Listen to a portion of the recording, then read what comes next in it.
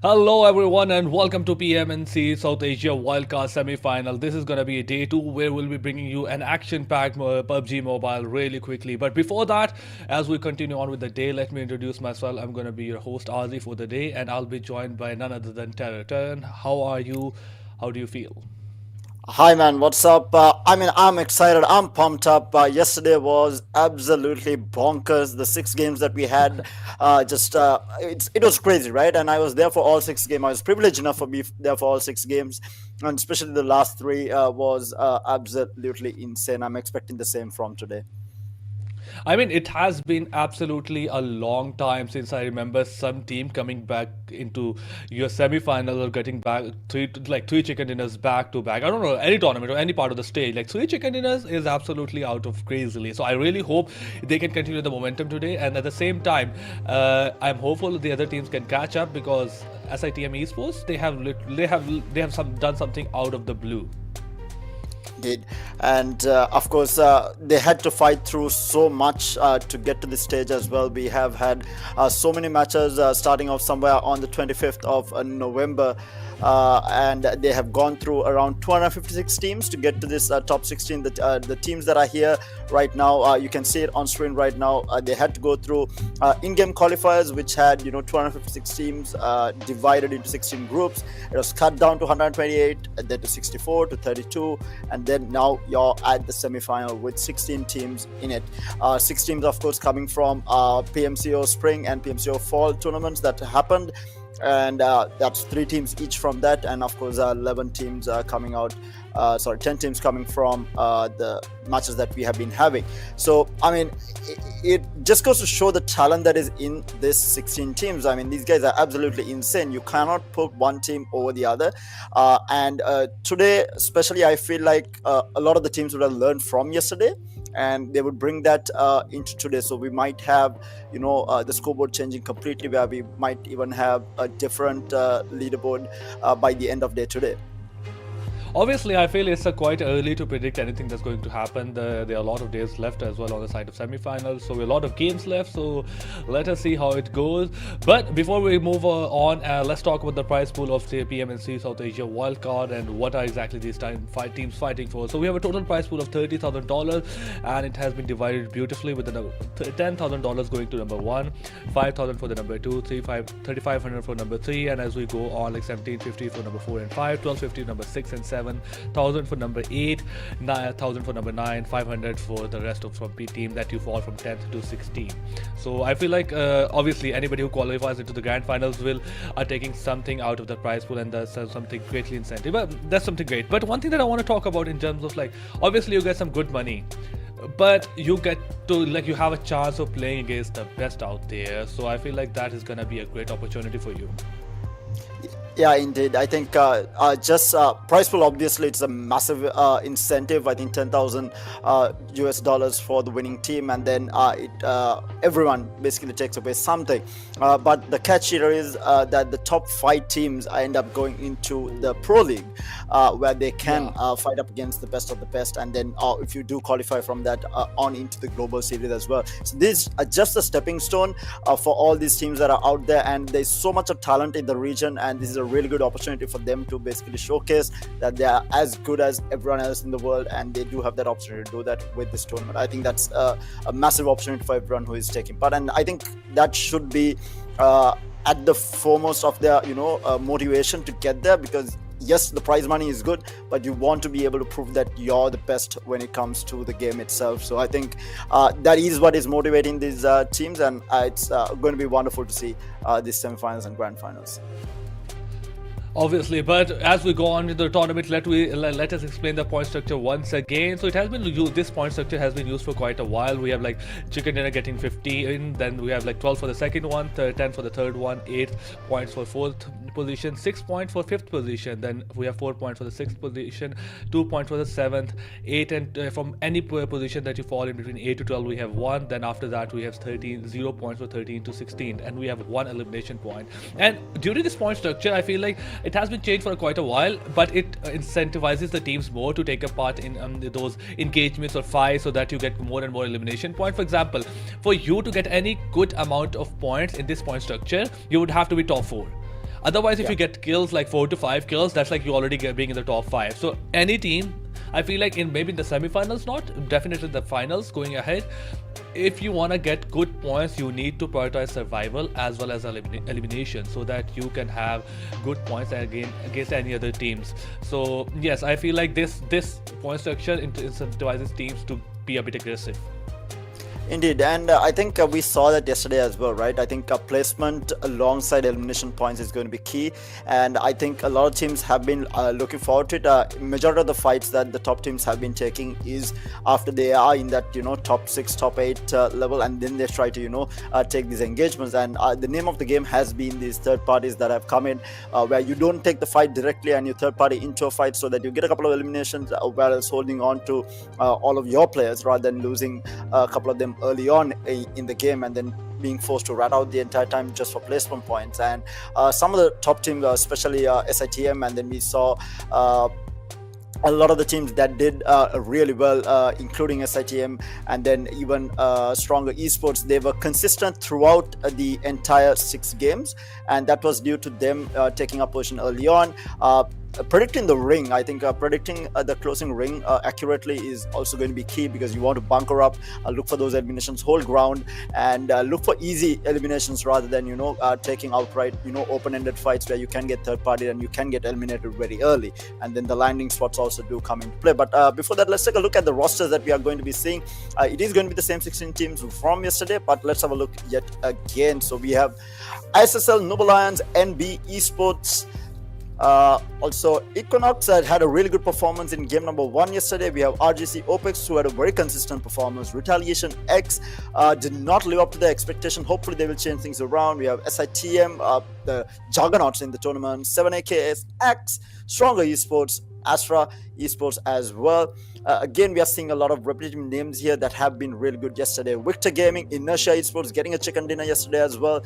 Bad Intentions also getting a chicken dinner yesterday. Then we have Team Classics, who was struggling a little bit. Then P Esports, who came back really strong in the last couple of games. And MAKPEN, who had a very consistent performance yet again. I think they were around 5th or 6th at the end of the day. And I think they had a very consistent performance throughout the entire 6 matches.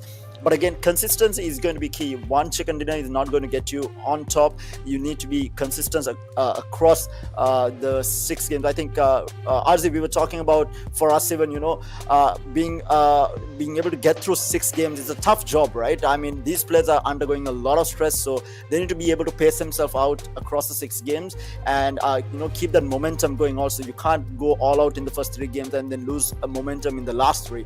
You're just going to fall below everyone else. So they need to have a consistent performance throughout these 6 games.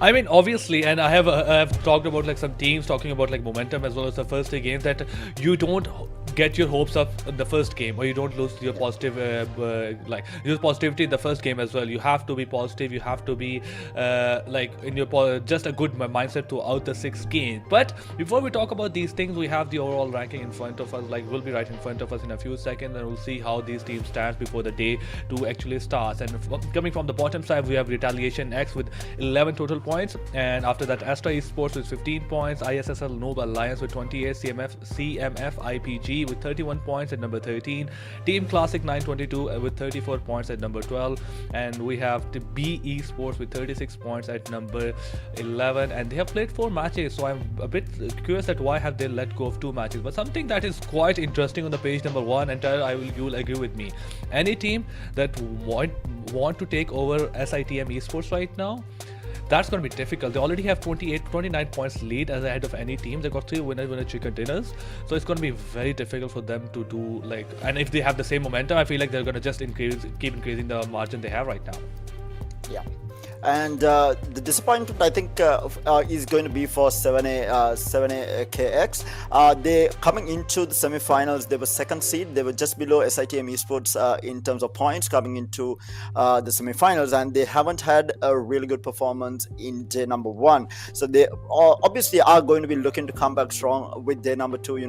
Close the gap, because they're below the top 8 here, and they want to grab as many points as possible on day number 2 to make sure that they get their momentum back. I think they have lost it somewhere down the line coming into semi-finals day number 1. Hopefully they will find it.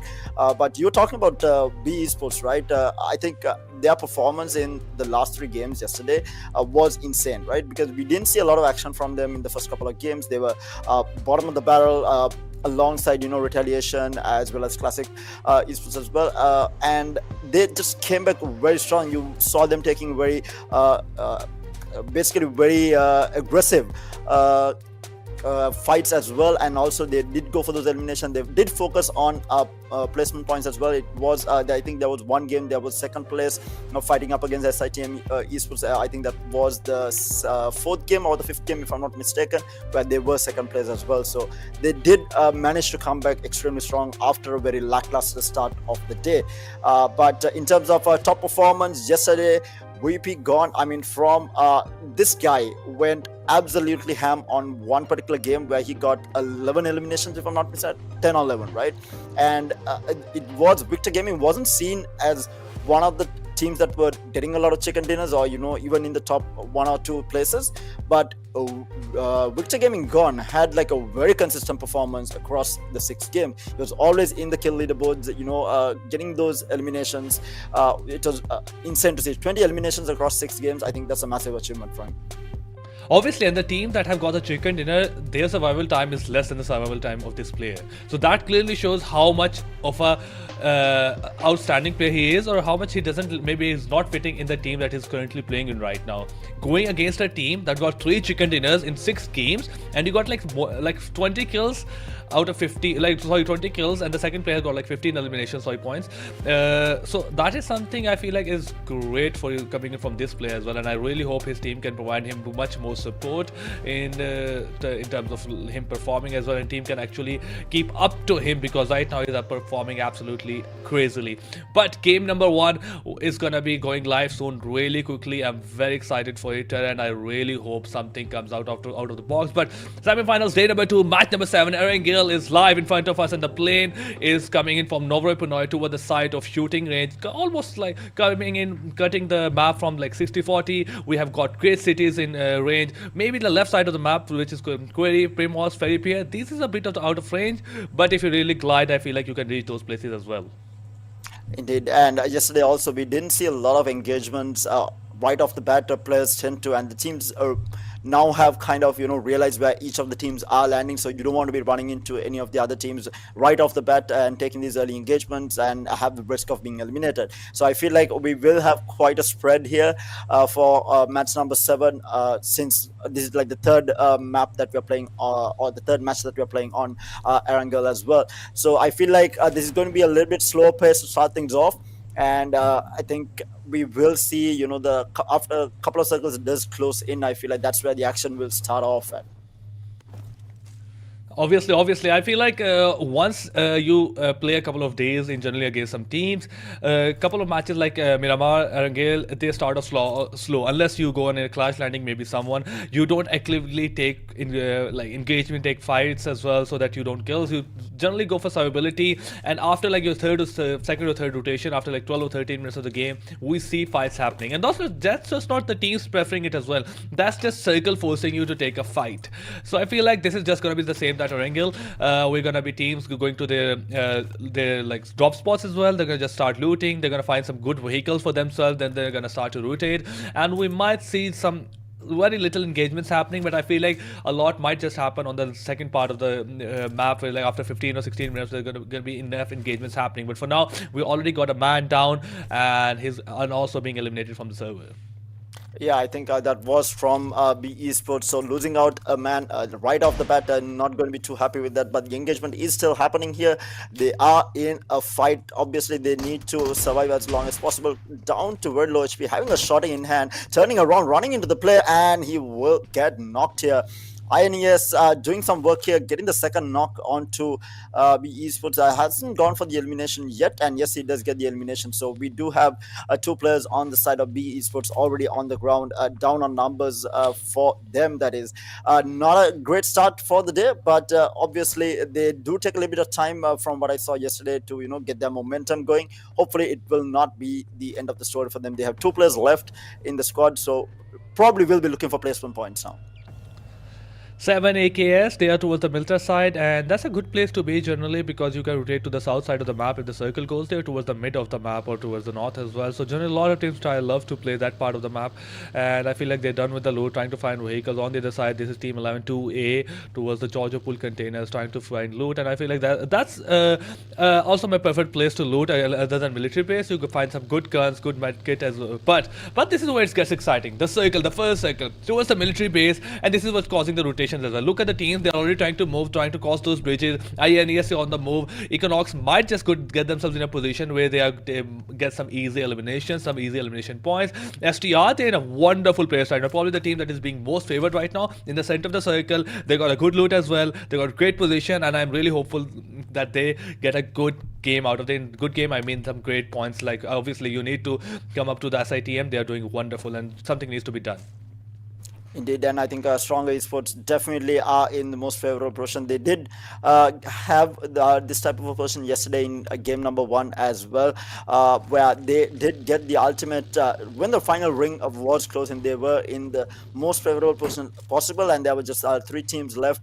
They were able to pick off and let the other 2 teams fight, going in for those easy eliminations, and then just winning just because they did have the circle advantage and the last player dying in to the circle or the zone rather. And I mean, we have a bit of a scuffle with the vehicle.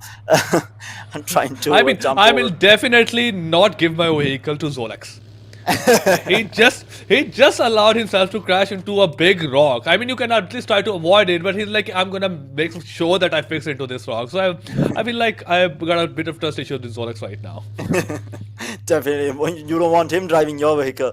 But again, everyone has been getting into their vehicle, looking for the rotation to come into the ring here. And again, the squads to watch out. We have RX here on the feed here. We do have a knock. I think that was on one of the players. I could not catch who it was.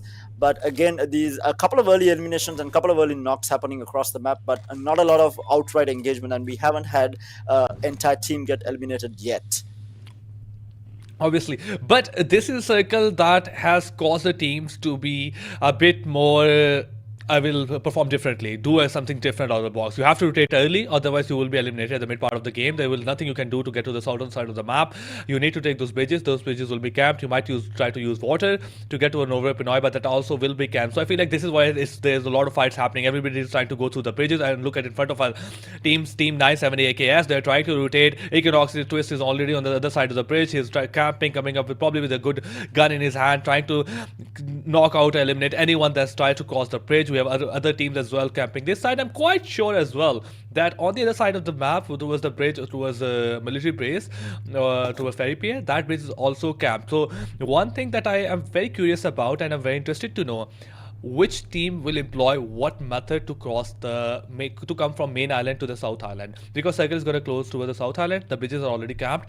The water area will also be camped, and the later you delay, the difficult it will be, especially when the blue circle starts to push in. Yeah, I think early rotations are going to be key if they want to have a favorable position towards the latter part of the game. And we have Stronger Esports in a bit of a scruff here against BIT here, but both teams should be okay.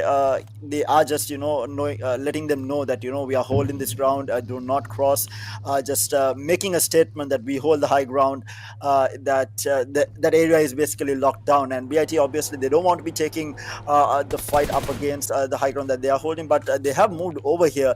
They want to try and take this fight by the looks of it from Stronger Esports. They're looking for some eliminations here, but again, just letting everyone know about their presence, that they hold the best position, and not to be not to give anyone the chance to walk in for free.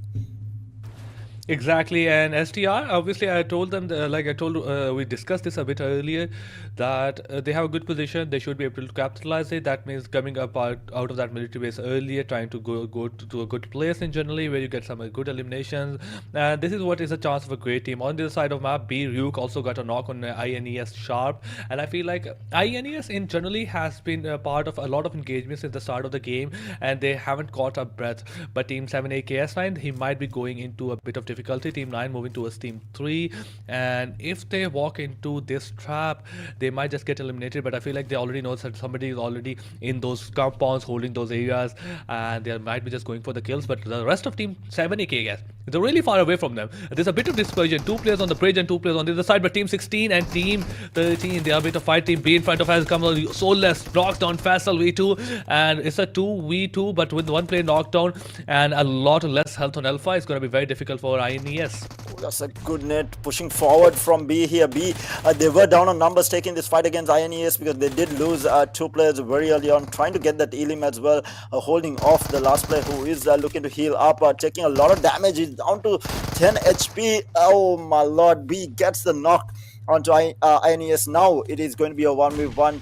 They are rather a 2v1, but the fight here is a 1v1. Now pushing forward is going to be the INES player, rotating around the boxes, looking for the fight, but he will get knocked down, and that's your first team getting eliminated as INES out of the map here. Now back to lobby, and we have B Esports pushing back hard. They did lose 2 players early on, and that was a 2v4 fight that they took up against INES, and they managed to come out on top.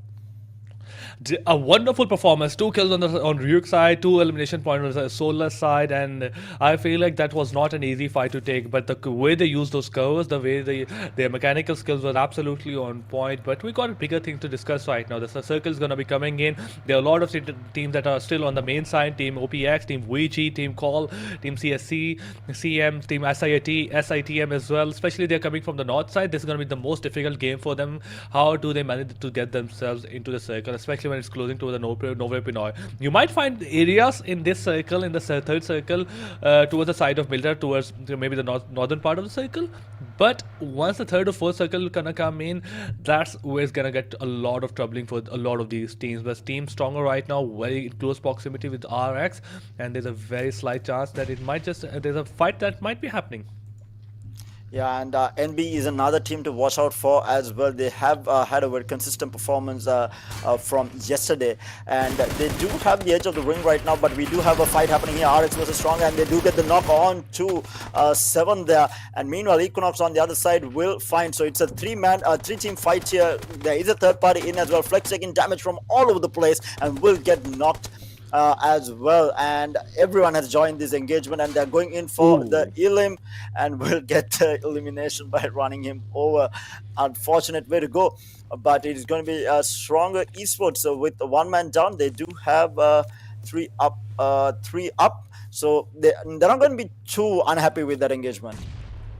Obviously got 3 eliminations with 1 play going, like losing 1 player. I feel like they're not exactly very happy. They probably don't want to go late in the part of the game with 4 players. But Zolex, he's taking a lot of damage with those nades coming in. Equinox trying to push in, but not making him too much vulnerable. He might have realized that he has a bit of advantage in terms of health, jumping, trying to not make any kind of noise, and still going ahead, trying to punish a bit of Zolex. But Zolex gets spotted by Ligro, takes him down, and Team RX squad is the second one to get eliminated from this game. And what a fast-paced Erangel. I feel like I don't usually see this map, but I give all the credits to the circle that we have seen, and this kind of circle makes everyone go crazy. Yeah, and Retaliation X yet again not really getting off to a good start here. They didn't find the start that they were looking for yesterday as well. And we do have another squad being eliminated. It's going to be CMF being eliminated in 14th place. So we have 13 teams left right now. Equinox was in an engagement early on, but I think they got 1 elimination, but that was about it. But now looking down, looking at Stronger Esports here, looking at one of the players just driving around, not really finding the shots there, and will be able to get into cover. A lot of these the teammates are actually divided across the map. Stronger Esports have taken up quite a bit of space, and they are trying to hold off players, trying to rotate into the ring as well. So they're looking for those easy eliminations. But the problem here is if any of the teams realize how split they are, they might just get pushed down. So they need to be careful with that as well. Obviously, I feel like that's a double-edged sword. The dispersion gives you a lot of cover, that lot of angles that you could cover, a lot of map control, and you could have multiple angles to the fight you're taking. But one thing is, you can get rushed. You cannot provide that kind of a support to your teammate. For example, Twist, if he gets rushed right now, the other players cannot do much in that case. So it's like a 1v3 that is already taking, obviously, but from the right angle, he's being covered. So it's like a double-edged sword, and how you pull it off. At the same time, Ligro comes in with that mini 14, takes one player down. But I feel like it's going to be very difficult for him to eliminate him from the game. They are in a good cover, but I feel like another spray coming from Kessex 7K from the right side deals a bit of damage, but nothing concerning for that team. But the major concern is how they're going to get out of this situation. They lost one of those players a bit early, and the second player is down. He will be revived really quickly, but how do they plan to get out of this? Doesn't seem easy. They might just trying to come in from the right side. They have to be careful. They have to scout that area that they hope that their team is waiting for them from the right side. Yeah, but still, we do have on the northern side, we do have SITM, we have ISL, sorry, Noob Alliance. They're all trying to cross the bridge, and the bridge has been camped by ISSL on one side. So anyone who is crossing will need to take that fight. I think only there are 2 players left on the side of ISSL. Meanwhile, we have Victor Gaming being eliminated quite early on. Not something that you see, or not something that we saw yesterday from them, but they have been eliminated quite early on into this map number 1 of the day. But like I was saying, I think SITM are going to have a little bit of a pressure point there, trying to cross the bridge. They do have, I think, 2 teams around. One was ISSL, who was camping the bridge, but they do only have 2 players to hold that bridge. Meanwhile, we have Equinox having a bird's eye view of where Stronger Esports have bunkered down. They do have a real good position right now on the ring, but they will have to move at some point, though. Twist getting himself on that good loot. I really want to know what he got his hand on. Maybe it's a sniper, a good. Obviously, there will be a level 3 helmet, level 3 vest definitely. But Team A, they can damage from blue zone, and this is the main question that we were discussing a bit earlier. How they are gonna do what Team 97 AKS tried to do. Obviously, Dobu gets spotted, takes a bit of damage from Equinox. QB coming in, and feel like Team number 9, they are in a bit of trouble, being sandwiched right from Equinox and Team SITM from the right side, and things gonna get difficult before they start to get easy. At the same time, Team SITM are taking part in 2 different engagements. Team ISSL on the right behind them, so it's gonna be very difficult for this team to survive. I want to know how they pull off. Jiro coming in with that buggy, do want to come in and try to make sure he gets reunited with his team. Don't want to take this fight while being divided, and I feel like that's the right kind of move. Even if you want to be in a part of, like, if you want to take 2 engagements at the same time, you should be with your teammates where they can provide you with any kind of support. Yeah, and ISSL is doing the right thing. They were down in numbers, so they're trying to feed off the fact that SITM is taking this engagement and trying that they will clear the path for them to cross the bridge. And that's exactly what has happened. ISSL is able to cross the bridge for free, but whether they can move beyond that is going to be the question. Meanwhile, we see Lucifer driving past, taking a little bit of damage here. He drops down, will get knocked, and might get eliminated. He manages to hide behind the tree for the time being, but Lucifer will get out. In the meantime, we have a QB dying to the zone there, and SITM do lose another. In the meantime, we have ISSL, Noob Alliance getting eliminated, down to 11 squads here, and things are definitely heating up. Equinox does have a really good angle on Stronger Esports here, but not really finding a shot, trying to get as many shots in as possible. There is no one inside the car. He does not realize this. Desert has moved outside from the vehicle, hiding behind the tree for the time being.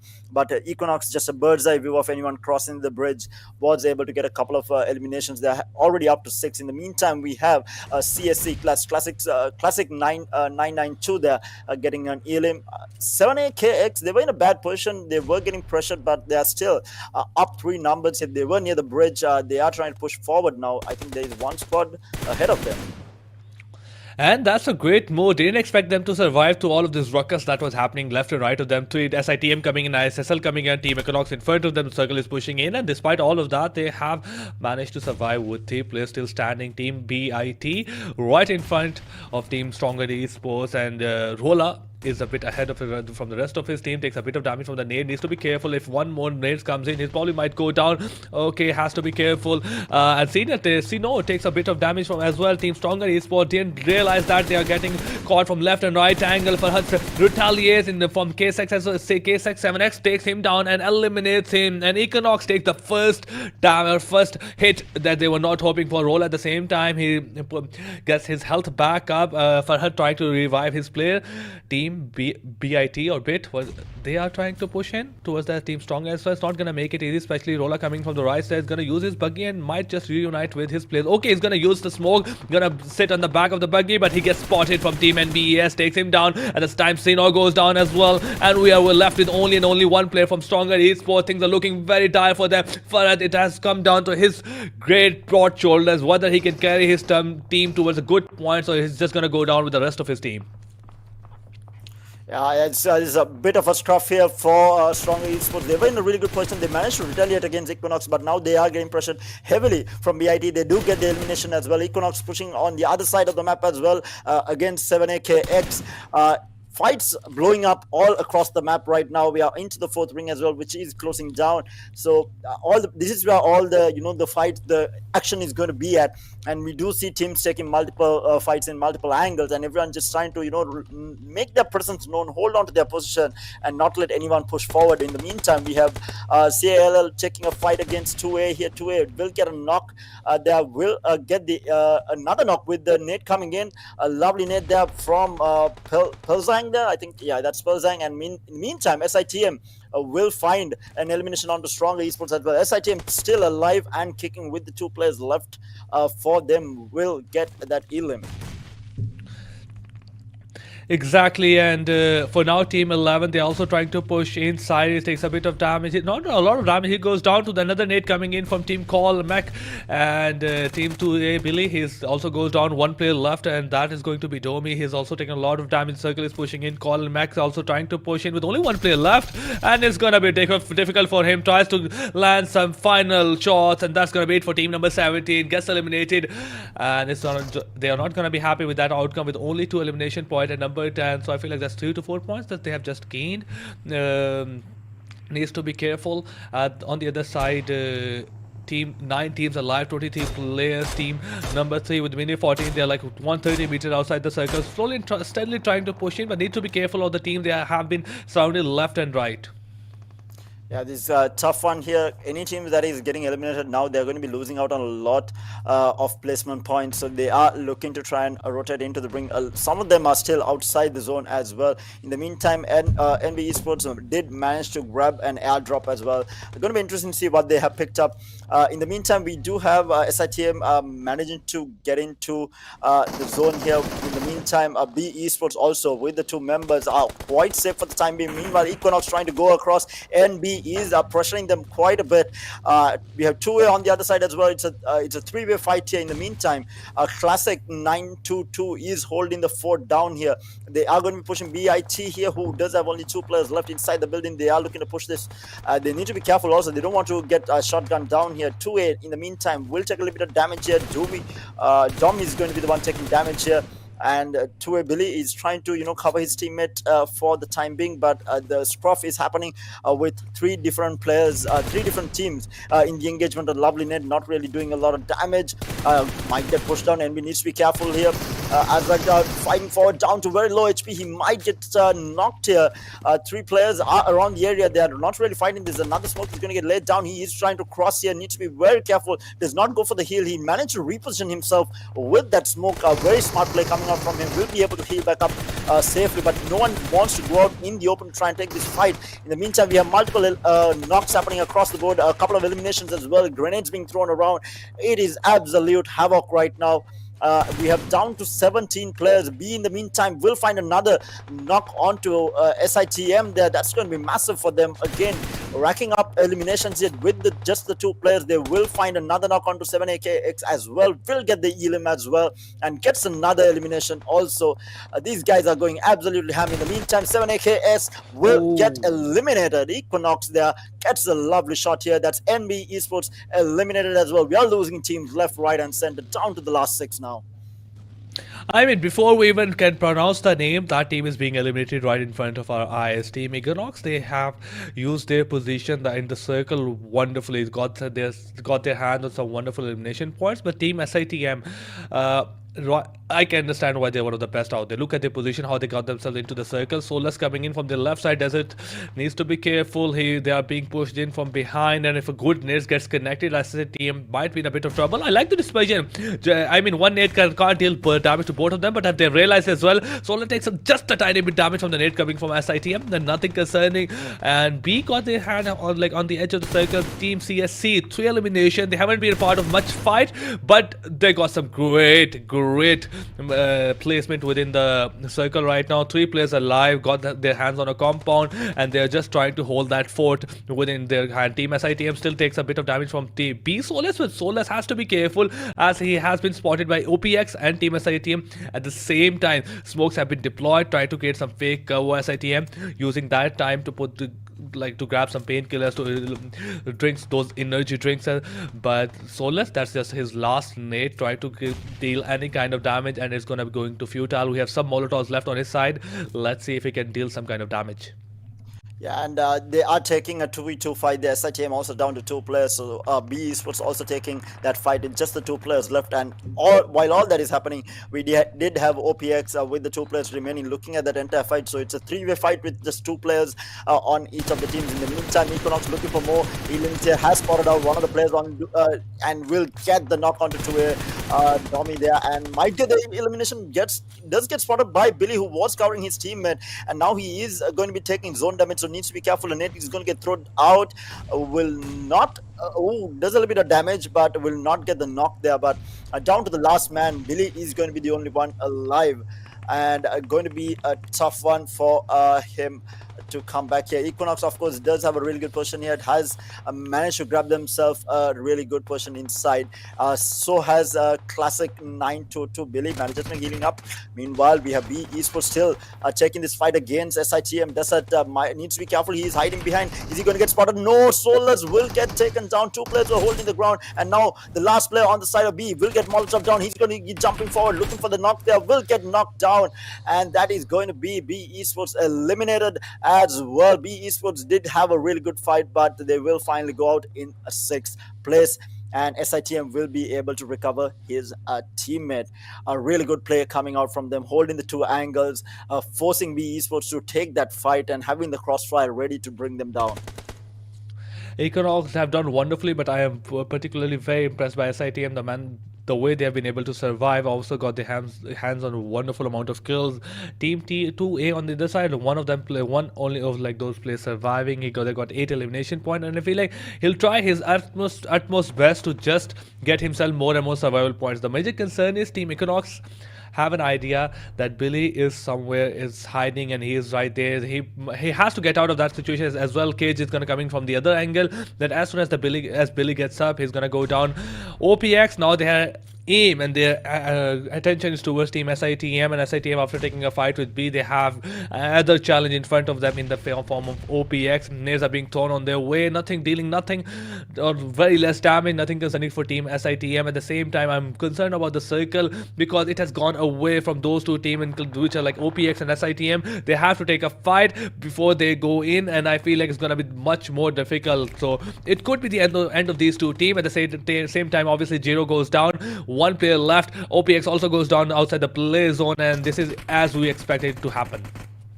Yeah, and I think Equinox yet again on Erangel doing a really good job, just like yesterday's game number 1, having a really good position. Will get a knock with that grenade coming out from Twist, and that might get the elimination as well. No, he does not, but Equinox is yet again having a really good position, but will be forced to move from that building. They will get another knock onto the Classic Esports here. Classic Esports did have a really good position, will get the elimination as well. Now peeking outside the building, they will get another knock onto Desert there. That is going to be SITM eliminated, if I'm not mistaken, down to the last three teams here. We have OPX down to the last man here. Equinox with three remaining, and 2A Billy is going to be the other player. So it's a 3v1v1 here, and Equinox in a really good position to grab the chicken dinner here. Unknown will run into Billy by the looks of it before they run into Equinox. Equinox playing this safe there. They know that they have the chicken dinner in sight, and with 15 elimination, these guys have been going absolutely ham. Billy, in the meantime, will find OP Unknown and now guaranteeing himself second placement point. And Billy now trying to hold off against three players here. Has a couple of nades to work with as well. He needs to be careful though, taking limited damage from his own net. What? Wait. Did he take some damage with his own grenade?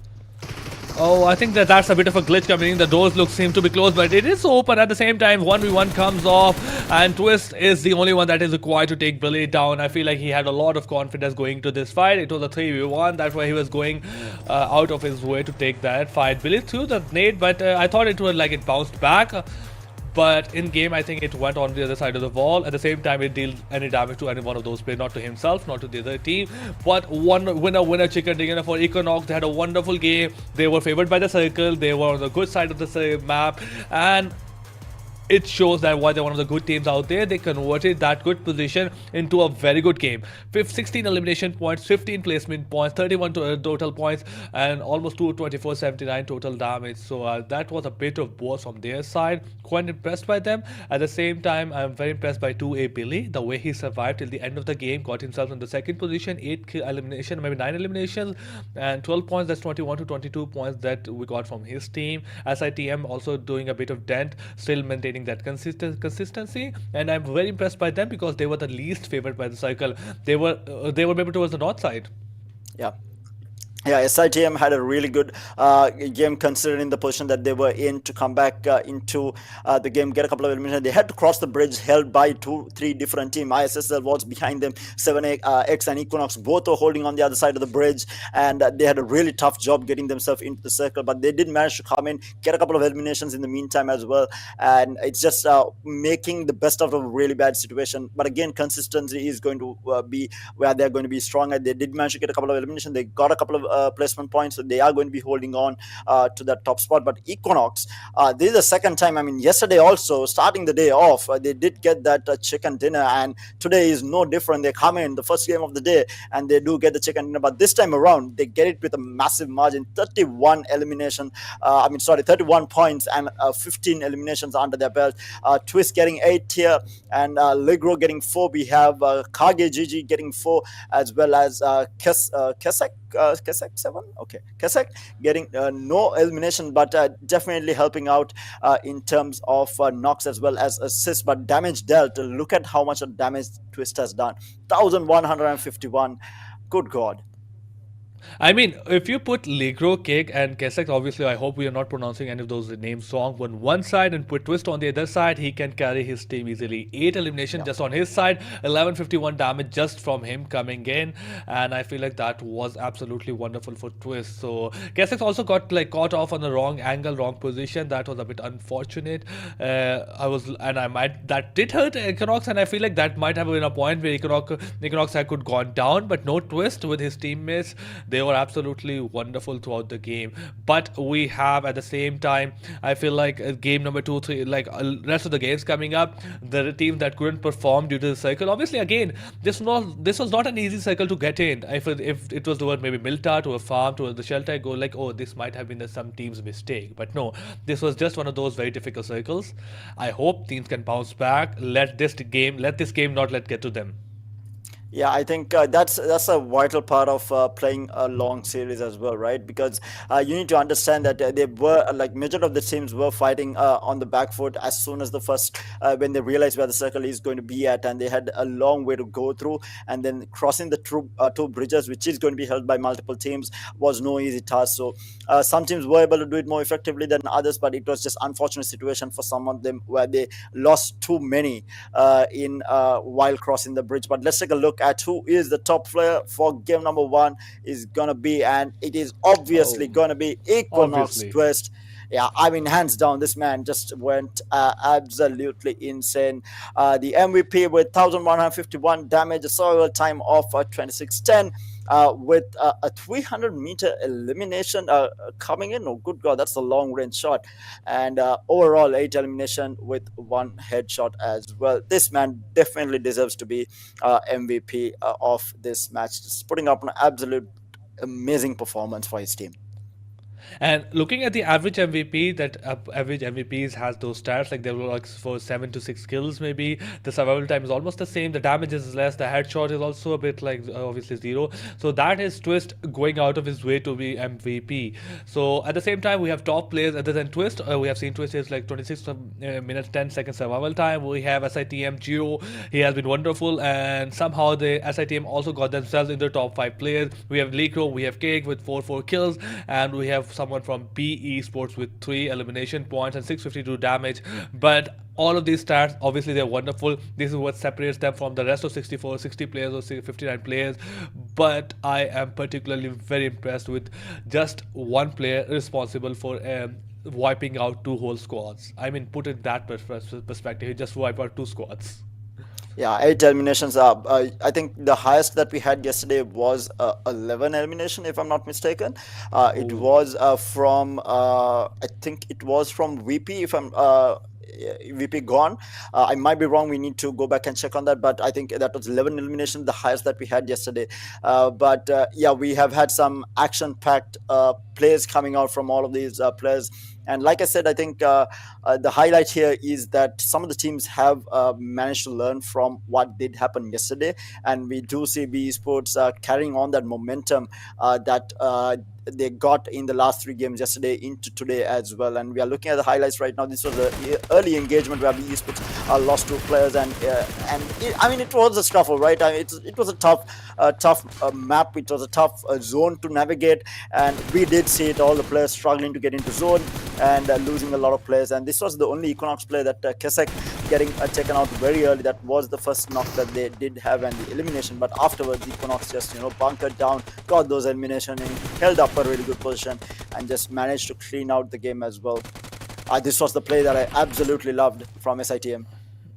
Obviously, I feel that the way that Jiro baited the B players out with the Molotov on left side and players coming from right side, that was wonderful. So 2v2 with one player going down, it was 1v2, and this Twist coming in, getting those 3 kills in the last circles, or maybe 4 kills. That was particularly very impressive. Obviously, every elimination is not the same. You get an elimination that is coming on, that is easy. It's not at the same time that elimination you got at the end of the circle. That is a match-winning elimination. And Twist got 3 or 4 of those last winning, elimination, those last circles. So that is particularly very impressive. But one thing I wanna talk about is, and we will have match standings in front of us in a few seconds, but it's Team Stronger Esports. They were in the military circle, they were in the military base, the circle, they were in the center of the circle, they had 4 players alive, a decent loot with them. A lot of things went wrong for them because I was expecting them to be in the top 4, top 3 with decent amount of kills, but look at them, they've only got like 5 points with only 1 placement. Yeah, and on the other side, we have 2A or Astra Esports there grabbing the second place with 9 elimination points. We have SITM Esports. I'm really impressed with this squad, right? Because they came from the northern side of the map. They were in the worst possible situation that they can be in, but ended up getting third place with 9 elimination and 6 placement points to boot as well. In the meantime, Retaliation X is going to be not too happy again, yet again, starting the day off on the back foot here, just getting that 1 point. Victor Gaming did have a very consistent performance yesterday, but falling short here in game number 1 for the day. And 7AKS as well, not really living up to their potential. But like you said, I think Stronger Esports had, I'm not entirely sure what exactly went wrong for them. They had such a strong position starting off, and they were not able to convert that. But I mean, the number 1 placement, Equinox, yet again winning game number 1 for the day, or match 7 in the entire series, with 16 elimination and overall 31 points. That's a massive one. But let's take a look at the overall standing and see how Equinox, with this 31 points, have they moved up at all. Coming off onto the second page, we have Retaliation X. They haven't been able to do a lot with this game. Obviously, with 1 point, they are still at number 16. ISSL Noble Lies at 29 points. CMF IPG at number 14. Astra Esports at number 13. 7AKSX at number 12. Team Classic at number 11 with 45 points. B Esports at number 10 with 46. Team MAKPEN at number 9 with 46 points. And I feel like moving ahead in this page is not much difficult. You can get one game and you might move like 4 to 5 positions, but something that is concerning right now is like page number 1. The margin is a lot. You need to have multiple games consistently, good games like top 3, top 4, then you might be able to make a dent in overall standings. At the same time, things are getting more difficult as we go along. NB with 52, Victor Gaming with 59, and Stronger Esport at 62, Inertia Esports at 64. Then we got at the same time Equinox as well, but at the top we still have SITM. And coming on to the top performance, VG Gone couldn't get a single kill in this game, but unfortunately they weren't playing as well. He still has 6 matches, but Twist with this performance, he has been able to jump to the number 2. Yeah, I think Victor Gaming Gone, like I said, I think that one game that they had with so many eliminations on him allowed him to still hold on to that number 1 spot.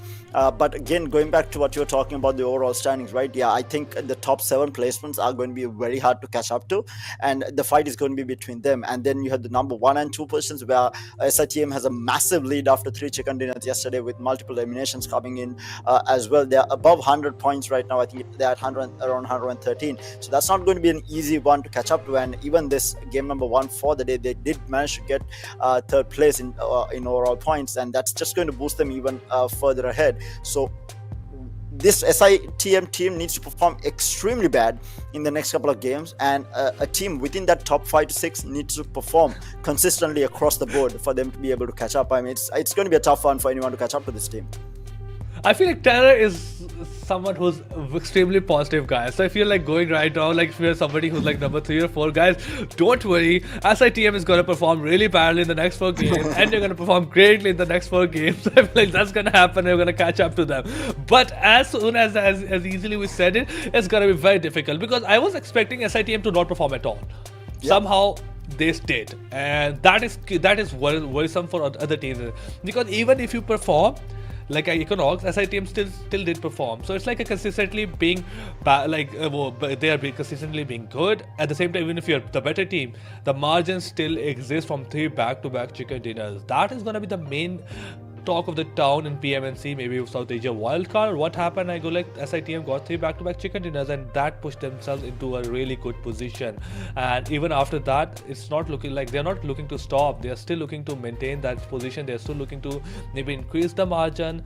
Obviously, something has to be done if you want to get that position away.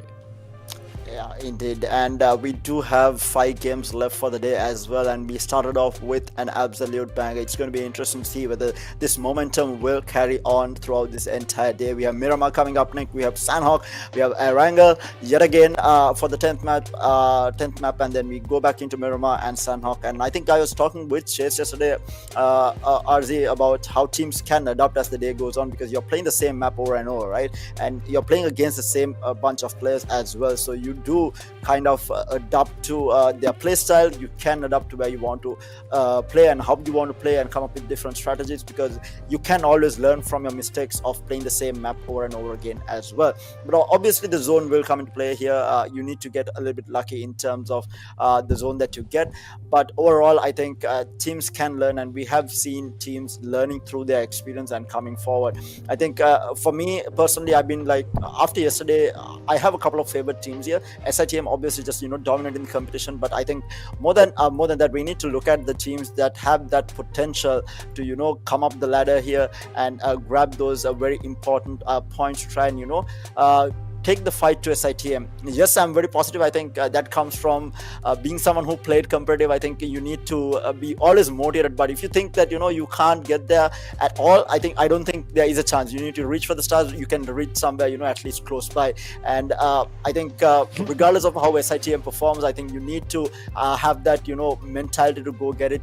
Think positively that you can catch up to this massive point lead that SITM has. Yes, it's a tough task, but it's not undoable, and I think what happens is, as the day goes on also, right, you have an idea where SITM is landing, and what certain teams would do is, if they're at the bottom of the barrel, they will try to take these aggressive fights and take these top dogs out early on. You will try to take these early fights and get these elimination points as well. So these are things that the top teams have to look out for as well, because they are looking to hold on to position here. They are looking to be consistent throughout the entire day. And then you have the teams at the bottom, they will throw a doozy here and there, try to go in for these early fights, get a couple of eliminations, and that's what they're looking for as well. So all of these come into play as the day goes on, and as the series progresses as well. We are still into just the 7th map. We have so much more matches coming up, and I think it's going to be definitely interesting to see what some of these teams are going to be doing. Obviously, I feel like even with SITM performing with the team Equinox, will take a jump with 31 points. This is still a bit early to call things. Obviously, SITM, the way they're playing, is going to be very difficult to stop them. That's easy to predict. But going ahead, I feel like it's still curiosity that any team who's maybe at page number 2 in overall standings, like maybe like 14th or 15th, not in top 12 position, top 11 position, they can still perform. Nothing is lost, nothing is out of your hand right now. Things are smooth, things are great. Obviously, you had a bit of a setback in like first 7 games, but it doesn't really matter that much. You can still come back, you can perform, and playing on the next map of Miramar, which will be like the action is going to start in maybe 20 seconds. This could be a map where you come back easily. You have all the territory you need. The circle is never ever a very weird circle like on the map of Sanhok, and the map of Erangel as well. So you can have all the time you need, you can have all the vehicles as well, a good loot, and this could be a map where you can make a potentially a very good comeback. Next map won't you do that, last map wouldn't be able to do that. This could be a map. So I am being hopeful for those teams that are in the maybe in the top, not in the top 12. So with that, we have match number 2 for day number 2 here, match number 8 on Miramar here. And like RZ said, I think this is a really good map for them to come back, and I really want to see certain teams really perform, because I think they have got a little bit unlucky here and there. Especially I feel like VP they have been getting a little bit unlucky in terms of their positioning, and the ring also VG getting a little bit unlucky with their positioning and the way that the map has been treating them.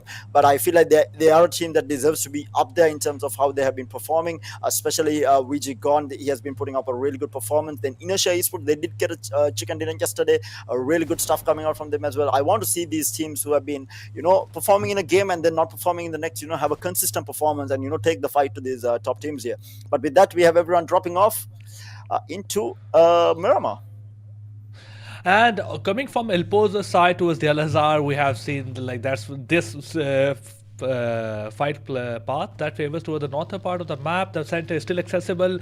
It will be a bit difficult to access that southern part of the map towards Los Egos, Valedemar, I feel like, but a very few teams like to play those areas. El Pozo, we have one team coming towards the El Pozo 2A, which is towards the outskirts of El Pozo, but looking at the circle, it's obviously a different circle. We still have a bit of water in that play area, but nothing concerning. Obviously, we can enter from north side towards the east side. It's a bit different, nothing concerning the lost owners. Tumasaya, Minas Develop, these areas are still empty. Any team that tries to rotate can take that road networks towards the eastern part of the map and come from that angle if you want to try any kind of fight. But needs to be careful. Teams stronger esports, they have been they like dropped off at like the far west side of the map, and that will also put them off like maybe from a potential clash, and they can use that to get themselves in a good position. But for now, they are trying to find themselves good gun, good vehicles, and Farad is leaving his teammate behind in that beautiful Jeep. Yeah, and in the meantime, we see Equinox in an early engagement here. I'm not entirely sure. It is against BIT right now. We have Twist trying to take an early fight here. He has a shotty in hand, but we have the player from BIT just scampering off there. Does not want to get eliminated this early on. But Twist, he is very confident. He's looking for the fight, but not going to be finding the player for some time at least, because the player from BIT is over the hill right now, looking down on what Twist has been doing. Obviously, I feel like we got a bit of a technical issue that might just get solved in a bit of time, but I am hopeful. At the same time, I feel like this Generally talking about this map, this could be we were discussing, especially for stronger esports. They are on the far side, west side of the game. The circles toward the far west side. They can use that road area to connect towards the center of the map circle. Coming from that angle, the Los Leonos is something that could be hit quite early. I've seen a lot of teams do that.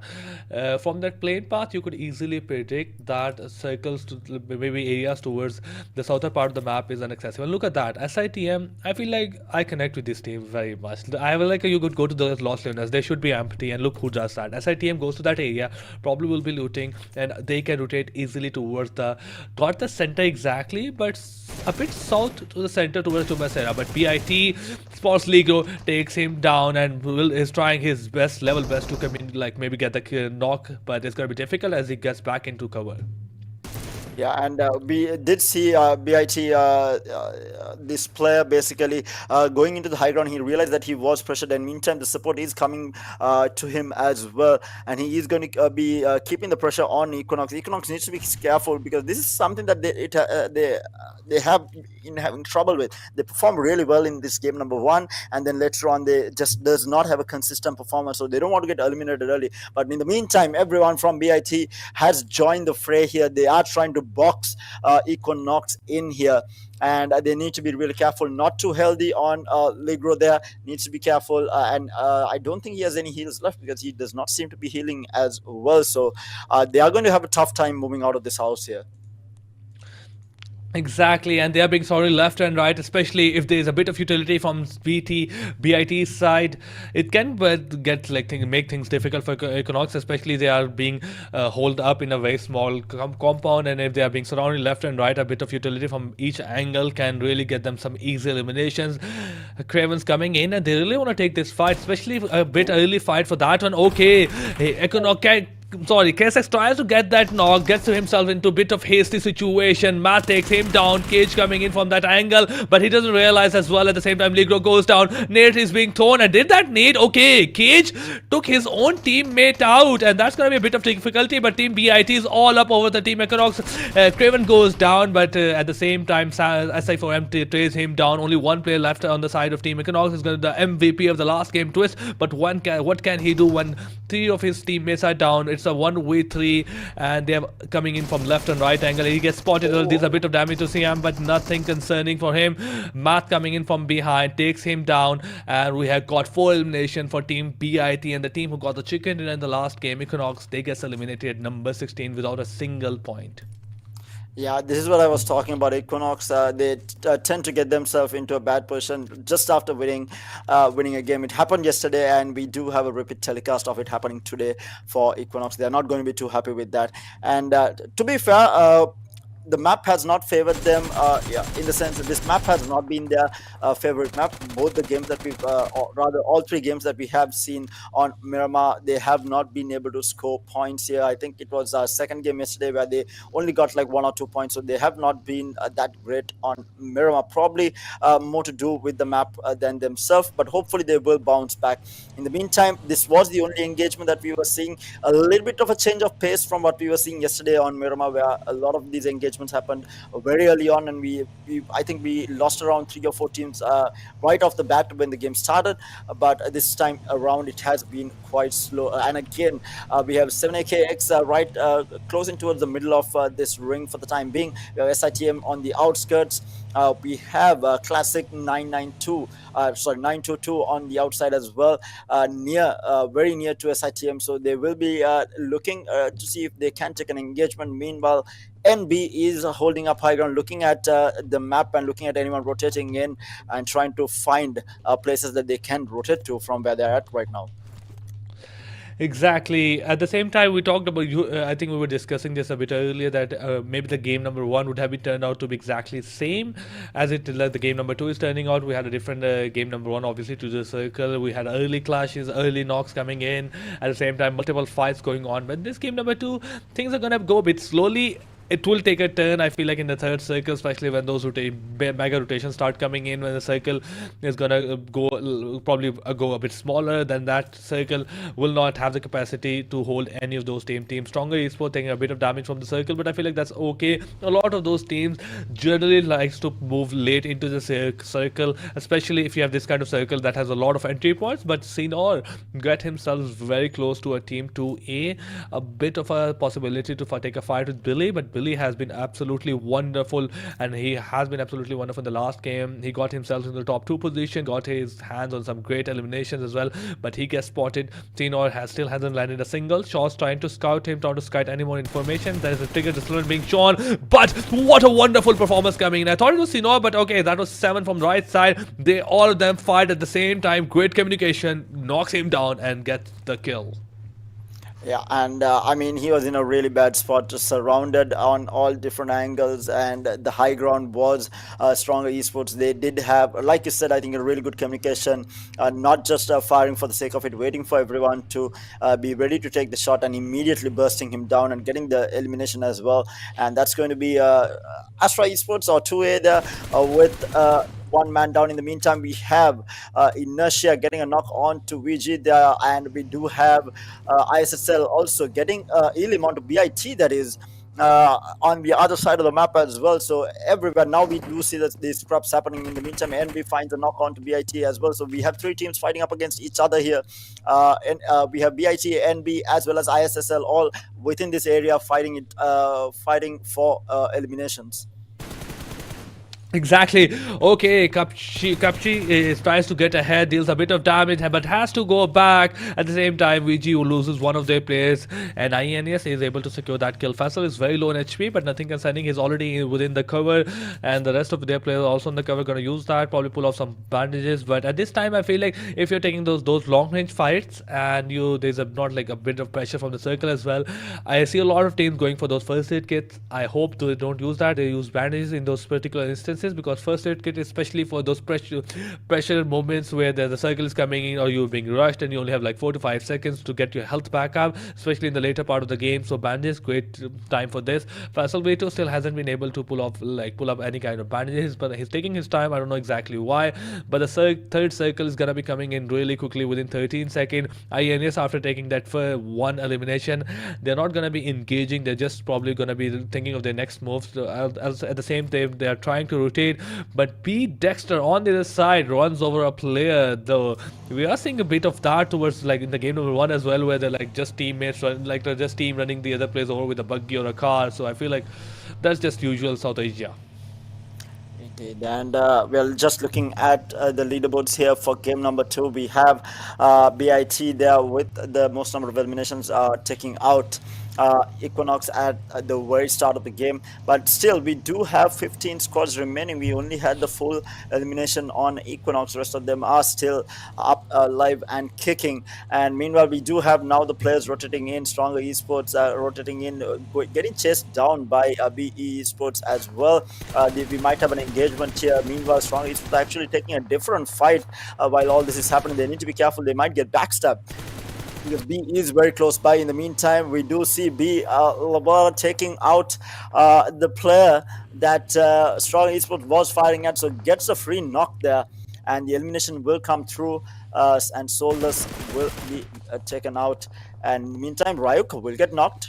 Some really good shots coming out from him. Exactly. Farhad also tries to spot some of those players, deals a bit of damage, and the circle comes in. Both of those teams have to be concerned, but I think that teams that have been majorly concerned is going to be B, as the blah blah blah goes down, and Team B is in a difficult situation. That stream is being pushed from the side of Team NBS player, and a bit of defensive utility coming in from his angle, but that's just not going to deal a lot of damage. The nade just go right over the other player. He has only bandages left as on his side, but doesn't realize that the shots come in in from the other angle. On the side, Beats Esport also get eliminated from the game at number 15 with almost 0 points. And on the other side, that stream also goes down. So I feel like Anox and just a lot of eliminations are happening all over across the map, and that is just because of the major rotations coming in. The circle has taken a shift. Every team is trying to find a good position, and that is just causing them to take a fight. At the same time, Team Stronger Esport doesn't realize that NBS is also very near him. But both of these teams have to be careful. The more the more they engage in this fight, the circle will deal more damage, and you have to find yourself a good position. You're really far away, 1980 meters from blue, so from white circle. So I feel like this is a very dangerous position that both of these teams are in right now. Yeah, Stronger Esports are kind of having trouble getting into the ring while NB is holding out, and NB is looking for these easy eliminations of anyone rotating in, and we already see one player getting taken out to the zone on the side of Stronger Esports. They have got one player knocked, and in the meantime, NB does have everyone alive and kicking. We have Mondo there taking quite a bit of damage, manages to heal up though, and now looking to push into Stronger Esports by the looks of it. Going to be a tough fight for them to take. Need to be careful because they are taking zone damage here. In the meantime, the player who was in the scuffle of it all, the CMF player, has managed to get to safety. In the meantime, BIT with the two players remaining are taking a fight on the other side. Gone is going to get eliminated. In the meantime, we have another player on the side of CMF being eliminated from the game as well, and they are taking a fight there, and Mondo will find a knock on to Stronger Esports 7. So Stronger Esports 7, we do have one of the players managing to get out. That's going to be Senna, managing to avoid the scuffle and get to safety. Exactly, NBES. Although they got their hands on some great elimination points, but they're still 2.3 kilometers away from the circle. They have to move really quickly. At the same time, the utility is gonna go really quickly away. At the same time, a lot of your players are like only 1 or 2 first aid kit, and any team that is within the circle and waiting for these exact moments might just get easy for elimination by landing a couple of shots on you, since you're already a lot of damage from the blue zone coming in. But great performance from them coming in, especially they have taken 3 of those Team Stronger players out. At the same time, 2A players got themselves in a bit of a distress situation. Kapchi as cooks his nade, but Sinix gets out, takes a shot as well, gets spotted, and that's the second knock coming in from 7AKS player, and he has been wonderful. INES needs to be very careful. Sharp deals up shots of wonderful nade, takes a flex down, and has to be careful because the player is coming from the right angle, takes him down, tries to take him down, but he's going to be the one that falls in the roof, and only one player left on the side of Team INS Alpha, and he will use this moment just to run away in the opposite direction. But how far can you run away? Probably they're trying to scout you. They're probably trying to locate you because they want their 4th kill. Yeah, they're definitely looking for that final elimination, but obviously they don't want to get lose out on position as well and get pushed by a separate team looking for just 1 kill. So they are just wondering whether they should push out, because they do have another squad looking at them right now. I think it was RX, I think, looking at them. In the meantime, we have Desert finally going down to the zone, and we have Jiro getting knocked by Call there, and SITM now in a little bit of a scuffle as well. Need to be careful. In the meantime, we do have a nade coming through, so Call in a fight with 2 different teams there, and he needs to be careful about taking that fight against SITM as well. You don't want to get sandwiched in between. They are losing another player to the zone. That's going to be a player from NB who is going to die out to the zone. And meantime, we are looking at Astra Esports Syria trying to go into the house here. Needs to be careful. We have VG damage inside. This Astra Esports player might be taken by surprise, but no, he's going to be avoiding it. Thankfully, going to get shot in the back. And will get knocked there. VG damage doing quite a bit of work there, and will get the elimination as well. By the looks of it, being very careful. And it is going to be, in the meantime, CMF going to be eliminated in 14th place, and this Victor Gaming damage is looking for multiple eliminations here. He is actually low on HP though, or rather low on teammates, because he's the only man surviving. In the meantime, SITM, after that shuffle, has all 4 players alive and kicking. He's going to be able to heal back up, but they were in a bit of a scuff there against multiple teams for a moment. Obviously, they have as ISSL on their north side, they have Call on the right side, CSC towards the north or east side, and they have one of those players from Call on their south side as well. So they have to be careful how they take part in those fights. There's obviously a chance of third party ISSL. They're in a great position towards the south east side of the circle, and they have also found themselves to be the maybe the one who can guard the circle and might just punish those teams that are coming in late into the circle, especially SITM, maybe CSC as well. A bit difficult, obviously, but they might just get lucky if one of those players makes a mistake or get himself in a position where he shouldn't be. BIT coming latest into the circle from the south side, I feel like it's going to be very difficult for them. At the same time, RX Flex, they got two elimination, Team RX on their hand. They have been surrounded as well. They are on towards the north west side of the circle and on a great position, but I feel like they should also be planning their next move if the fifth circle takes a shift. How exactly are they gonna move inside the circle? I feel like they are also a bit short on those vehicles. One buggy is exactly not quite enough to hold these two players. SITM, they also being surrounded. One of those players coming in from behind, and what a wonderful drop shot coming from Mathix. 0 down, and as the same time eliminates him from the game. Probably he wasn't expecting that. Yeah, I mean that was some sick shots coming out from BID Matt there. I did not expect him to win that fight, especially because Jirov had the drop on him. He was listening to him coming in the vehicle and did see him go past as well. So I feel like Jirov should have won that fight, but a wonderful performance coming out from BIT Matt there to take him out. And in the meantime, we have ISSL bunkering down. They do have the vision on everyone trying to rotate into the ring. In the meantime, Desert is taking up a fight against BIT, the guy who did steal the vehicle of his teammate there, and that's Jerome's vehicle that they did spot out. And meanwhile, he sees a player that's going to be Matt being knocked out. Exactly. I mean, RX side as well. They are trying to hold that situation. Team SITM looking a bit peaceful, but at the same time they've got surrounded left and right. And Mehdi, he's trying to be spotted as well. Desert's trying to get out, and with that nade, he's trying to hope that he might just deal a bit of damage to Mehdi. And that's a wonderful nade coming in, and he gets it connected 100%. Team Bit, they are in a bit of trouble as well. At the same time, Team SITM, they have taken their revenge from the Team BIT, and they have been eliminated from the game at number 12 with 7 elimination points and not much of a replacement point. Team 6, they are still on the move with those 4 players surviving, and only 260 meters to go in, but that 260 meter might be a bit of difficulty. I made it look very easy, I made it sound very easy, but Tobu, he was trying to get in within the circle, but unfortunately you have to go down. And at the same time, SITM, they probably got bigger priorities right now, for example, to get themselves into the circle, and at the same time they have to be careful. The blue zone might be coming in. CSV play have been spotted as it's not going to be easy to leave this cover and to go into the next cover, and I'm very curious exactly to how that happens. Again, looking at the zone here, we have ISSL in a really good position here with NB to the north of them. We do have 7AKX trying to move into the ring as well, and from the south side of the map we do have SITM and Alpha Esports trying to come into the ring as well.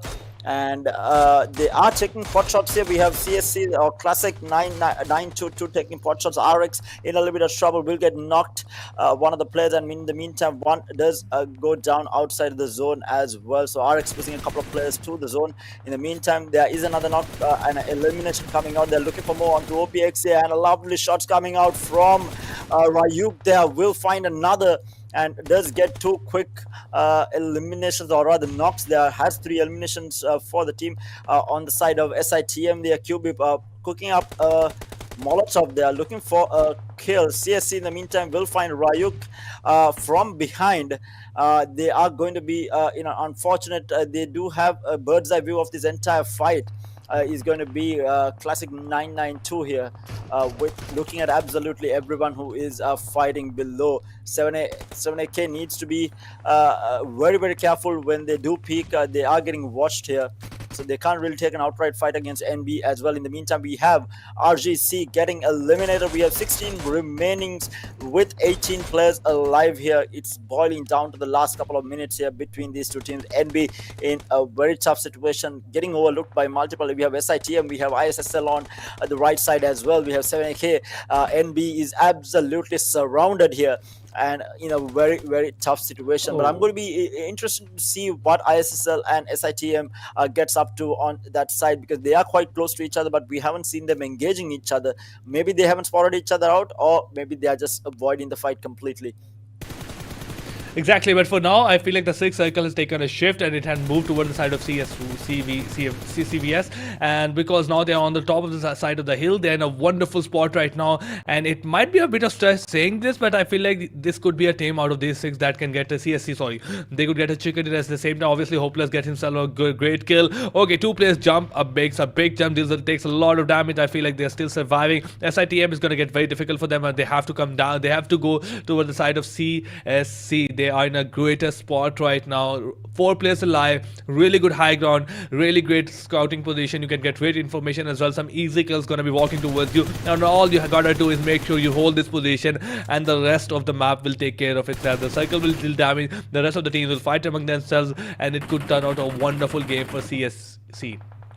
Yeah, and in the meantime, we have one of the players going down to the zone. In the meantime, CSC finds another knock onto Ryuk as well, and this is going to be 7AKX in a lot of trouble. In the meantime, there is another player going down on the side of 7AX, and they might have got eliminated there. In the meantime, Toto finds the elimination onto 7AKX, and they are going to be eliminated in 6th place, leaving 5 squads remaining with the 12 players alive. So quite a few players missing on each of these teams. SITM down to their last 2 players. QB and Desert are going to be the ones staying alive, looking for those placement points. They haven't got a lot of elimination, but they are looking to get some placement. ISSL in a really good position as well.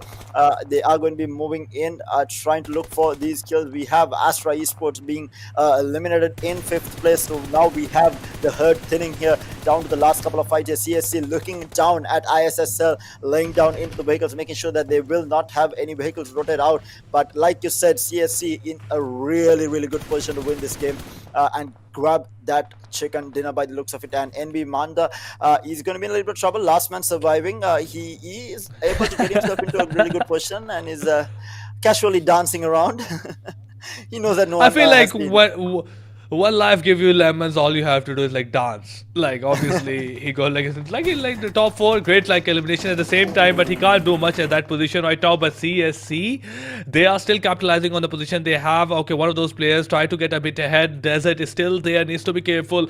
And CSC, one of those players still also push in towards the low ground, needs to be careful. ISSL Tortured, he goes down outside the blaze zone. Desert gets spotted, takes a lot of damage, but Hopeless, he has to reload. A bit of good news for Desert as he can make himself into the cover. Cube is still surviving. SITM, 2 players, but Hopeless gets spotted, takes a lot of damage. Hopefully he can get into the safety, and after this game he can change his name as well. I feel like he was a bit lucky in that situation because he was out in the open. But 1Z, I feel like he was the one on the top of the hill providing a lot of cover. Jimmy got really close to SITM. 1 nade coming in from him and takes Desert down, but needs to be careful because Hopeless is on the top of everybody right now, has great angle for everyone, and Jimmy gets spotted, takes him down, gets eliminated. ISSL also in a bit of a sticky situation. Hopeless, low in HP, but nothing concerning. He is in a good spot, good cover. It's going to be a tough one for the final few seconds of this game. I feel like it's 4 teams remaining with 9 players alive. SITM with 1 player knocked. QB alive here. Manta will find that elimination onto Desert, and that is going to be with a grenade. In the meantime, Hopeless finds another, and CSC in a really, really good position to get this chicken dinner, and it's going to be SITM getting eliminated in 4th place as well. Down to the last 3 squads. Hopeless manages to find the knock onto Lucifer, putting ISSL in a really, really bad shape here down to the last player. So CSC with everyone alive fighting up against the scraps of the teams that is left over. Mamata is going to be the only survivor for ISSL as well. CSC getting very position and flanking in. Hopeless will find the elimination onto Mamata, leaving ISSL out of the game, and NB Manda manages to rat himself into 2nd place here and finally will get run down by CSC. And there you have it, ladies and gentlemen, winner chicken dinner for Classic. 9-2-2 here. Team Classic finally getting on the board with a chicken dinner. That was a wonderful game. Obviously, 15 elimination points, 15 placement point, 30 total points with 2,719 damage. They had an action-packed game. That's a lot of damage coming in from that side. I feel like they could probably get in like maybe a couple of more kills with that, a couple of more elimination with that damage. A wonderful, wonderful performance. But at the same time, I am very impressed by Monda. The way he was surviving, obviously, even the top 5, but the more like from the top 5 and top 2 you get maybe 4 to 7 4 5 more points for your team as well. But coming in front of us is gonna be team stats, and it's gonna be Hopeless, who was very hopeful for his team, gets 8 elimination in this game. Yeah, and he was playing a little bit risky, I would say, sometimes walking up out in open grounds that we saw him for a moment, but making it work, getting 8 elimination, dealing the damage as well, 1037 damage under his belt with Sanhok's Noxy 922 coming in with 4 eliminations with 847 damage, 2 eliminations for CSC BIT bit, okay. CSC Vans with 1 elimination and 414 damage. Everyone pitching in to grab that chicken dinner for the team. But I mean, absolutely stand-up performance coming out from Team Classic. They were in the bottom of that scoreboard. So hopefully with this chicken dinner, they would have moved up quite significantly. 30 points is no small amount.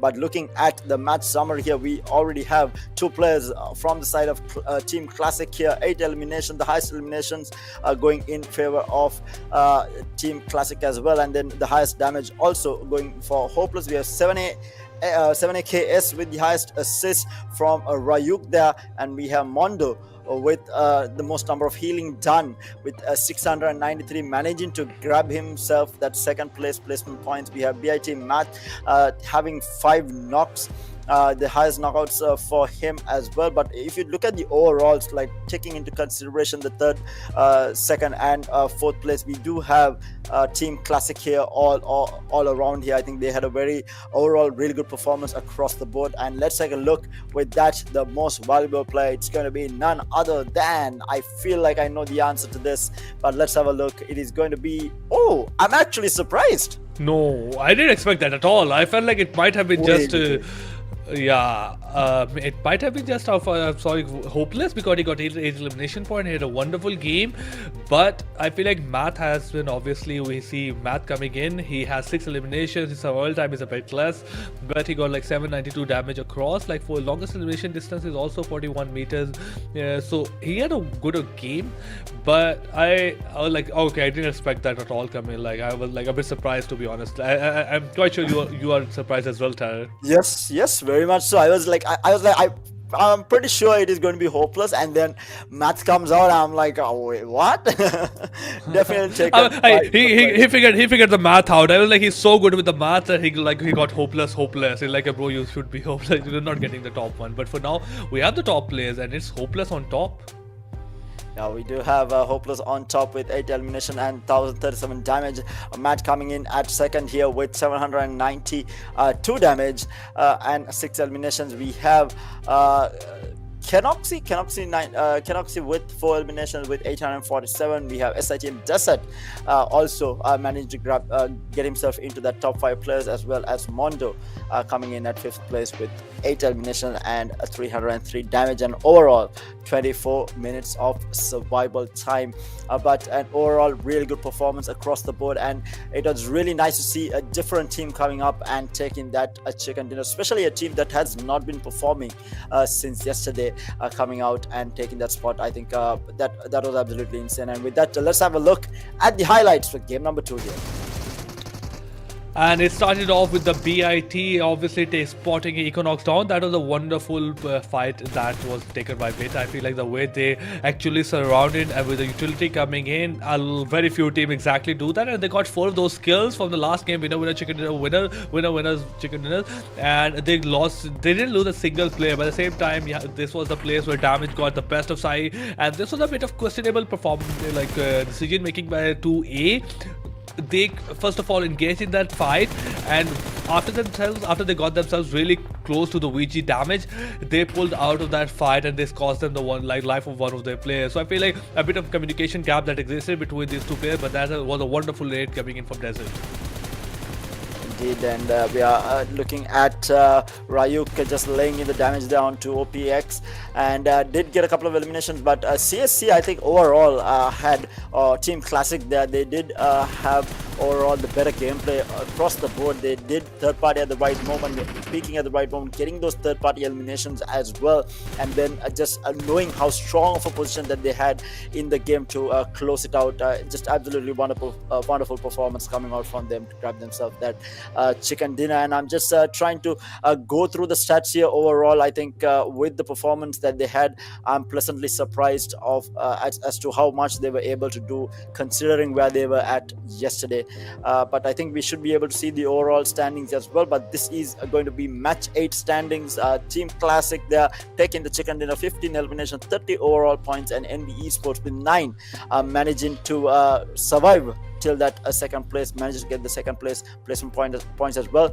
And this has been the best performance that ISSL Noob Alliance has had across the 8 matches. This is the highest placement, so they do get that number 3 slot with those placement points as well as 3 elimination. SITM also still being in the points, getting around 11 here, still extending their lead a little by little. 7AKS again not living up to the expectation, but they will grab that 5th place with 9 points under their belt. Bad Intentions will grab 8, grabbing that 6th place. Astra Esports, or 2A as we saw them within the game, grabbing a total of 6 points with 0 eliminations. Inertia Esports, a chicken dinner winner from yesterday, only getting 5 total points. Stronger Esports not having the best of games. They were stuck outside, did not manage to do much. They did get 5 elimination, but did not manage to get any sort of placement point. Retaliation X, again a disappointing day at the office for them, only getting 3 points there. Victor Gaming, again not living up to the expectation. I feel like this team is extremely good, but just not finding the right opening to be able to push their advantage. But let's take a look at the overall rankings here. Obviously, we have Retaliation still at the bottom side. They only managed to get 3 points. Then we have CMF with 31, Astra Esports with 42, with ISSL Noob Alliance at 42, MAKPEN with number 12 with 47 points, B Esports at number 11 with 48 points, and number 7 AKSX with number 10 with 52 points. Then we have Victor Gaming at number 9 with 62 points. And I feel like within this page it's quite easy, but look at the close competition that exists on the page number 1 as well. From RGC OPEX from position 8 to the position 2, you can get ahead of any team with just one game. You can get yourself from position number 8 to number 2 with only one good game. But it's a big of the difference is SITM Esports, you cannot get near to that team. 124 points, and that's a lead of 45 points that exists between this team and the Bad Intention. At the same time, we started off with a maybe 29 or 30 points lead, and now obviously the lead has been increasing by match, and they are being particularly very consistent. Team Classes obviously made a huge jump from 45 points to 75 points after this game and securing a wonderful chicken dinner. Yeah, and VG gone here from Victor Gaming, still holding on to that number 1 spot with that one game, the one game that he had with 11 eliminations.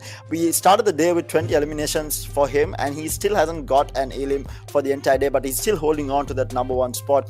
And we have Desert with 19 eliminations. He has been getting closer and closer. Matt has caught up. He has 19 eliminations under his belt. Twist also with that game number 1 for the day did a really good job there, grabbing 8 eliminations and managing to get 18 overall now. And Jiro also fighting close behind. He had a really good performance yesterday with 17 eliminations under his belt as well. Jiro is another player I think everyone should watch out for. This man has been absolutely insane, especially yesterday. He had some really clutch moments in a 1v2 situation or a 1v3 situation. He managed to clutch the game out with a grenade in the end, with a grenade to win the game as well. He has been having a really good day at the office yesterday, and seems like he is carrying it forward today as well. SITM, just overall consistent performance coming out from them. But there's really looking at the overall scoreboard, I feel like you said, SITM is just really hard to catch up to right now. But the rest of them, it's just a 1 game difference between all of them. I feel like, second to 10th place is just a one game a difference of where you can make up so many players. We did see that just happen with Team Classic 922, where they jumped forward to what they were third place, I think, and that was a massive jump that they got with just one game, where they got chicken dinner with multiple elimination. So I feel like that the fight is there from second to 8th to 10th place, and then the rest of them really have a lot of work to do to try and catch up as the days go on and as the matches go on as well. It's going to be a tough one for them. And that is a big thing that is concerning for a lot of teams, that this is the qualification into the grand final, into the finals, where like top 11 teams from this 16 is going to qualify. Then we have like 5 teams being invited from the left and right. So we have to be careful. If the competition is this close, you are not really in a very secure position. But we have the schedule for today in front of us. We are done with the 2 games, with the EQNX getting a chicken dinner of Erangel, CSC getting a chicken dinner of Miramar. We're going to come up with Sanhok in a really short while, and it's going to be one of the most interesting maps ever. To be honest, my favorite is a smaller map, and it's a very brutal map. You have to get a hold of circle. You really don't care about elimination in this game. Even if you get 7 or 8 elimination or total, I feel like that's fine.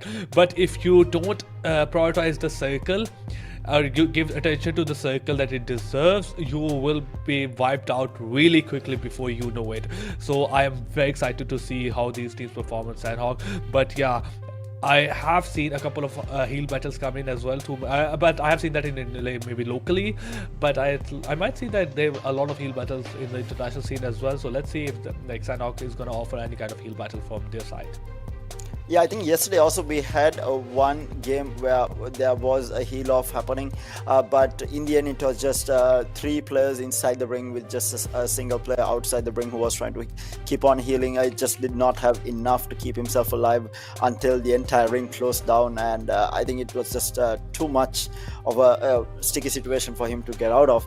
But like you said, I think this map does offer, it is brutal, but it does offer a lot of excitement as well in terms of gunplay and gunfights. There'll be a lot of close range fights as well. We will see a lot of teams starting off with a shotgun as soon as you land, and these tend to give us some really exciting moments across the board. I think I'm looking forward to, we did see it yesterday as well, where there was a lot of close range fights happening right off the bat, and I'm expecting there's something around the same thing today as well, especially if teams do land next to each other. But I feel like at this point, are you really going to be landing next to each other after having played against the same teams over and over again? I feel like they have their favorite spots, and that's exactly where they're going to, and I feel like that's exactly what they should be doing without trying to force a fight where you're in a very uncomfortable situation. Because like we saw, even if you're from behind, if you play properly, and if you need a little bit of luck as well in terms of the ring, but if you do play it properly, you can get to the top. We did see Team Classic climb the ladder with just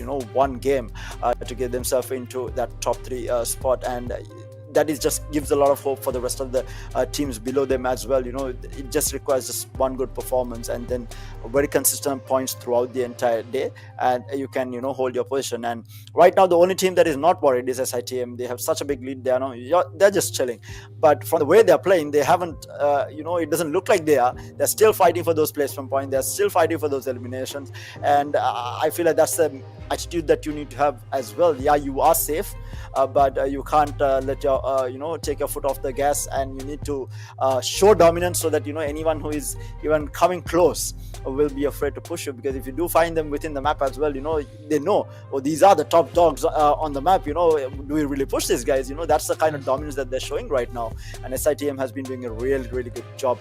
But I mean, I'm really excited to see, because after Team Classic's performance, I feel like a lot of these other teams, especially B Esports, they do have these moments of brilliance. They still haven't been able to convert it. I really want to see teams like B Esports, even Astra Esports, there converting those moments of brilliance into a win, into some really, really big points. But with that, I think we do have game 3 also ready. But let's take a look at the prize pool as well. It's a $30,000 prize pool that these teams are fighting for.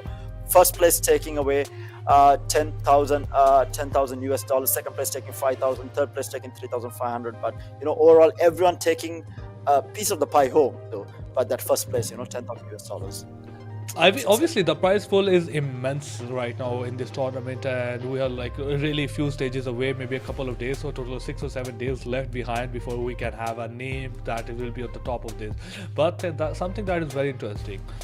we were discussing this before, like in the pre-show as well, that we had 10,000 of participants. Now we are left with only 16 teams, and as we go along, will the only top 5 teams from this South Asia wild card, they will go into the PMPL, and after through a rigorous tournament, rigorous days of practice and obviously clashes, and then there's going to be match day, and after that we will have the best of the best going for global championship. So this is the first step towards the pro leagues, and obviously after that, so there's a great incentives, obviously a lot other than prize pool in terms of dollars, like $30,000.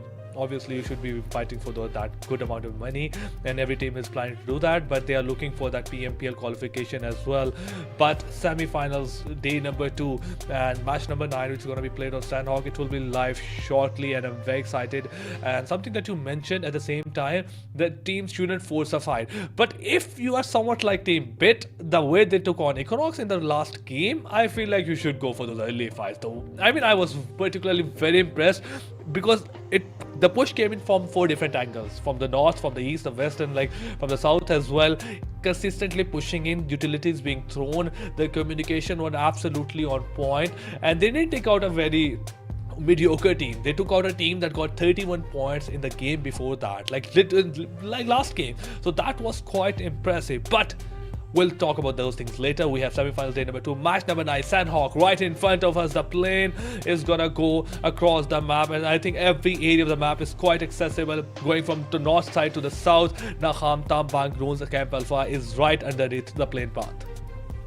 Yeah, and I feel like a lot of these teams, we will have at least 2 or 3 teams at a boot camp area. We did see that yesterday as well.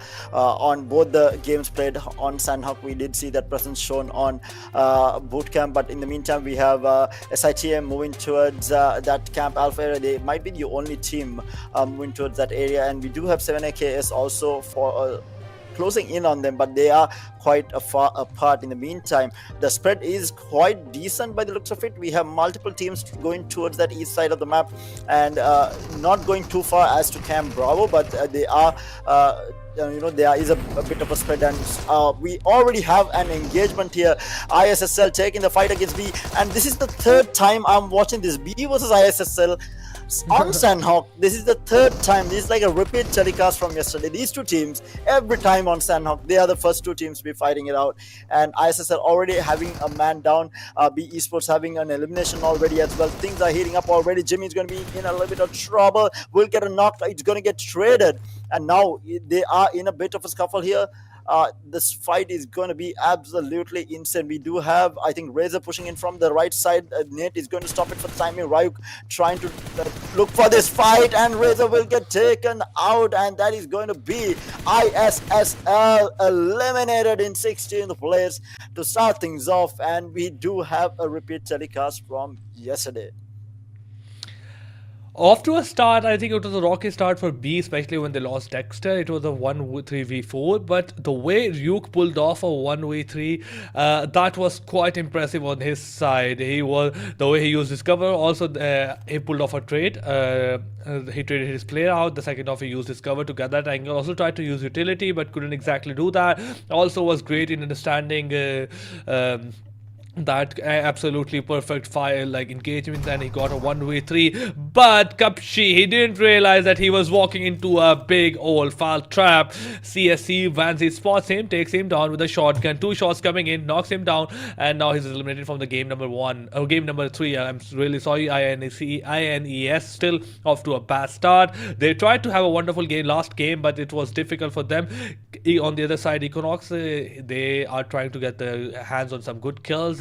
Stronger Esports 7 goes down, and we have a 3-4 coming in at the same time. Stronger, they are being surrounded left and right, and Senior, he's in a bit of a dire situation. One play coming in from behind, utility being used as well. He's being spotted, takes a lot of damage, and it was just a moment before he goes down. A lot of players on that high ground. Roller gets spotted, but he has to go back into the cover. 2 players down on the side of Stronger Esports, 2 players left, so 4v2, and Twist gets a kill for Fahad is also being spotted. K takes a bit of damage. K needs to hold that moment, because if he goes down, there's a lot of play that might help him. Obviously, Fahad gets him down with a beautiful shotgun, and now he is in trouble. Twister trying to provide any kind of cover, but the Molotov being thrown in his way might just take the page down. But wonderful cover coming in from right side for takes Fahad down, and now okay, I saw that was team Equinox, but no, that's a third party coming from 2A side, and they have taken one kill away. And at the same time, team Equinox, they are trying their utmost best to make sure that they are able to revive their player. Rola is the only one left. Stronger the esport, they are not happy with the way the day is turning out to be. Back to back bad performances from their side. Has only been able to manage to get 10 points maybe in 2 games, and now they're off to a bad start again. At the same time, a lot of other fight is still going on. INES, they are still looting onto the side, and other fight from the side of 2A Equinox started, and one player lost his life in the term of Ligro. Cage has been revived, but he is very low on HP and against 2 players right up ahead of him. Yeah, it's a tough fight to take here. In the meantime, SITM also pushing from the other side, going to be looking down on 7AKS, and he's going to get shot down here. Will he get the knock is going to be the question. So close, so low on HP. Jiro not finding the knock, but in the meantime, Desert pushing from the other side will find a knock, and SITM yet again pushing from multiple angles, putting the pressure on to 7AKS, and will get a knock to boot for that. And mind you, they're so divided. It's just 1 or 2 players taking this fight. The rest of them are going to be now gathering up and getting close to the rest of the team to try and put the pressure on to 7AKS. But in the meantime, Desert will get that elimination, and that's going to be 1 man down for 7AKS to start things off yet again. Going to be a tough one. Obviously, SITM on the other side, they got their hands on 1 kill, but I'm particularly curious about how things go wrong for Team Stronger Esports in every single game. They tried, obviously they're a good team, they had a decent day number 1, but looking at their day number 2, it's not turning out as it's hoped to be.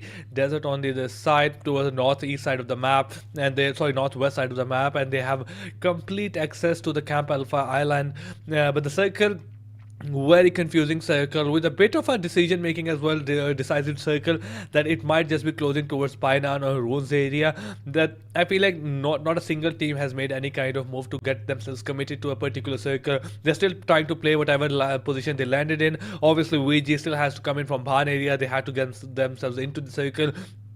But majority teams are within the circle right now, and probably a very few rotations gonna be coming in, and I really hope every team avoid those vehicles because they are very risky in Sanhok. Indeed, and this is going to be a tough circle. Like you said, I think the decision is going to be a tough one for them, whether they are going to be sticking to that Camp Alpha side or whether they are going to be moving towards Ruins there to the southern side is going to be the question, and then on to the right side also.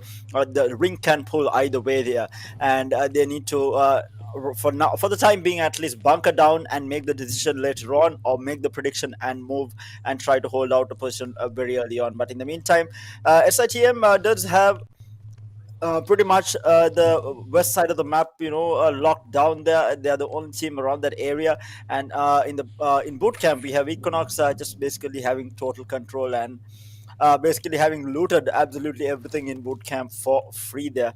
In the meantime, we have a team classic there getting a knock. Obviously, and at the same time, team number 17, they are trying to make sure that they get themselves a bit of kills, but it's going to be difficult. Momo goes down at the start of the game, and CSC right in front of them. And they have been spotted as well. There's a vehicle on the right side, CSC on the bit of a high ground. Pasta gets spotted. Canoxy trying to use a bit of utility. And it's going to be very difficult to save Pasta, especially if the nades gets connected from the side of CSC. We might just see Call losing another player. And the rest of the players from Call, they're really far away, especially in the query. And they can only provide cover, maybe provide some kind of support, but they can't be in a good position where they are able to revive their players as well. But obviously, at the same time, Bit gets spotted. Tries to get a bit aggressive. That's a wonderful performance coming in from Bit, takes him down. Yeah, this MAKPEN team has had a consistent performance, but not the best that they could have been doing. But now they are showing signs of life here. trying to take this fight, but they do have a knock on their side. In the meantime, Team Classic here gets another elimination under their belt, already having three. They are looking again to try and not go for the entire team wipe here, trying to get position, looking for the eliminations that they can get. And I think that's something that we saw yesterday as well. Some of these teams who have had consistent performance, they don't try to go in for this, four-man wipes in fear of getting third party, but rather they would look for those easy elimination and move on, and maybe try to get as many placement points as possible. Exactly, but for now, the teams have started to move into the center part of the map. INES at a great position. At the same time, a bit unlucky for them because they lost one of their players while right at the start of the game. Equinox out of the boot camp. Pioneer AES are relatively completely empty, and I feel like that could be a great position that any team could use. Obviously, great compos, good cover that exists. CSC is still trying to make sure they win that fight with call. Two easy kills are waiting for them. CSC had a bit of advantage and they're going to be coming in, and that's the fight that we were just talking about. Call being rushed from left and right. CSC on the charge again. They still have the momentum going, and now they're trying to surround Team Call from left and right. Illusion is trying to spot out any player as he can, but Pelzang spots up there, takes him down with a beautiful nade coming in, and CSC will not be happy with that outcome because obviously they were looking for those two easy kills without losing a single play. Now it's back to a 2v3 and it can go either way easily. Yeah, it's going to be a tough one. Call now. MAKPEN, the team number 17, MAKPEN, in a 2v3, and CSC or Team Classic here is a lot more careful pushing in now because they did not as I said, they were not expecting to lose a player out in that push. And now MAKPEN does have this advantage where, CSC is doubting themselves and they might be able to still win this fight. They do have position here. CSC, one of the players are extremely low. There is a nade being cooked up by one of the players and it hits onto one. That's a lot of damage had been done by one of the players from MAKPEN, and they are taking this fight. CSC in a lot of trouble here. They need to heal up before they try to take this fight now, and this is going to give Team MAKPEN a little bit of time to reset. Obviously, but the more time it takes, the things will get difficult for Call as well. As CSC might just try to find a foot again. Canoxy coming from right side, getting a bit aggressive, but that wall is being used, and that's a great wall, the broken wall. Pelzang loses a bit of his health, but he finds enough time to get revived. Illusion uses a Molotov to like a defensive Molotov, nothing gets connected, bit waiting it out. But one thing that is concerning from either side is no utility, or very less utility that exists on both teams, and Pelzang has his hands on a shotgun. If one shot gets connected, it must just be it as well. Tries to land shot, but nothing gets connected from either side. Canoxy is trying to find his way in, but it's not been able to break a barrier. But here it is. Finally, one player goes down, and now there's gonna be rush coming in. Obviously, the things are gonna go down as soon as one player, obviously Pelzang, went away. It was a 2v3, but I feel like all credit goes to 1Z. It was the barrier break that he provided with beautiful utility.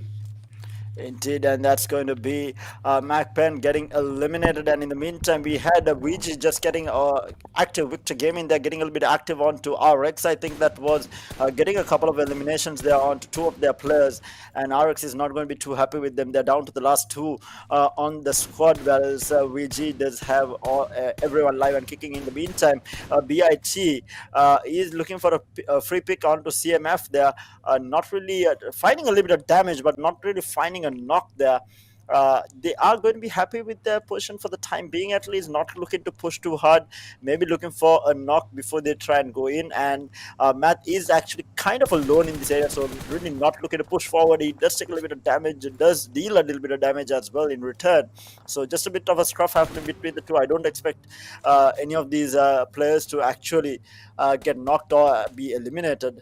In the meantime, CMF has decided to back off.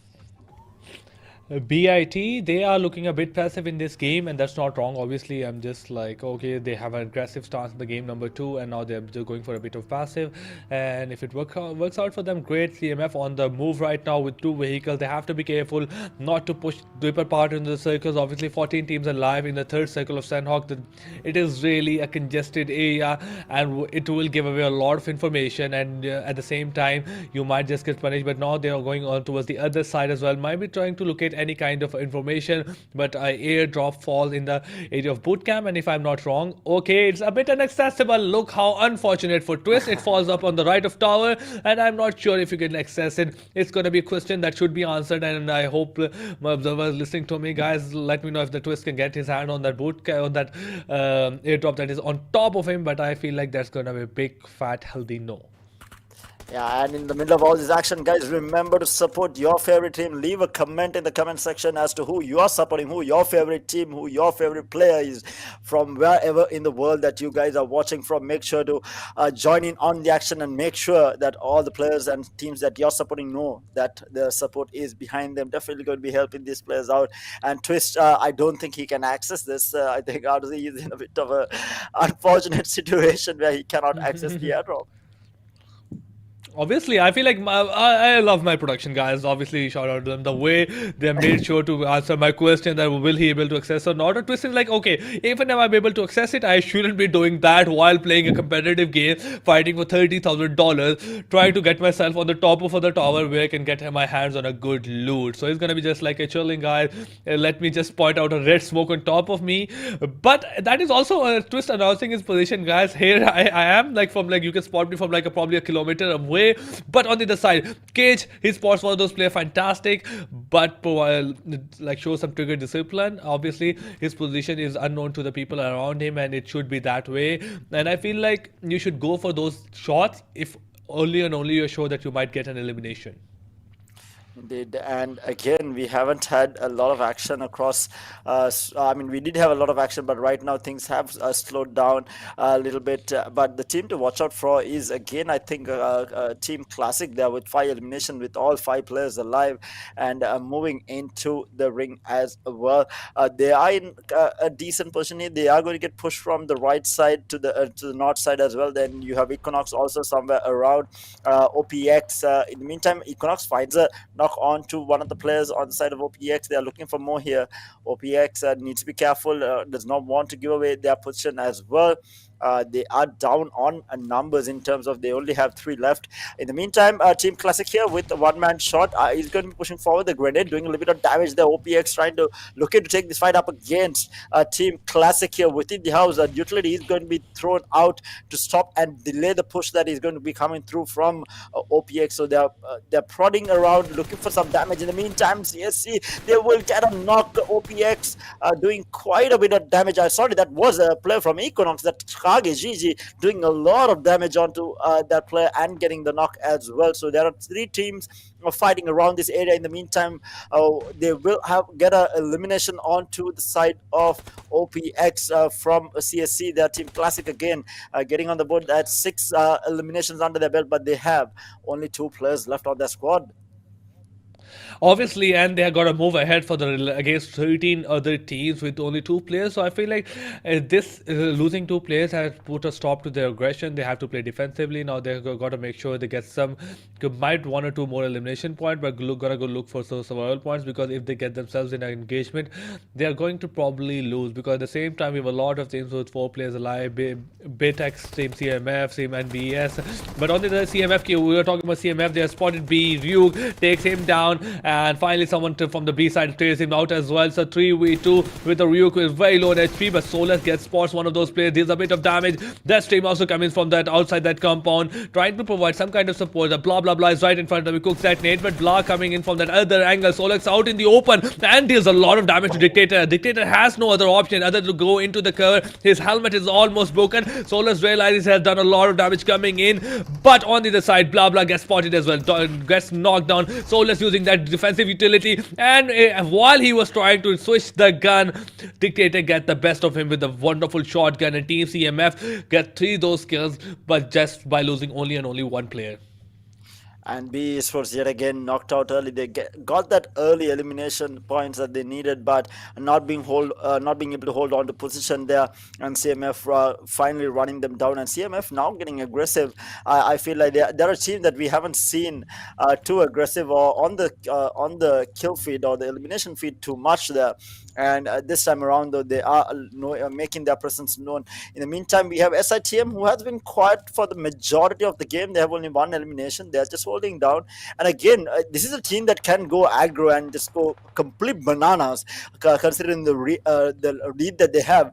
But again, they have not let anything. They're not letting anything go through. Right? They are playing for position still. They are playing for those elimination points, and just a very disciplined gameplay coming out from them. But we do see the ring pulling towards ruins now, so they do have to leave that Camp Alpha from that north side. We have a couple of players crossing the river. We have 7A KS also in the region as well. So there's around 3 players around this area. This is two Alpha Esports who has moved out from the boot camp side into the river as well. SITM Desert now taking a little bit of damage in this fight against 7A KS. Needs to be careful. Pops that medkit. Going to peek through, knows where the player is, and gets the knock onto Ryuk. A good spray down coming from Desert there. Will try to go for the Elim as well, but we have Serix looking at this and he's going to be pressuring Desert to stop him from going in. Does a little bit of damage. It's going to be a bit of a trade. In the meantime, Dobu will get knocked and the elimination comes through. And what shots coming off from Desert there onto Synax, and would get the elimination as well. SITM on fire here. Actually, it's Desert. There is a grenade that comes through, not going to be doing damage, and now the zone will come through as well. And the grenade does actually catch him out, and does get knocked, and that's unfortunate after the play that he did make. And XOXO is going to be going in for that elimination points. Oh, he does not see him, but there isn't anyone around to resurrect this and there as well, and they will find the elimination onto Dobu as well. And now SITM is in a little bit of trouble. They have lost a player, 2 players knocked as well. They have lost one, leaving just the 1 player remaining on the side of SITM to try and basically fight for scraps here. And Desert will finally go down to the ring there. Obviously, I feel like SITM are in a very bit of a difficult situation, but on the other side, as we were talking about Soso, and he got a like wonderful nade across, but his team, there's no team that were being discussed. All 3 players have been eliminated. On the other side, talking about 3 players being eliminated, VG in a bit of distress. Gone is the only one left, and one of these players bleeding. The rest of 2 are being eliminated. And Team BIT, they are up in a circle, great position, great player, 4 players alive, good amount of utility on their side. And they got their attention on VG, and that's one easy kill waiting for them. Warzone might just go down really quickly on the other side of the map. This is Econox with 2A. Billy going ahead, takes a bit of damage. Utility will ping Thorn left and right. Molotov on the right side. Twist takes also a lot of damage. I'm not quite sure who he takes damage from. I thought he wasn't exactly in cover, but 2A has to be careful. There's a zone right behind them. Kessex also going that nade, needs to be careful. On the other side of the map, Bit coming in for that final last blow. There's a lot of damage to Mehdi, but it is in the end Bit being just too amazing right now. 3 elimination, 4 players alive. South part of the circle is very accessible to them. At the same time, 5 squads have been eliminated. The only 11 left behind. Things are just gonna get interesting. Indeed, and things are definitely heating up. BIT and NB are the only 2 squads with all 4 players alive. Everyone else is fighting with scraps there. CSC has the most number of elimination with 7, so they are looking for position right now with the 2 players left. All they have to do is bunker down, look for those placement points that they need. Equinox with 4 elimination as well. They are looking for placement points as well. But as I say that Equinox loses 1, they do get a knock on their side. In the meantime, they are trying to fight back as well. It's a massive scrap happening here between these 3 teams, or rather 2 teams, Equinox as well as BIT, I think, or is 2 Alpha. BIT, yeah, it is Alpha Esports there. Will get the knock onto Equinox. There is 2 players are knocked out here. They will get the res on to 1. Oh no, that's the elimination going through. So Equinox just has a Twist alive here, trying to heal from the damage in this ring. He has only 1 more big med cake left to try and survive this. But in the meantime, we had only 1 player left in the side of Stronger Esports, and they will get eliminated in 9th or 10th place there, because we have SITM going down in 9th place. Finally been taken out of the game here. a team that looked like they were unstoppable finally being eliminated in ninth place. Now NB and BITX with the full squads there. As I said, that Equinox is going to be another team that is going to be eliminated in a eighth place, and Inertia Esports will also get taken out. Everyone's just dying across the map, eliminated across the map. Really hard to keep up with. This is going to be a really good game for BITX or NB by the looks of it, RZ.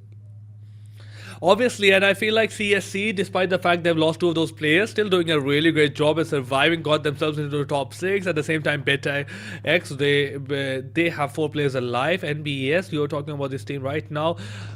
Wonderful position, 4 players alive, 4 compounds in their grasp, 5 teams, and not a single team that can provide any kind of retaliation to this team. Only one team that can provide some kind of challenge is Bitex, and they are outside the circle, so they have the advantage of the circle. NBS has the numbers advantage, at the same time Bitex has, but it's just the circle that might just come in play. The wonderful prediction by them, wonderful circle reading. And on the other side, look at Dictator. He's out now in the blue zone, takes like pulling off those first aid kit.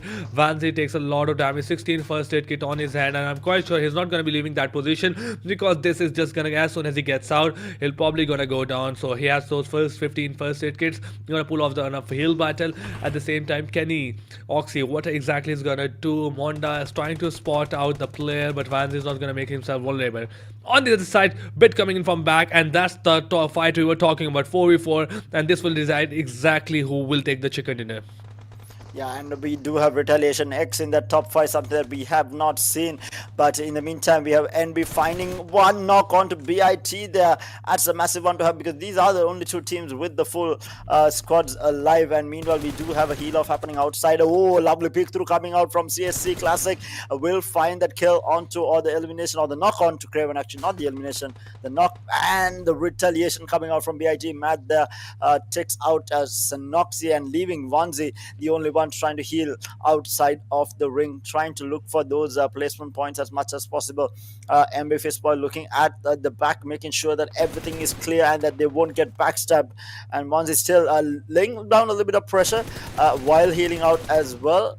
NB again shooting all the way into that smoke, looking for a free pick there, not really finding anything. BIT finds the knock on to Sanoxi there. That's going to be Sanoxi, I think, completely knocked out, and BIG Raven will get knocked from CSC that was, and Vanzi will get eliminated. With that, we do have CSC getting eliminated down to the last 4 teams, and BIT, one of the players will go down inside the zone there. We have another knock on to NB. Everything is going absolutely ham here. Everyone's fighting across. NB Fistboy keeping a really good angle here. BIT in a little bit of trouble. But while all this is happening, we have one of the players from RX outside healing through. We have CMP as well healing outside of the ring, while these 2 teams are just battling it out. They're just going ham on everyone. Fistboy in the meantime will find that elimination onto Math, and we have Fistboy finding another knock as well, and we do have one of the players getting eliminated. So down to the last 2 teams. It is going to be NB versus BIT now. It is NB versus RX, no, right? It's RX. Like one of those players was pulling off a first aid kit. He was the one along with the Dictator that had a lot of first aid kits on his hand. So Team NBS is like, after beating out Team Pit, they got the winner with a chicken dinner. But like last 2 kits on the hand of Fardi, and that's a wonderful job coming in. Obviously, he got 1 elimination for him, but 12 points from placement are pulling off from that wonderful heal battle coming in. But I feel like that's something that is great on the side of both teams. Even Dictator trying to pull off that first aid kit, those first aid kit, those heal battle, he got himself into the top 4. Obviously, Fardi had more first aid kits, so he was able to get himself into the top 2. NBS, they hold the food, they hold that line of defense. Great passiveness and the great performance coming in from their side as well. Obviously, Bit was coming in from those 4 players, and NB was able to take those down, got themselves on that wonderful chicken dinner with not much kills. I feel like they only got 4 kills. Yeah, I think they might, even though they did get the chicken dinner, they might not be on top just due to the pure number of eliminations that CSC also had. We'll have to wait and see when the overall stats comes out. But we are looking at the team stats coming out from NB Esports here. 4 eliminations overall, 3 for Fishboy here, and Kaze having just 1 here. In the meantime, not a lot of damage or not a lot of eliminations, but overall they did manage to get the highest number of placement points possible with 15 coming through. But like I said, I feel like overall I don't think they might be on top for match number 9 here. I feel like there were a lot of other teams with a lot more eliminations who might be able to get through. But looking at the match summary here, we had BIT Math again with the highest eliminations of 4 and the highest damage coming out from Xenoxy with 811, and the assist coming out from Bit 922 getting 2 as well. CMF with the most number of healing done with 2364. That this man has been healing forever. And we have Xenoxy again with 5 knockouts. But overall I feel like overall it was a decent game, but towards the latter part I feel like a lot of these teams got into those early fights and they were missing players, right? They just did not have the numbers.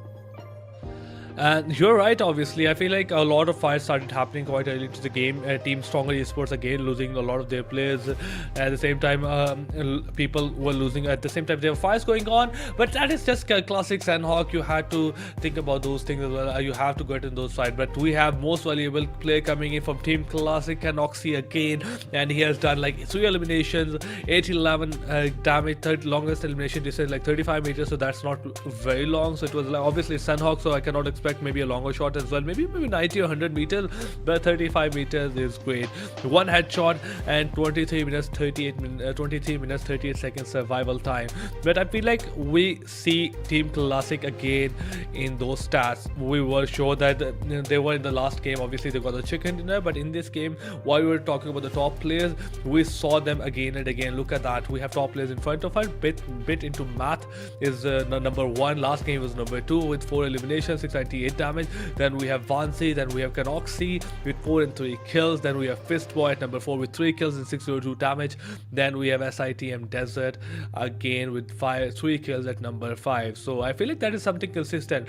No matter what stats you see, maybe it's kills, damage, heal, elimination, damage, healing, several times, we'll see some of SITM in Classic now.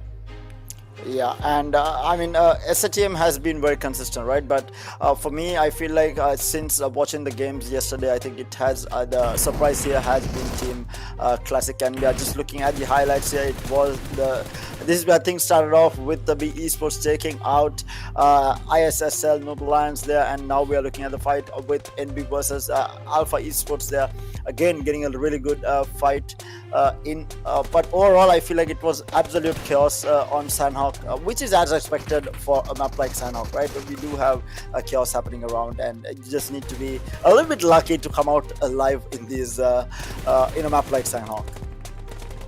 Exactly, I feel like that's a bit of expected. B, the way they have taken out the CMF, I feel like the CMF was great, absolutely. Soulless going down at the same time with against Hand of Dictator, and the way they have taken this fight. So also throwing out that nade that gets connected to the desert. That was a wonderful 1v1 that took out Snix in exactly, and he was very low on HP, so that was wonderful reflex coming in from from the desert side. But in the end, he had to go down because he was very low on HP, but NBS holding that particular area of the map, area of the circle, and not allowing Bit to come in farther, going for that first hit for heal battles. Wonderful map in general. It was an action-packed game, but we have match standings post-match 9 with the Team NB Esports at number 1. Oh, with only with 4 elimination, they do take the number 1 spot with 19 total points.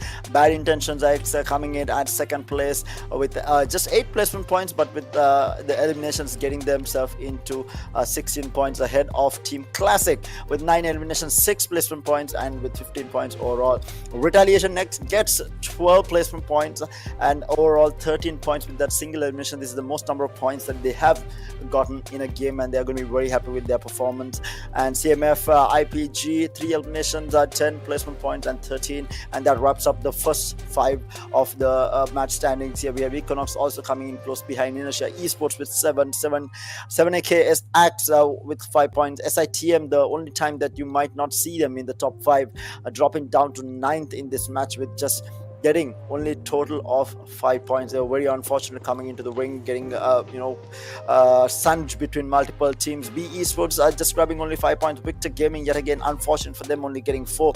Astra Esports, just the 3 stronger esports, I think probably were the unluckiest here in terms of their performance. They only get 1 point here. MAKPEN getting that 1 point, and ISL Noob Alliance just getting 1 elimination and 1 point, and RGC OPEX getting absolutely nothing out of match number 9. And let's take a look at the overall rankings here. We do have Victor Gaming at 9th place. We have 7AKS Axe at 10th. B Esports still holding on to the 11th place. MAKPEN moving up a little bit into 12th place here with 48 points. Astra Esports at 13th. CMF IPG at 14th place with 44 points. ISS Noob Alliance at 15th place with 43, and Retaliation X still at the bottom with 28 points. So they need to be in the top 11. So all these teams below B Esports are in trouble right now, but again, those can change quite easily in the coming games, with the top 8 standings coming through. SITM still with an absolutely massive lead. It's 30 points plus the lead that they're holding on to. Bad Intention X with 95,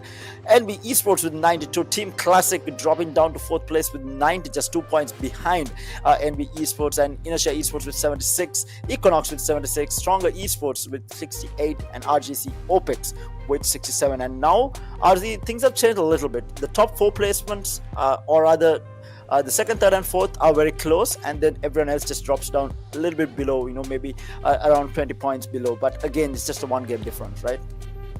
Obviously, I feel like that's 1 game difference. So if you want to be from number 6 to number 2, you have to perform 2 games in a row to get to like maybe 1 game. Obviously, it will get close to you, the number 2 position, maybe at number 2 as well. And if you want to increase the distance, that's like the 2nd game. But we have top performers, and VG gone. He has not got a single kill in this whole game. But I feel like these are just from 8 matches or 7 matches. So we still have that last match to account for. So we have to see exactly how this top performance turns out to be.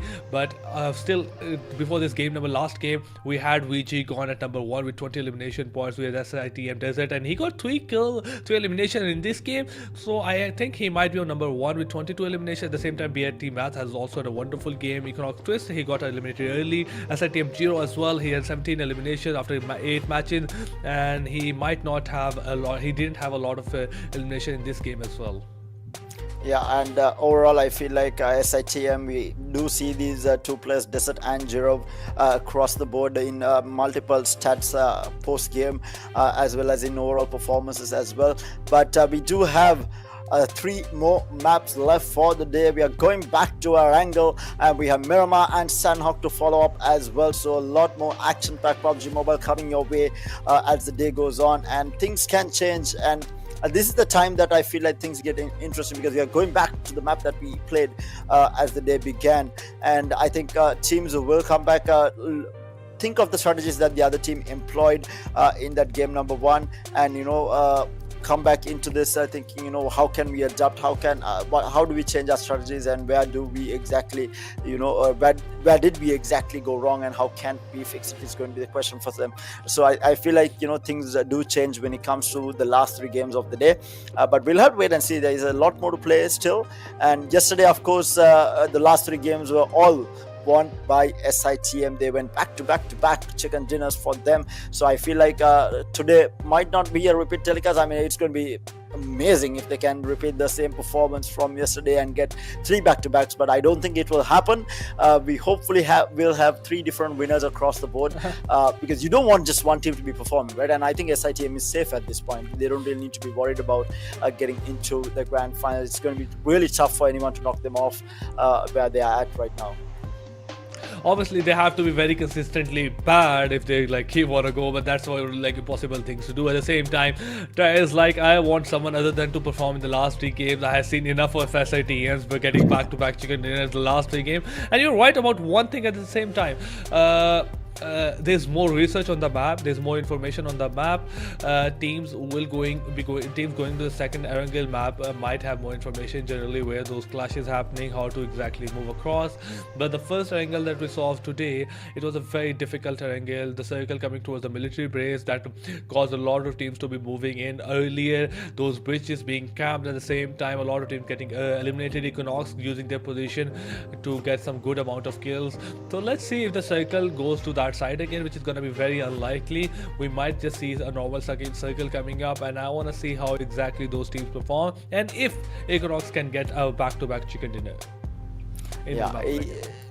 Yeah, Equinox, they did see, the thing is about Equinox is that they did get that first chicken dinner yesterday on Erangel, and then fell short on the second time that we saw them on Erangel. But again, on the third time that we are seeing them, they get the chicken dinner again. I feel like this map is just built for them. They have 2 chicken dinners on Erangel right now. Can they get the third one is going to be the question with this match coming up right now. And this is going to be the 10th game of the series, if I'm not mistaken, if my calculations are not off. It's going to be the 10th game of the series. Yes, it is. And Equinox, obviously, this is their favorite map. It looks like it is their favorite map, and they want to be able to perform because this is where they can grab the most amount of points. But for CSC as well as NB especially, they have had a very decent performance across the board, across the 9 games. CSC, they start performing today. I'm pleasantly surprised with what Team Classic has been doing on day number 2. They weren't really performing that well on day number 1, but they have come back extremely strong. And I'm a fan of this team already with the comeback that they made, because I think that's the hardest thing, right? You have a really bad day or really bad game, and to be able to come back really strong the next day or in the next game, that's something that is it shows a lot of grit, and the ability to do that is not there for everyone. You can be really good, but what do you do when you have an off day? Like, for example, SITM are performing extremely well. They are very consistent across the board. But what will happen to them? Can they bounce back from being knocked out first or having really one day of really bad games? Can they bounce back onto the next day and grab everything? It's going to be the question. But Team Classic has shown that they're capable of doing it. So due to that fact, I'm a massive fan of this team. I mean, it's absolutely wonderful to see their performance on day number 2, and privileged enough to have seen all the games leading up to it. Obviously, and the way they are shaping up, the way they're learning, it has been a wonderful experience to cast them, to look at them, and to view how they're performing. Hopeless, he has been something absolutely immaculate in getting those elimination, in getting maybe the MVP of the second last game. Maybe he was not the MVP, but he got 8 elimination in this map of Miramar. That going ahead, I feel like even something that is a major question. Obviously, a lot of these teams that we're talking about, maybe is bad intention. At the same time, teams Classic, Team SITM, they might be qualifying into the finals with a very decent position. But a lot of teams, I have seen that they are great in those semi-finals, but maybe they're great in the last stage of the game, but last stage of the tournament. But when they go into the next stage, they lose the confidence. They cannot keep the momentum going. They are just shambling in as well. So one bad day can do a lot to you, or just a gap as well, or a different environment, a different set of teams. So one thing that I will have always be curious to going to the finals, the team that we see absolutely dominating right now, can they keep this up in terms of Team Classic, in terms of Team Bad Intentions, at the same time Team STM, so on the other side Team Equinox as well. So yeah, we'll have a squad roster in front of you shortly as well. Going to the second part of the day, the teams that are going to be playing with us is going to be obviously ISSL Noble Lions, Team NB Esports, and I'm looking forward to whether ISSL Noble Lions can perform or not. Yeah, then we have Equinox as well, a team that is to look out for. RGX, Retaliation X, we haven't seen a lot of them. CMF, IPG as well. SITM, the top dogs of the tournament. 7KS Acts, they were the second seed coming in. Stronger Esports had a really decent performance across the day. Astra Esports as well. VG Victor Gaming, we have Gone, who is absolutely outperforming everyone.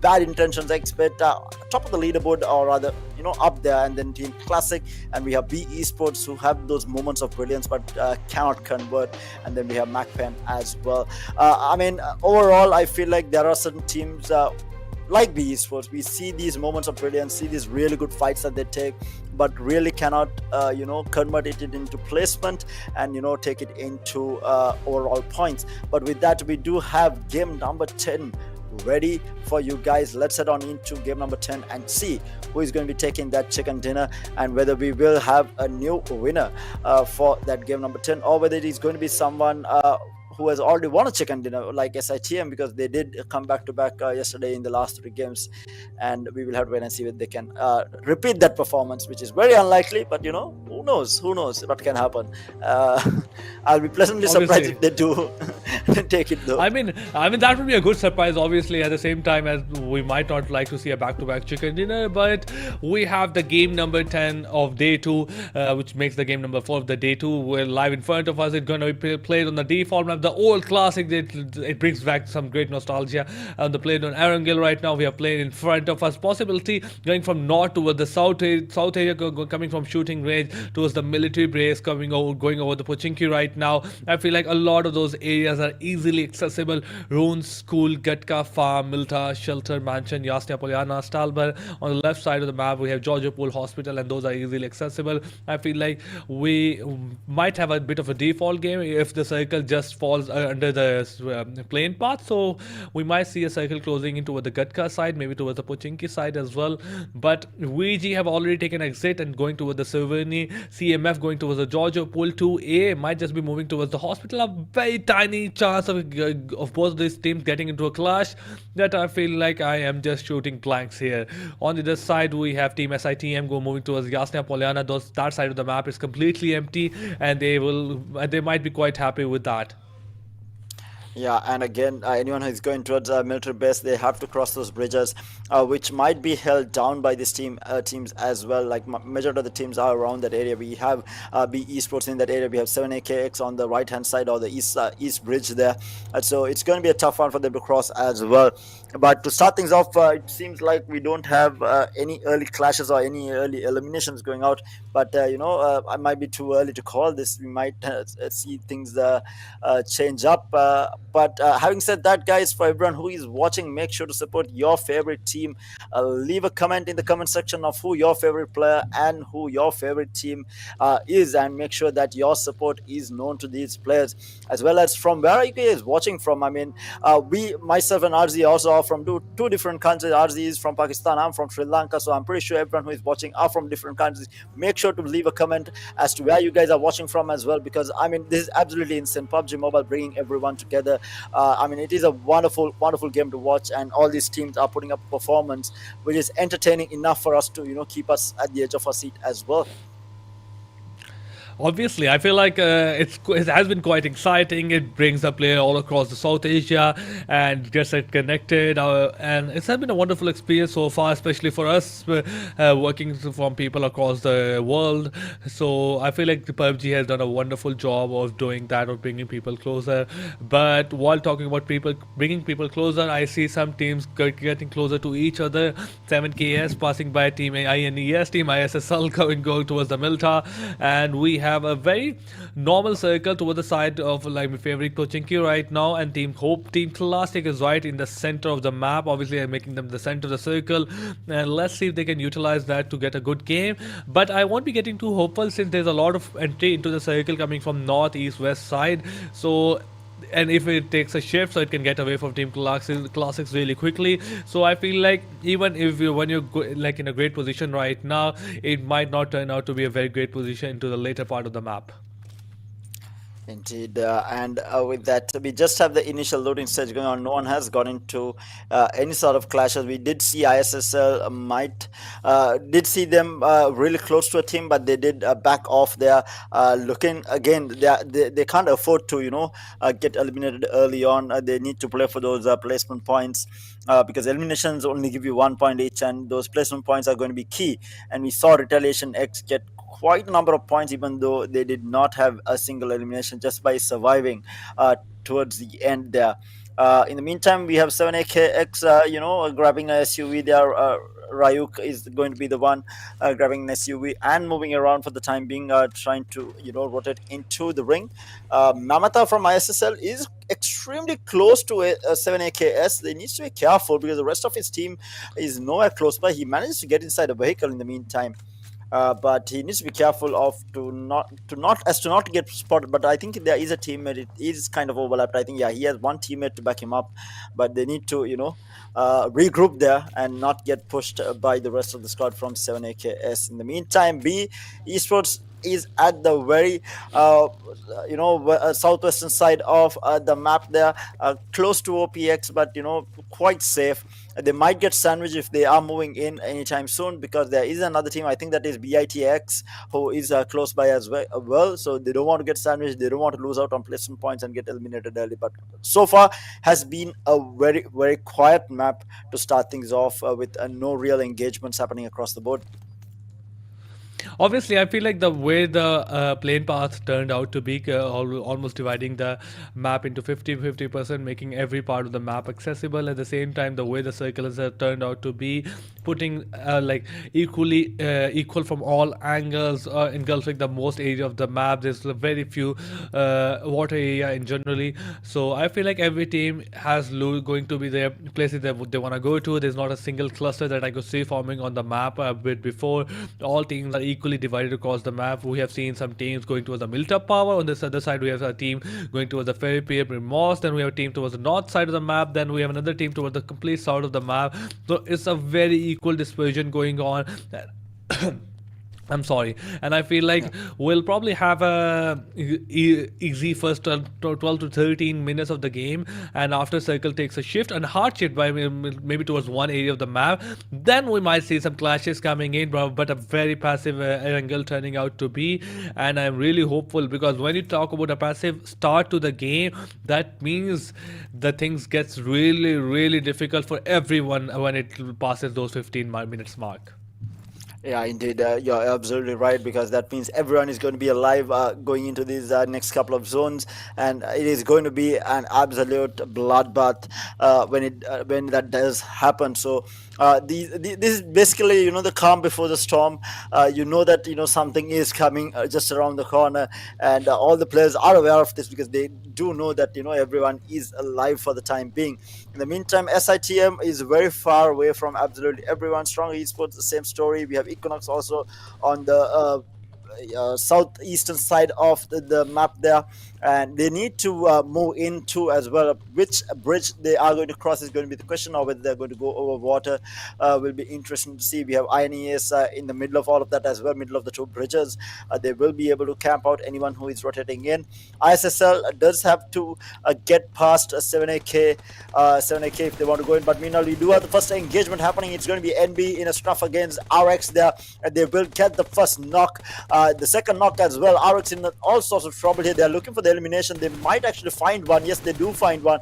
Monda is going to be the one who does find that first elimination, and they do find the second as well. So 2 eliminations already. We was quite quiet for the longest time, until NB decides to show up and put 2 of the players of RX down there and back to lobby. So this is going to be again things settling down yet again. I feel like there isn't I don't feel like we might see an engagement anytime soon. Obviously, I feel like there's going to be some shots, like a long distance fights happening from left and right, but in general, it's going to be very difficult to take a whole fight. But on the other side, CMF, they are being surrounded by left and right on the side of VG, and that's a VG coming into action after a long time. Otherwise, we see them getting eliminated from the edge of the map at the start of the game. But let's see, can they pull this off? On the other side, we have the team Bad Intention coming on towards the B. So let's go down. One of those players already being knocked. Mehdi coming in, and he's trying to locate any player as he can. Want to use his vehicle to run over someone. Takes a bit of damage. Has to go back into the cover. But blah blah blah coming with a wonderful shot. Takes him down. BIT. They have to go in, obviously, to save their players at the same time to secure those kills. Daxter in a great position, cooking that nade. On the other side, there's a blue zone coming in, and Matt takes a bit of damage. Molotov coming in from the other angle. Team BIT will use that time just to revive their player. On the other side, blah blah gets spotted from the hands of Matt. Goes down. Daxter gets run off, and Team B Esports will be the first one to get eliminated. eliminated, and we have a vehicle elimination as well. Bad intention into a bit. Wonderful performance by them, and I'm quite sure they didn't lose a single player. On the other side of the map, we have CMF across VG, and it was looking out to be a VG having maybe advantage, but no, they have lost War Zone and also taking a lot of damage. Damage needs to do something, but Warzone also loses his player, and Dictator, you're gonna use his buggy to get out of that very risky situation. Yeah, I did, and now the clashes are happening across the board here on different sides of the map. But VG down a man, Warzone is down, and VG gone, cooking up some nades and throwing it around to try and do. He does know where Dictator is, trying to get some damage done, maybe get a knock and look for an elimination there. Rest of the team, we do have one of the players coming in from the right side, trying to flank a bit here. Dictator is knocked, so they are looking for that elimination, not really finding it. We do have one of the players trying to go in for the res. The net might actually get him. It does not. Does a little bit of damage, and that's about it. And we have one of the players just I'm gone. The damage and him both are just getting out of dodge there. They don't want to take that fight anymore with the res coming off as well. Gone is going to be the only one cooking up nades and throwing it, looking for that elimination. Not really going to find it, so they do get the resurrection off onto CMF. And meanwhile, airdrop is going to get looted by ISSL Jimmy. Not entirely sure what he did get. But we'll have to wait and see. Hopefully they did get something good. They haven't been having a really good performance and gone out in the open. Will get knocked by NB Fistboy, who was inside the house, and will get the elimination as well. And that's the top dog for the side of Victor Gaming being eliminated from the game. And meanwhile, everyone from MAKPEN is huddled up inside a house, bunkering down, looking for anyone pushing through, looking for those free picks of anyone walking out in the open. Not going to find anyone because there is absolutely no one in the close vicinity to them. Exactly, a team call on the other side. They're holding that wonderful compound, and they're just not going to be pushing in. And therefore, I feel like they're just waiting for the circle to take a shift, and are hopeful that and praying to God that circle takes a shift toward their side. But on the other side, NBS, they have got three wonderful kills for they three wonderful elimination for their side. Tries to move in towards their own area. Is in a very close proximity with another team. Might just get into a bit of a risky situation if they don't realize that. Fistboy jumping in, trying to scout out anyone as he can. Sack coming back in and trying to reunite with his team. I feel like that's a great cover. On the other side, looking at the circle, it's going to be towards the Gutka at Pochinki. It might just take a shift from the Pochinki towards the Gutka side, as circle generally tries to avoid a major city, but it not always does, but it generally does. But on the same side, we see a cluster coming in towards the center. Obviously, nobody can predict where the circle goes in. They are trying to play safe as much as they can. NBS have they spotted CMF long range shots being fired from either side, but nothing gets connected. Even if it's get connected, one play knocked down. I feel like elimination will be very difficult, as any player goes down will be on the other side of the wall. And in all of this, we have an airdrop, and fortunately, this time it's not on the top of tower. Indeed, and we are now looking at ISSL trying to get some damage done onto RX, not really finding anything. They are too far apart, and we have an airdrop being looted by 7AKS. That is going to be Cinixi, who is going to be able to loot that up. And going to be okay. It was out in the open, a very risky way to go for an airdrop, especially when it's that far out in the open, but no one was around, thankfully for them. Meanwhile, we have three players on the side of ISSL Noob Alliance, all managed to pick up a couple of buggies here, and are going to be moving around the map, looking for a position that they can get into the circle and maybe bunker down. But there are people in the area. We have OPX as well as, I think, 7AKX also in the area. In the meantime, we have a scruff happening. It's going to be Classic Esport, Team Classic rather, in a scruff, yet again getting a couple of kills into INES, and they will get a knock here onto the side of INES and an elimination. So down to the last two players up and about with one knocked. So going to be a tough one for them to take. Does CSC push here is going to be the question. They're already using that utility. They know that there's another team around the area, so they can't be overly confident pushing through, and they don't want to lose any players. But meanwhile, as I say, that BIT9 will get knocked down, and there is no one in the area to help him out, so he's in a very bad spot. And meanwhile, we do have VG also in the vicinity, who might be pushing forward. And wait, that was a team elimination? I think that grenade. What? Yeah, that was a team elimination. But my question: do you get a point if you eliminate your teammate, like you eliminated someone from your team? But obviously not. But yeah, that was a nade coming from Hopeless, and he was taking his teammate out. But it's still a 3v3 going on, or 3v2 going on, specifically in front of us.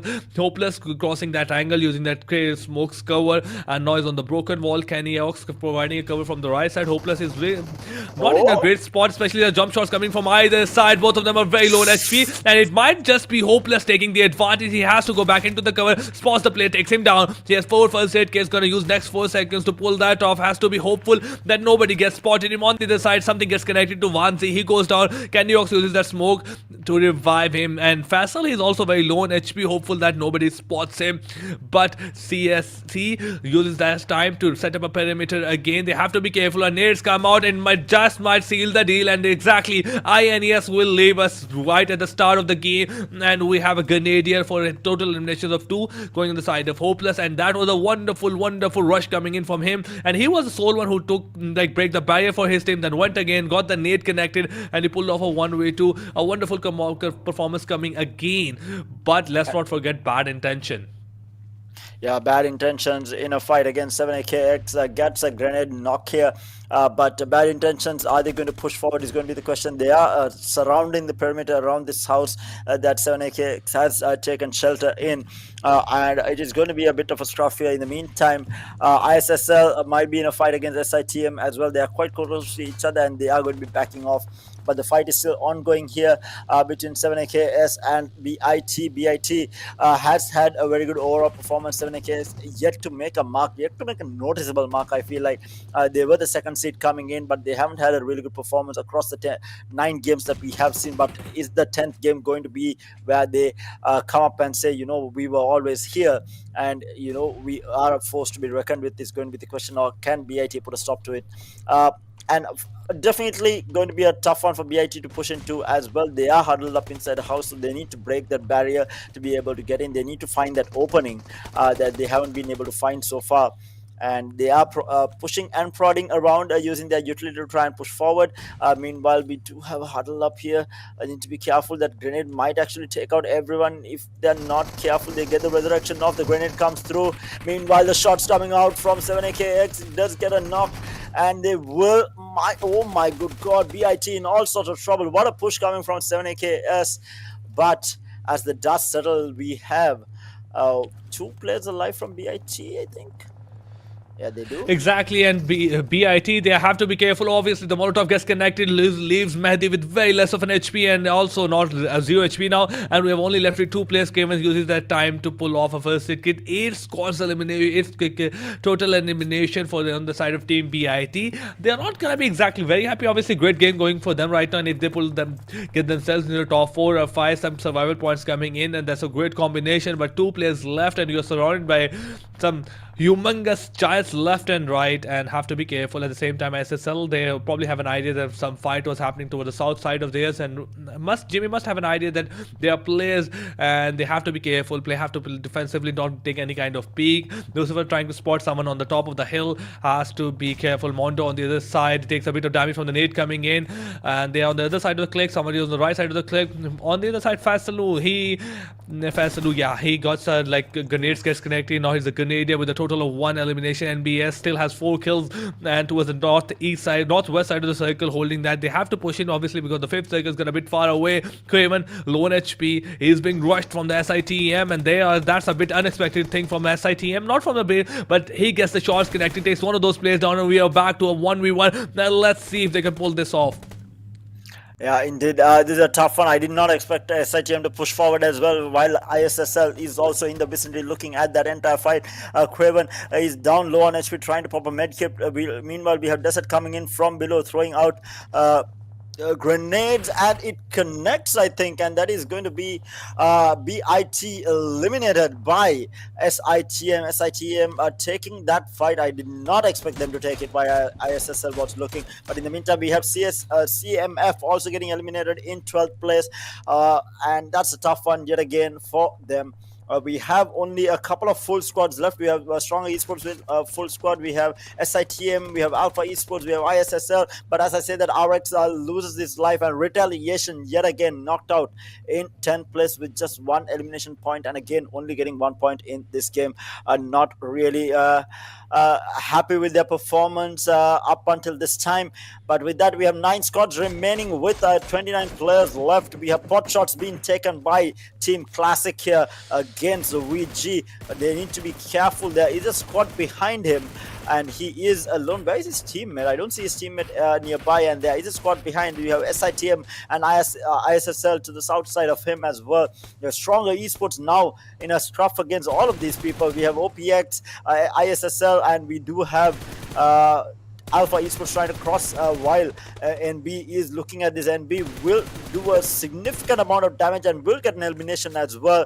That's an elimination going in favor of NB, but the grenade coming in puts him down. They need to get the res off, and in the meantime, Team Classic is also looking at this. There is so many teams in a line fighting around this area. It is just absolutely insane. But the real fight is here between Alpha Esports and NB, who did have a player get eliminated, and they will look to move out. And on the top of it, we do have NB Esports also moving, where we have team from Alpha Esports. We do have 1 kill going.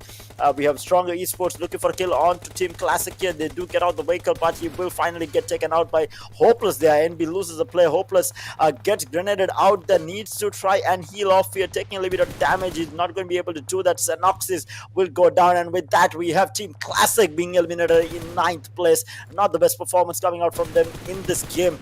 But in the meantime, we have backstab coming out from Lucifer. He had to reload. Unfortunate timing for him. But we have Jimmy finishing off that kill onto Jimmy there. And in the meantime, Manda is going to be taking that knock on to Dom. The fight's happening across the board. ISSL firing up. Will be taking that fight onto SITM, who is the top dogs.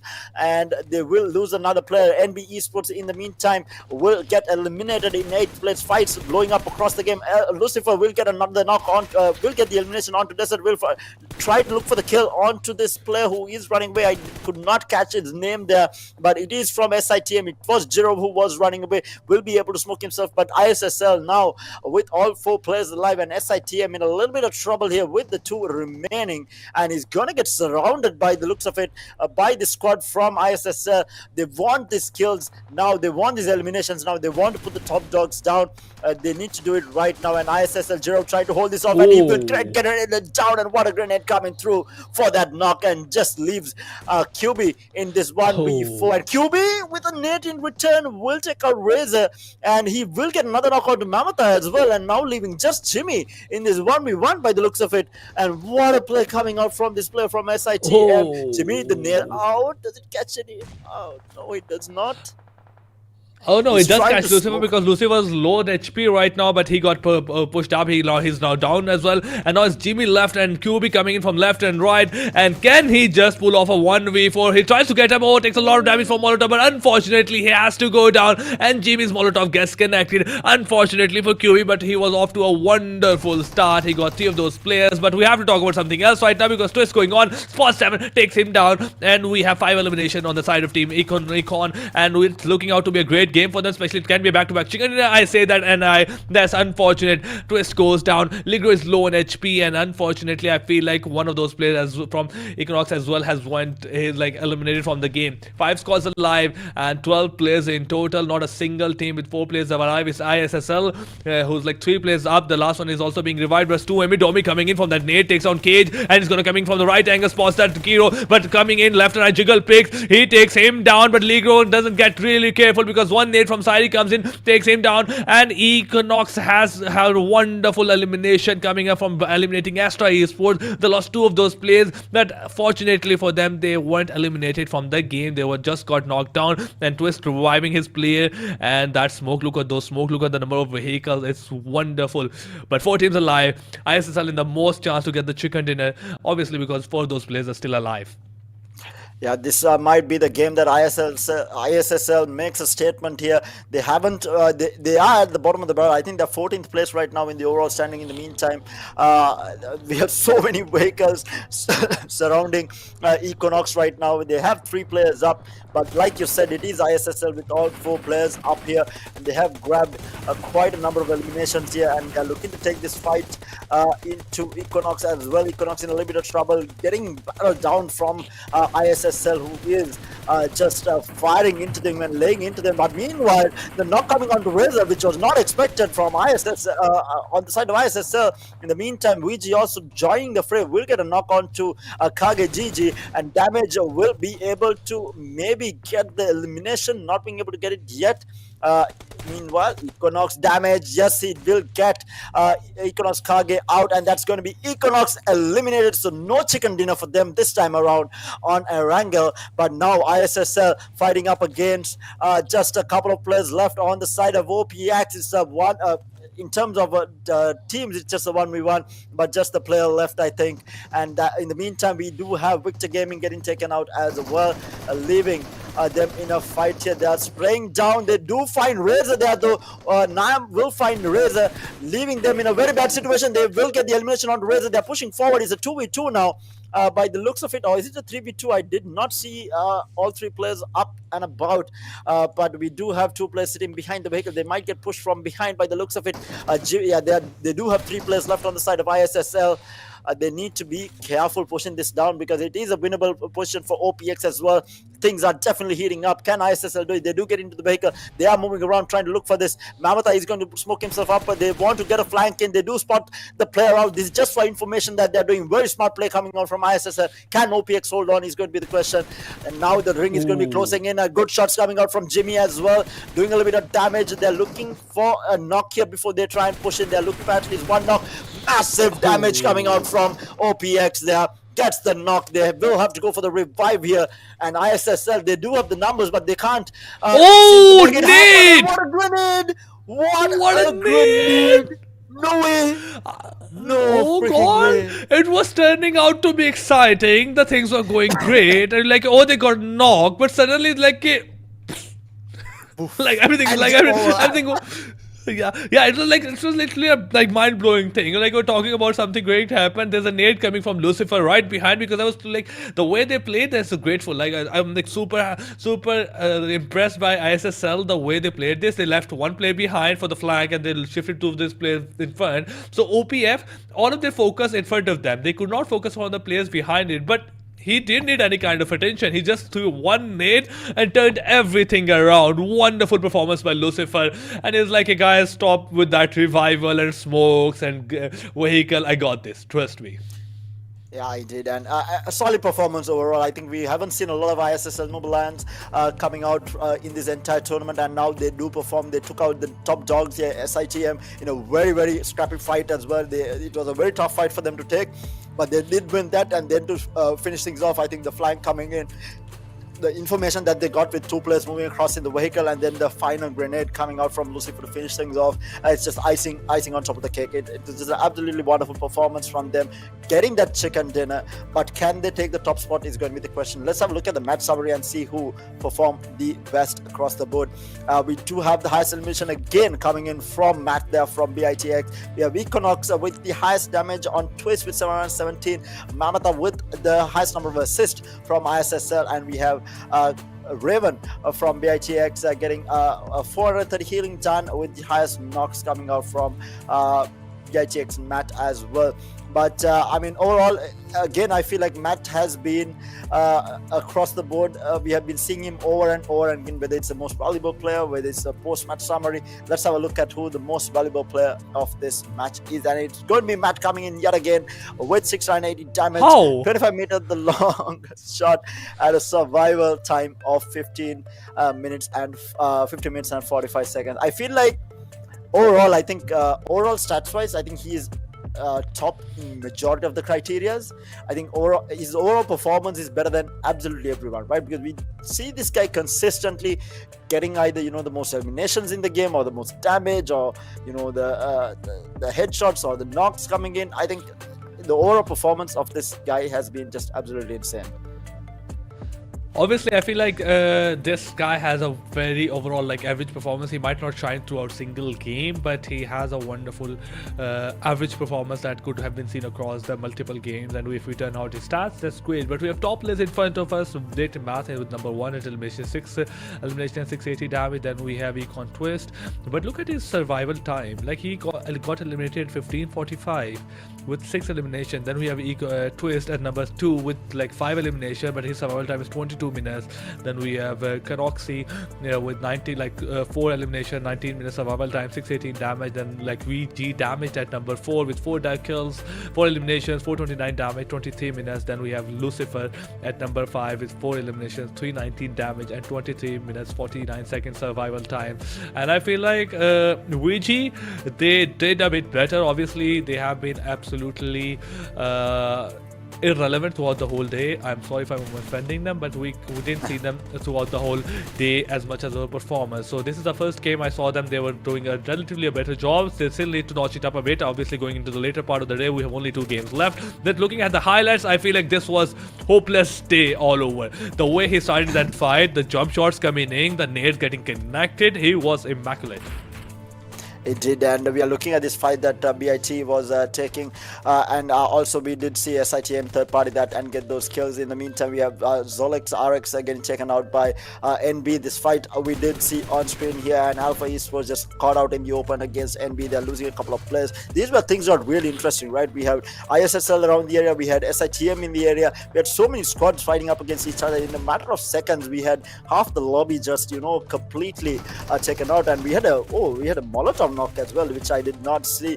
In the meantime, we did see this fight with Equinox as well, pushing out stronger esports there, and they did a very convincing job with that utility pushing into that building and taking them down, and they were finally taken out by Alpha there. Team Alpha in the end coming in with the grenades for the third party. Equinox managing to hold on and getting the resurrections off as well, and the final grenade coming out from Lucifer to close things off, and ISSL Noble Lions wins match number 10 with a total of 22 points, 7 elimination and 15 placement points, taking home that chicken dinner. Equinox coming in at second. They were so close to getting that second win, or rather the third win on Erangel. Did not really work out with 17 total points. RGC OPEX has been quiet the entire day, but grabs that third place with 14 points, equaled by Victor Gaming with 14 points as well. Astra Esports also getting into that top 5 with 10 points. Stronger Esports into 10 as well. SITM dropping to 10th place with only 2 elimination and 1 placement point, and overall 7 points, and overall 2 eliminations and 2 placement points, and overall 4 points here. Not the best performance coming out from them, from SITM, but they're not too worried. Then we have Retaliation X just getting 2 points. 7AK as Axe, again a team that has not lived up to their potential, getting only 2 points. MAKPEN with 1, and Inertia Esports and B Esports with a disappointing 0 points across the board. And let's have a look at the overall rankings with this win from ISL Noble Lions, how it has helped them out. We'll have to wait and see. And just they do move up to 10th place from almost last or 15th place there. In the meantime, Retaliation, they are at the bottom of the barrel. CMF very close by MAKPEN as well, 49 points. B Esports dropping down a couple of slots there with 53. Astra Esports also climbing up. I feel like it's like 55 points. 7AK is Axe. They have dropped a place. They were 10th before. They are at 59 now. ISL Noble Lions moving up significantly with 65 points. Inertia Esports at 9th with 76 points. Let's have a look at that top 8 that we are all interested to see. The top 8 is going to be Stronger Esports at 8th place with 78. Very closely followed ahead is going to be Victor Gaming with 80. RGC Open 1 point ahead of them with 81 points. And then Equinox taking 93 with 5th place. Team Classic still holding on to that 5th place, or rather the 4th place with 98, and NB Esports edging them out for the 3rd place with 99, and Bad Intentions X finally getting into the hundreds with 103, and SITM Esports still going strong with having a 30-point lead, taking that number 1 spot in the overall rankings. And let's take a look at the top performance prior to heading out into that next few games. Obviously it is bit into math at number 1 with 29 eliminations, and day by day, like game by game, he has been improving. And we started with Richie gone at number 1 with 20 eliminations, and now we're almost ending the day with him at top. And look at the difference, like Twist is number 2 with like 24 eliminations. The difference is 5. He has been great. Desert has been absolutely wonderful. Geo, he has notched, he has like died down the things a bit for him, but he's still up there somewhere, so I'm very impressive. That's impressive performance. Geo couldn't perform as much as the rest of the players perform, especially I feel like when we talk about today, we have seen Twist and Math coming up again and again and again. Even when their teams are not able to perform, they have been a wonderful thing to notice for themselves, like for their teams as well. So let's see if they can keep things going. VG still hopeful, like hopefully hoping that they perform greatly. As I was talking about the last game, they had been a decent performance, but let's see like going into the future whether they can, like if we're looking at the last 2 games of the day, whether they can turn things around for themselves. It's going to be very interesting, and I want to know, like as we talked about for the game number 2, we had classics coming up back into the performance. We had seen them jumping from page 2 to 1 with the 30 kill points, 30 total elimination, 30 total points with 15 elimination points, 15 survival points. They turn things around in the match of Miramar, and soon we'll probably have the match of Miramar in the next game, so it could be another chance to turn things around. You can get good elimination points. Obviously the last game, Sanhok, it won't give you a lot of elimination. You will get only 4 to 5. Do you remember the last game where NBS got the winner chicken dinner? They only got like 4 to 5 elimination points. So Sanhok will not offer you much of an elimination point. So if you want good amount of points for the game, this is your last chance of the day. Yeah, they do have 2 maps remaining. Miramar and Sanhok is going to be the last 2 games. We will be starting Miramar in a very short while.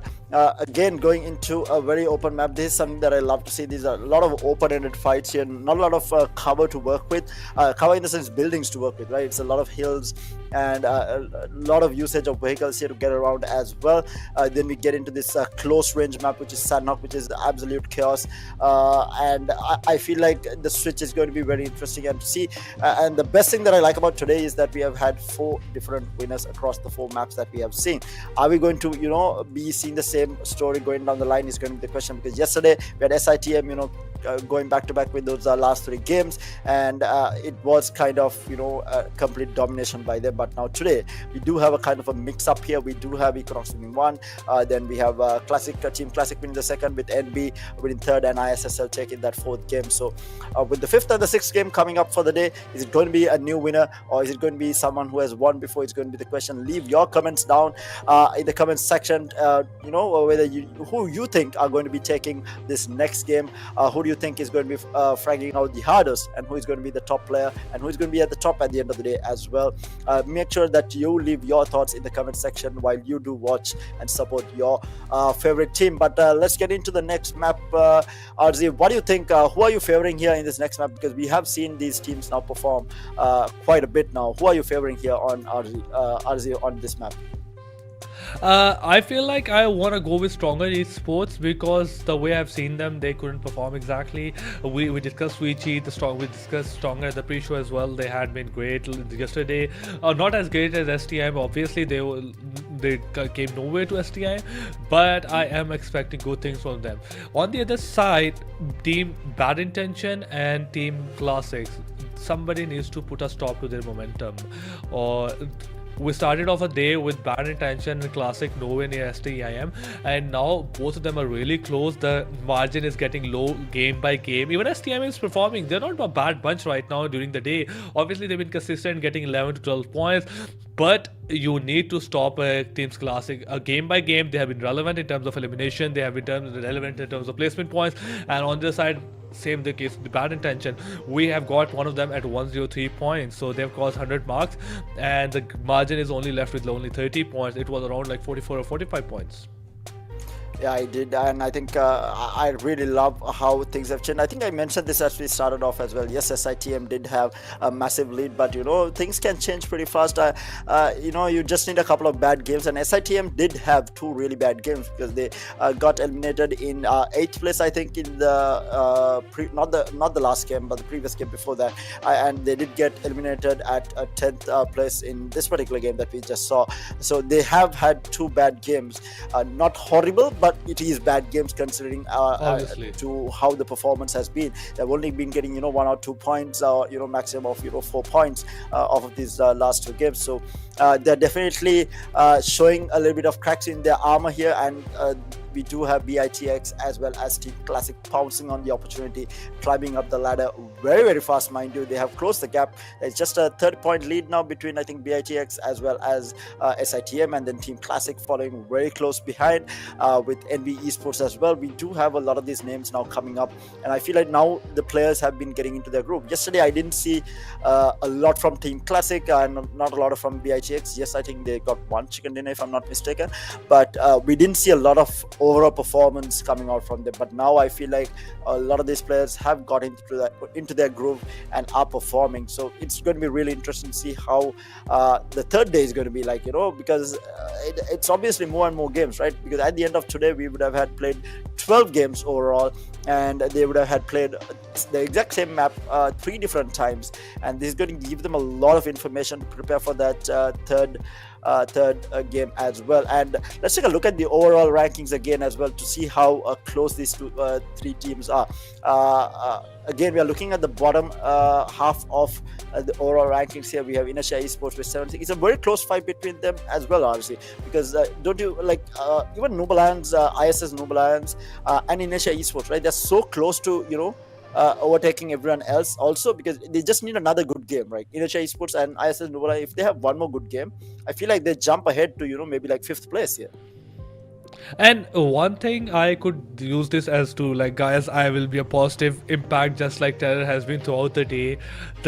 For you to get, like, obviously you have to be top 1, but it doesn't really matter how much you qualify into finals. Team SITM is qualifying great, but Bad Intention is still qualifying. So you need to get yourself in the top 11. That is not difficult at all right now if you're in the top 11. So for any team that is not doing great currently, they still have a chance. It's not difficult at all. You need to rethink your strategies. You need to reevaluate your game plan. What is working out for you? What is not working out for you? Are you trying something different? Or if you're trying the same thing and it's not working, then you need to try something different. Obviously, these matches are being streamed on YouTube as well. You can go the matches are there, research is there. You can exactly see where everyone is landing and how to get better. But qualifying for the finals of PMNC South Asia wildcard, it is not difficult if you're if you're not even in top 12 right now. Catching up to STIM is important. Might be impossible. Catching up to Bad Intention is difficult, but qualifying is still not out of the book. And if you qualify, you will have a great chance of getting being the winner of PMNC South Asia wildcard. We qualify for the PMPL as well, and chance to start your journey to a pro league. But that's a question for the finals. The first task is, I feel like anybody can qualify right now within these 16 teams. Indeed, and I mean, a massive shout out to everyone watching from home as well, right? Because you guys are supporting these guys and giving them the momentum that is required for them to push forward, giving them the confidence and giving them the support that is necessary. I think that is always important. It's something that we don't always talk about. The support from your fans is going to be very, very important to all these players. I have been on the competitive seat, and that gives you a lot of boost, that confidence to go into a game when you do have your friends and fans supporting you. That gives you a massive boost when it comes to the competitive scene. So make sure you are supporting your favorite teams and your favorite players. Make sure to make sure that they know that this is happening. Make sure to comment in the comment section as well. And I think it has been a wonderful couple of hours today as well as yesterday as well. I got the chance to cast all the games with Chase as well, and it was absolutely amazing. And I feel like I'm getting to know so many more people, as well as getting to see this amazing game played across the region, right? We are getting so many players from different countries taking part, and it's an absolutely amazing thing to watch. And mind you, they are not just playing for fun here. They are playing for $30,000 in prize money and a spot or a chance to go into the global series as well. So it's a lot at stake for these players, so make sure you do give them your support. And I think we do have the next match coming live to you very, very shortly, so hopefully that will be another exciting one. And we are going to be on Miramar, right? Obviously, we're going to on the plain old grounds, the barren land of Miramar. It's going to be some DMRs coming into play, maybe some sniper rifles, going to be long range fights, some bigger rotations of around the 2 or 3 kilometers. That's going to be very interesting. But one thing I totally agree with you guys, support your teams. these competitive scenes gets very competitive, very tiring. It's very pressurizing, and your support helps a lot. Even a single text message to your favorite team, it changes the mood. So do that. If you have a favorite team member, if you have a favorite team, do reach out to them, show your support. Obviously, the way that I has told you, this means great, and obviously is great for the community in general, and the way it's bringing people closer. But yes, coming back to the game number 5, the second last game of the day, going to be very interesting. Again, let's see if any team makes a comeback. We had seen Team Classic do it, ISSL Noob Alliance, the way they jumped off the ladder. Any team can do that, hopefully. Retaliation, looking forward to that. So let's see what they can do, whether they can do it. Indeed, and with that, we are going to be getting into match number 11 and the 5th game for day number 2 here. We are heading into Miramar. And exactly. It's gonna be very interesting how things turn out. From the southwest side towards the northeast side, we have like 30, 40 or 60 area, and I feel like any team wherever they want to reach out, they can reach out easily. Indeed, and we are looking. It is going. The dropship is basically the aircraft is cutting right across the map towards Campo Military there. So leaves the entire map open in terms of where they do want to drop here. Going to be interesting to see whether we are going to see any early engagements here. Haven't seen a lot of teams. Actually, a lot of teams have dropped out early here. So we do have ISSL dropping right about now. Alongside, I think there was another team that is Team Classic dropping out as well, but they are heading in opposite directions for the time being. But we do have a close quarter engagement by the looks of it. We have a team Stronger Esports close by to Alpha Esports right now. And exactly, and teams. Yeah, I feel like they might just get spotted out by two players, and if they get their hands on a couple of guns, that can be difficult for them. But okay, Farhad got himself really close to a good vehicle, and he will use that time to get out. Don't want to go across a person, so somebody who has been like maybe 30 seconds of finding loot. So like, hey, let's just use this fit and get out of that. Billy needs to be careful. He might get run over. We have seen a lot of vehicle eliminations coming from either side. That STR and 2A, I feel like there's a very good chance that fight will happen, engagement will happen on the other side. Somebody can get caught out easily. Yeah, I mean, this is a map that we have seen a lot of early fights happen as well. A lot of early eliminations here and there has something that which has been very common in Miramar. And right now we haven't seen it. We do see players avoiding each other a little bit here, and we haven't seen them take any engagements. I did think that Strong Eastwood might push Alpha Eastwood because it was a solo landing there. So I kind of hope that they would, barrel him down because they did have the numbers advantage. But playing it safe here, they don't want to lose out early, making sure that they do have the loot before they try to take a fight and not give away any eliminations very early on into this map number 11, or match number 11 rather. And let's take a look at the map. The spread seems decent enough. We do have a couple of teams next to each other. We have ISSL and NB very close to each other by the looks of it. And then we do have MAKPEN as well as Team Classic also around each other. But other than that, it is a decent spread across. What do you think about the ring here, RZ? I feel like it's a very normal circle. The points of entry, a lot of points of entry. That's why we see an equal division out the game. We don't see any kind of rotation. 2 is moving, but not a much rotation. ISL is just moving within ISL Petron.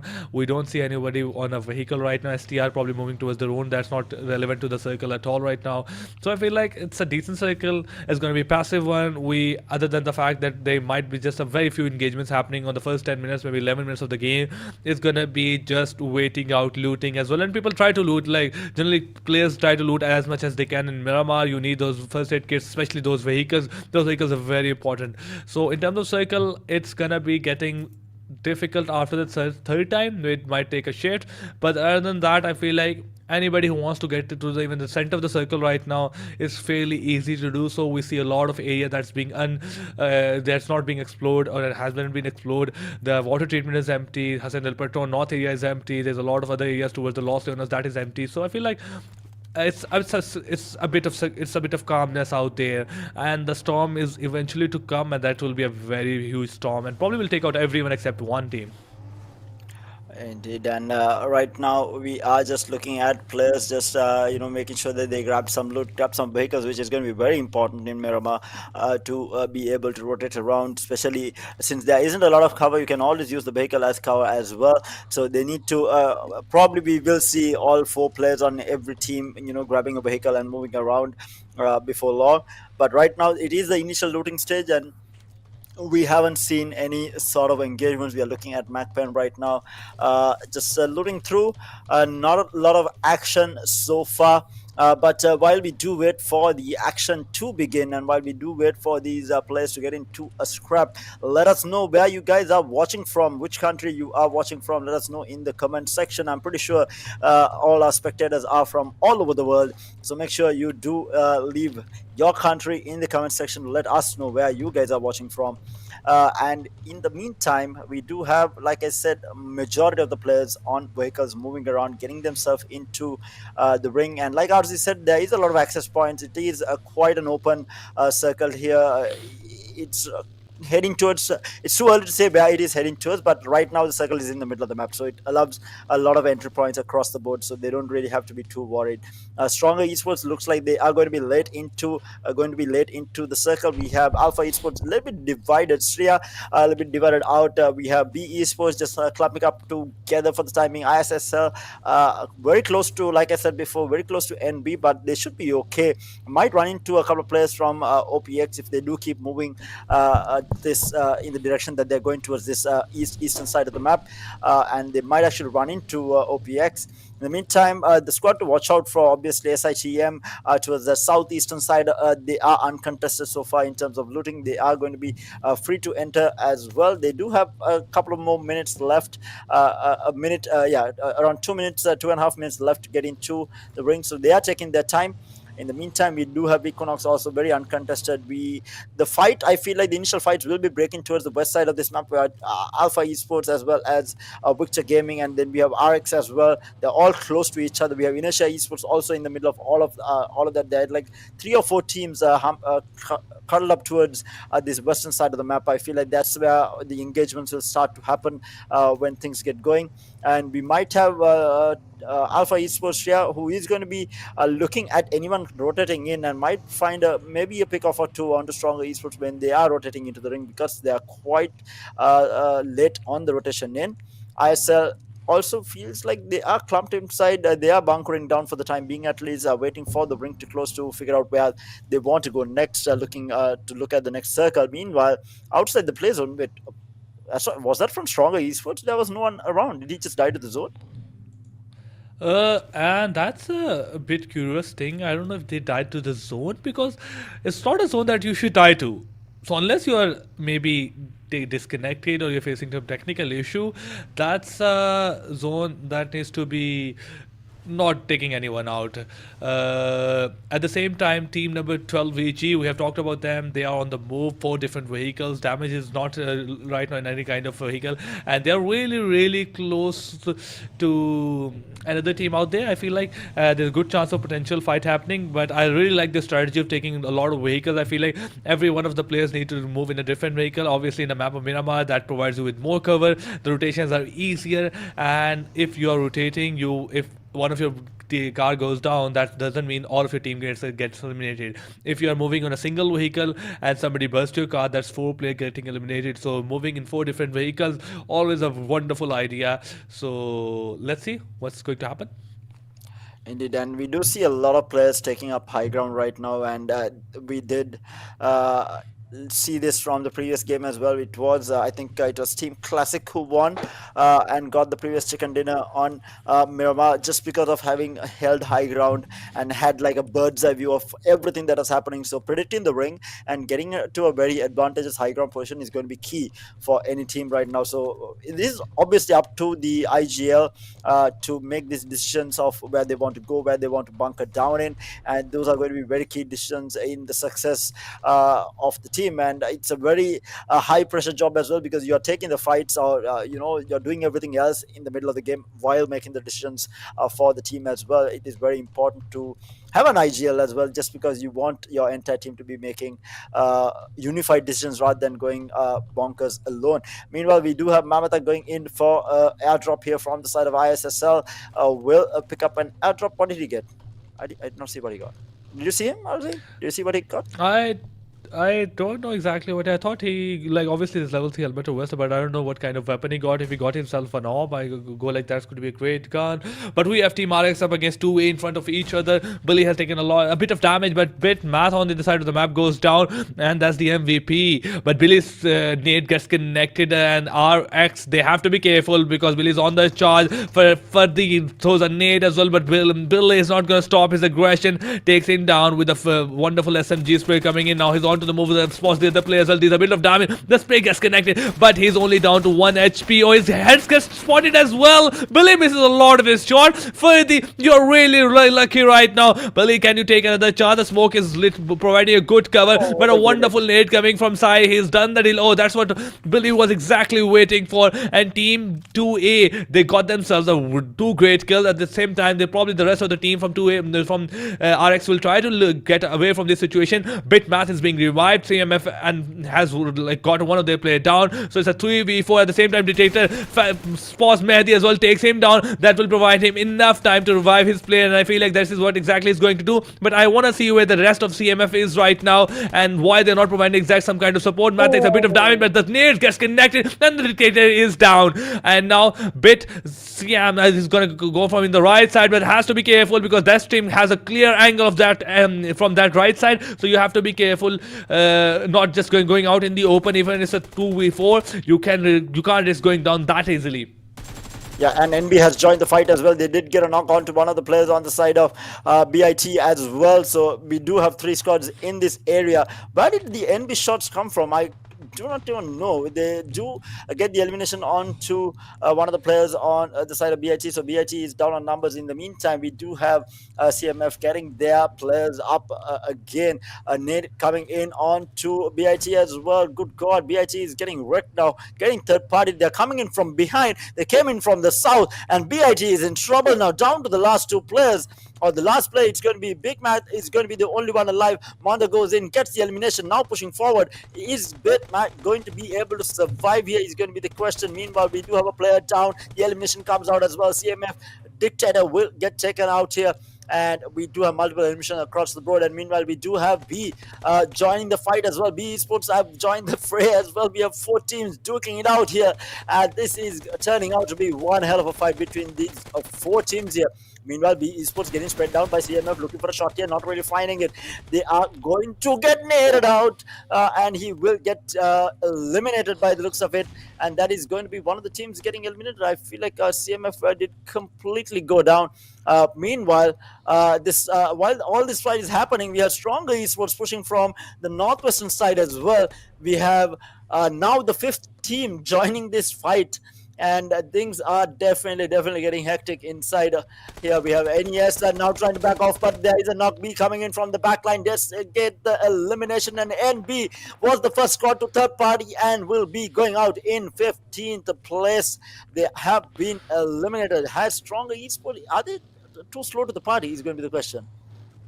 I feel like that's a great thing if they're if they're late to the party, because whenever they are early to the party, it is them not causing, they're not that, like them having fun in that party. They're probably the one to go down really quickly. So I feel like it's great that if you're taking it a bit slowly. But on the side of the map, some great knocks happening from such a long distance. INES coming in really hot with that sharp, almost crashing his Jeep. Although they lost one of those players, and towards the St. Martin area, they have got themselves access of a great compound. Billy goes down, I think concerning from him, the smokes are being thrown left and right so that he could get revived. B Solar spots a player from Team Stronger Esports 7, takes him down and couldn't secure the kill. But on the other side, Stronger Senior goes down, and look what happened when we talk about Team Stronger Esports coming into a party. This is not them enjoy at all. B Ryuk on the side are getting a bit aggressive, at the same time trying to get another angle. Team Stronger, and that's a great move. Obviously, they have the advantage. They want to capitalize in terms of lag. They got 2 players from Team Stronger Esports down. Team team SITM coming onto the kill feed again on the right side, on the left side, and they have also taken one of their players for trying to get out as soon as he can. His vehicle has taken a lot of damage, but barely makes into the safety. Blah blah might not be happy with that outcome, might just chase him down. But on the other side of the map, VG holding everything with utmost calmness. They are right next to RX. It's a 3-4v1. Warzone has to be careful because they're far away from rest of the players, but I feel like these are two easy kills that can go on the side of VG very easily. Yeah, and the ring is still quite open. The circle giving a lot of entry points for the teams that are coming in. Meanwhile, there is a grenade that goes out. Jiro has been taken out there, or not for the time being. We have an elimination as well. Right, as expected, Miramar is turning out to be a complete bloodbath right now. And we do have MAKPEN taking a fight here. What's it again? I did not catch it. It is going to be against SITM by the looks of it. MAKPEN, can they fight it out here? Is going to be the question. MAKPEN has not been having a really good day. They did have a decent day yesterday, but not today. Meanwhile, B, Dexter will find a knock on to Alpha Esports there. SITM, in the meantime, they lose QB. The two Classic Esports. So Classic has joined the fight as well. Team Classic is in the fray, and that's QB out in the open with no one in the near vicinity to get in a position to resurrect him. But in the meantime, VG also finding a kill onto Zoix, and that's an elimination as well. Meanwhile, MAKPEN peeking through, not really finding anyone. That is Dexter now trying to net out the rest of Alpha Esports. And so many things happening across the map, but really hard to keep up with. Equinox also, in the meantime, will find a kill onto 7AKX. That's an elimination there as well. In the meantime, we have Team Classic coming in from the northern side of the map. Will get the elimination onto QB. That's SITM down a man, left alone outside. And B will lose a player here to Alpha Esports. Billy will find the elimination onto blah blah blah there, and Billy in the meantime will find the elimination onto Soulless as well. So they are losing players left, right, and center. OPX now joining the elimination feed as well, while they find one. B Ryuk still alive and kicking, looking for any shots possible. He did see the vehicle on the left side, looking now at us. Might get a knock here if he's good enough, but no, he does not. The last couple of shots does not land. And looking at basically the entire map right now, they are in a very bad situation in terms of numbers here. Meanwhile, Stronger, they're trying to push out ISSL here. ISSL compered up inside the bunker here. They're taking a little bit of damage. Grenades been thrown everywhere. They are trying to push forward. They're not doing enough damage, I feel like, to be able to go in right now. And they are in a little bit of trouble though. Stronger Esports don't have the numbers to try and take this fight up against ISSL. ISSL does have all 4 players alive. Stronger Esports are going to have a tough time trying to take this building in a 4v2 unless they land a good grenade, is going to be the question. SITM now huddled up inside. They do know that they do have a squad in the area. They were pushing MAKPEN there, but they lost a player to Team Classic there, who was coming in from behind. In the meantime, Team Classic does find another one onto a player on 7AKS, and 7AKS yet again eliminated in 13th place. So we already have 4 teams out. In the meantime, Alpha is going to be in trouble with Domi going down to Lucifer. And we will get the elimination in as well. ISS getting momentum now, building up on it. Jiro, in the meantime, will find knock on to the player on MAKPEN there, with retaliation coming on to Desert there from them. But it is a fight that they're taking. Classic, a player from Team Classic is watching, overlooking all of this. MAKPEN spraying down, not really finding any damage so far. And he needs to be careful, though. There are 2 players close by. Exactly, although Desert goes down. Oh, Jiro also goes down, doesn't realize that there's a player on the left side of him. And now the SITM is in deep trouble with 2 of their players bleeding. One on the backside is probably to the end of their journey in this map of Miramar. Dobu also gets spotted. Call will uses that time to revive their players.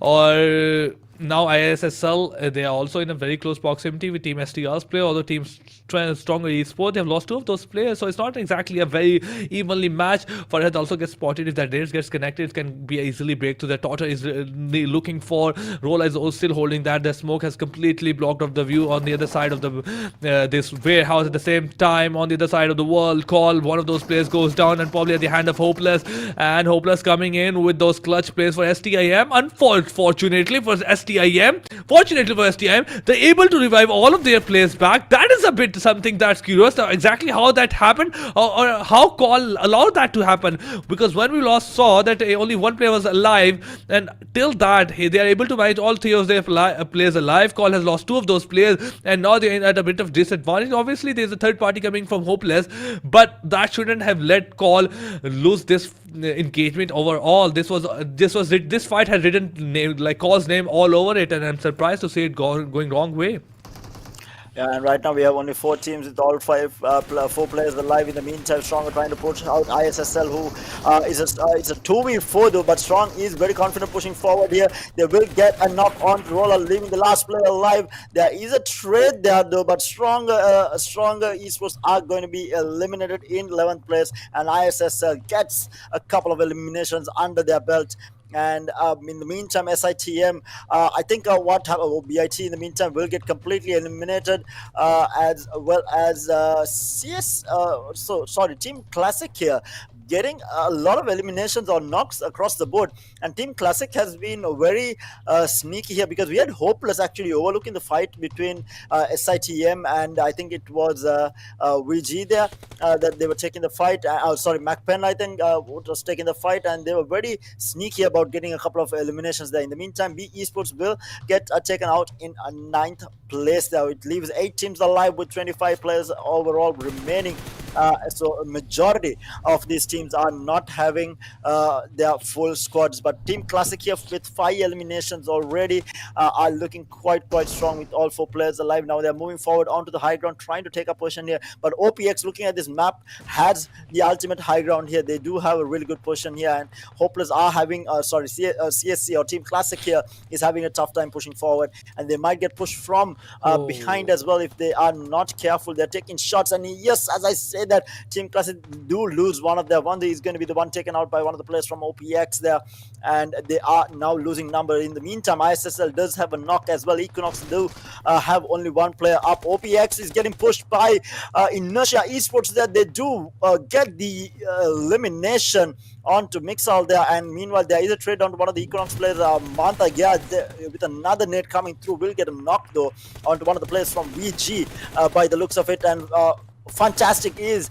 spraying it down, will get a knock and the elimination to follow up by the looks of it, and that is going to be Inertia Esports getting eliminated in 8th place, leaving just the 16th. And as I said, that Unknown gets put down there. In the meantime, Mantha will get the elimination as well. ISSL now with 5 eliminations, CSC with 5 eliminations, but the only squad with all four alive is going to be ISSL. And meanwhile, as I said, Victor Gaming will lose out as well. They will get completely eliminated, and MAKPEN still surviving with the 2 players. No elimination points for them. SITM alive with 3 gets an elimination on to one of the players from MAKPEN, so that is going to be MAKPEN down to the last man by the looks of it. Equinox also ratting around somewhere. I haven't seen this last player. He must be ratting around somewhere. OPX trying to hold on. They do have numbers here. They have 3 players alive. They're fighting up against ISSL. This is a full 4-man squad as well.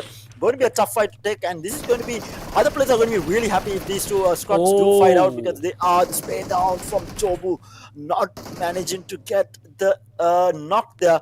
But MAKPEN is holding down. It's a 3v1 by the looks of it. Yes, it is a 3v1, and MAKPEN still holding on. He's going to drop down. He's going in to but the heads up play. They know that this is going to happen. Jobu is going to be holding on. He goes in from the side and puts him down. That is going to be MAKPEN eliminated. What a play! They are coming out. Heads up play from SITM as well. They knew he would try this, and a player was holding it down. Back to the fight from ISSL as well as OPX. ISL Jimmy getting a knock on to Unknown as well. Things are definitely heating up, and meanwhile Jobu will get the elimination on one of the OPX players, and this is going to be leaving them with 2. ISSL in a good position yet again to try and get a back-to-back chicken dinner here. OPX is actually going to be RGC. OPX is going to be eliminated in 5th position. ISSL with all 4 members alive, 2 players on the side of CSC. Equinox going to get eliminated as well. SITM with 3 alive. ISSL in open grounds though. They are in a bit of a tough situation.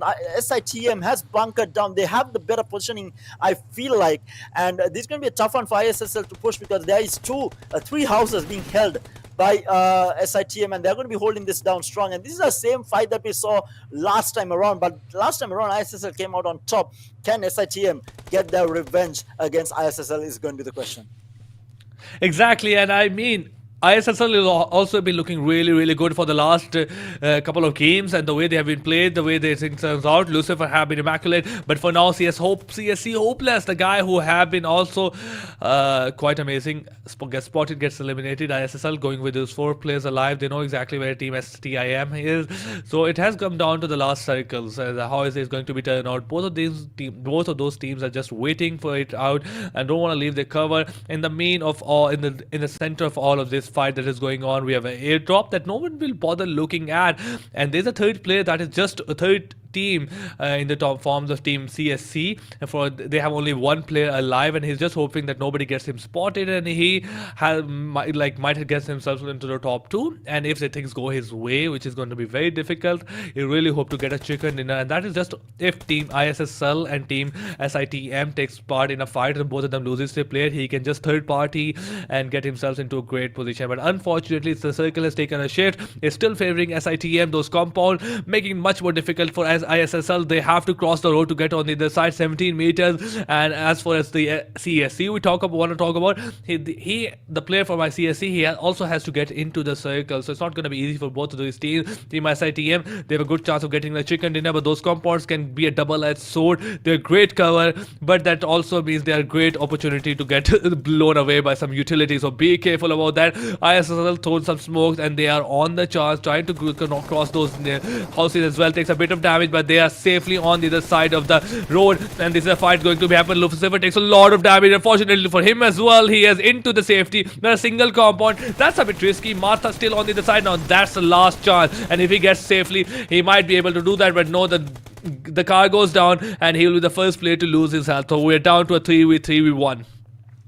Yeah, this is going to be intense up to the last second here. ISSL, CSC and SITM. CSC, of course, Team Classic here just ratting it out. He has been very quiet while these two teams are fighting it out, so they need to be worried about this rat as well. We do see Total looking behind him as well to see where this rat is going to be at, because both these teams have not spotted him out. I think Total might have an idea where this last player from the side of CSC is going to be. So CSC is going to be healing it out by the looks of it. He does have around 3 medkits, so he's looking to see if these two teams fight before that and try to get at least second place placement points. But ISSL versus SITM is going to be the name of the game. This is going to be a revenge match for SITM. SITM was put down by ISSL last time around in the previous map, and ISSL looking to go back-to-back chicken dinners here. Can they make it happen is going to be the question. They did lose 1 player, making it a 3v3. Lucifer does spot out the player from CSC, and yes, he does die to the zone, making it 3v3 now for the last 2 squads remaining. 6 players left,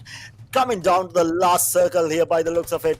And ISSL has managed to grab 7 elimination. I'm interested to see how much SITM has as well, because this is going to be changing the way how the final points will come into play as well. Now the final ring will begin to close in around 45 seconds by the looks of it, and Lucifer has taken a position outside, so they don't want to be inside the house as well and get nailed out. The vehicles are being blown apart, so to make sure that no one is taking cover. And Desert does have a really good angle here. He does have ultimate position. I feel like here, if no one spots him out, ISSL is going to be in trouble. Jiro will have to move at some point here, whereas ISSL can stay for a longer time, but Jiro will have to move. ISSL does have the better position, I feel like. Do they? I feel like they have the center. I mean, that's good thing in terms of their collective, but that means the SITM will have more perspective. But okay, Desert is going inside. He want to take this fight. He will be the one to initializing it. So coming from right side, the Lucifer will be the first one to spot him. There's a bit of like pre-fire coming in from either angle as well. SITM building a bit of cover fire, but Lucifer doesn't realize. He gets out, takes Desert down, but he gets traded out. And now we are down to 2v2. Dobu, he's the second one to move ahead, and now something has to be done from ISSL side as well. And exactly one player being revived from either side, and the last place from either side is just being holding that angle, trying to provide any kind of cover. Jamie cooking that net. Can he deal a bit of damage? And no. Okay, he does deal a lot of damage, and the player who just got revived goes down again. So we have an opportunity of 3v2. Another net being thrown. Somebody needs to be done. ISSL coming from right side. They have the advantage right now, and it's a 2v3. Desert goes down. Jamie finally gets traded out, and now Jamie has to be saved as well. But ISSL, they have a bit more information, bit more advantage into this fight. Lucifer takes a damage from the third person really far away. Giro wants to take this fight, and now Lucifer, he doesn't have much of an HP. SITM have taken this shift, taken this fight to their advantage. Daughter from the behind, the circle is coming in. There are things I have to be careful, but Jimmy is still bleeding away, can't get revived. SITM pressurizing that angle, and Daughter, he's also very low on HP. There's no utility on either side, and it's a 2v2 in that angle. Still the things are being revived. There's a bit of damage coming out from angle from the same side from both of them, and things are looking dire for both of these teams. From a drop shot coming from SITM, Daughter goes down. That leaves only one player from ISSL. The players are coming out, but it's gonna be team SITM gets the winner chicken dinner. Their patience will yield great results for them, and finally the day, it's the first chicken dinner of the second day. I think what a performance coming out from SITM in this map. I think it was a very close call between the two teams. It went down to the absolute wire. I don't think it can get any closer than that. The final 3v3, all the two players getting knocked, the revive coming off at the same time, the grenade damage coming out to stop the revive, and then getting the knock again. But ISSL just not being able to push out SITM. Just SITM, I think it goes back to what RZ said about, being stuck inside a compound.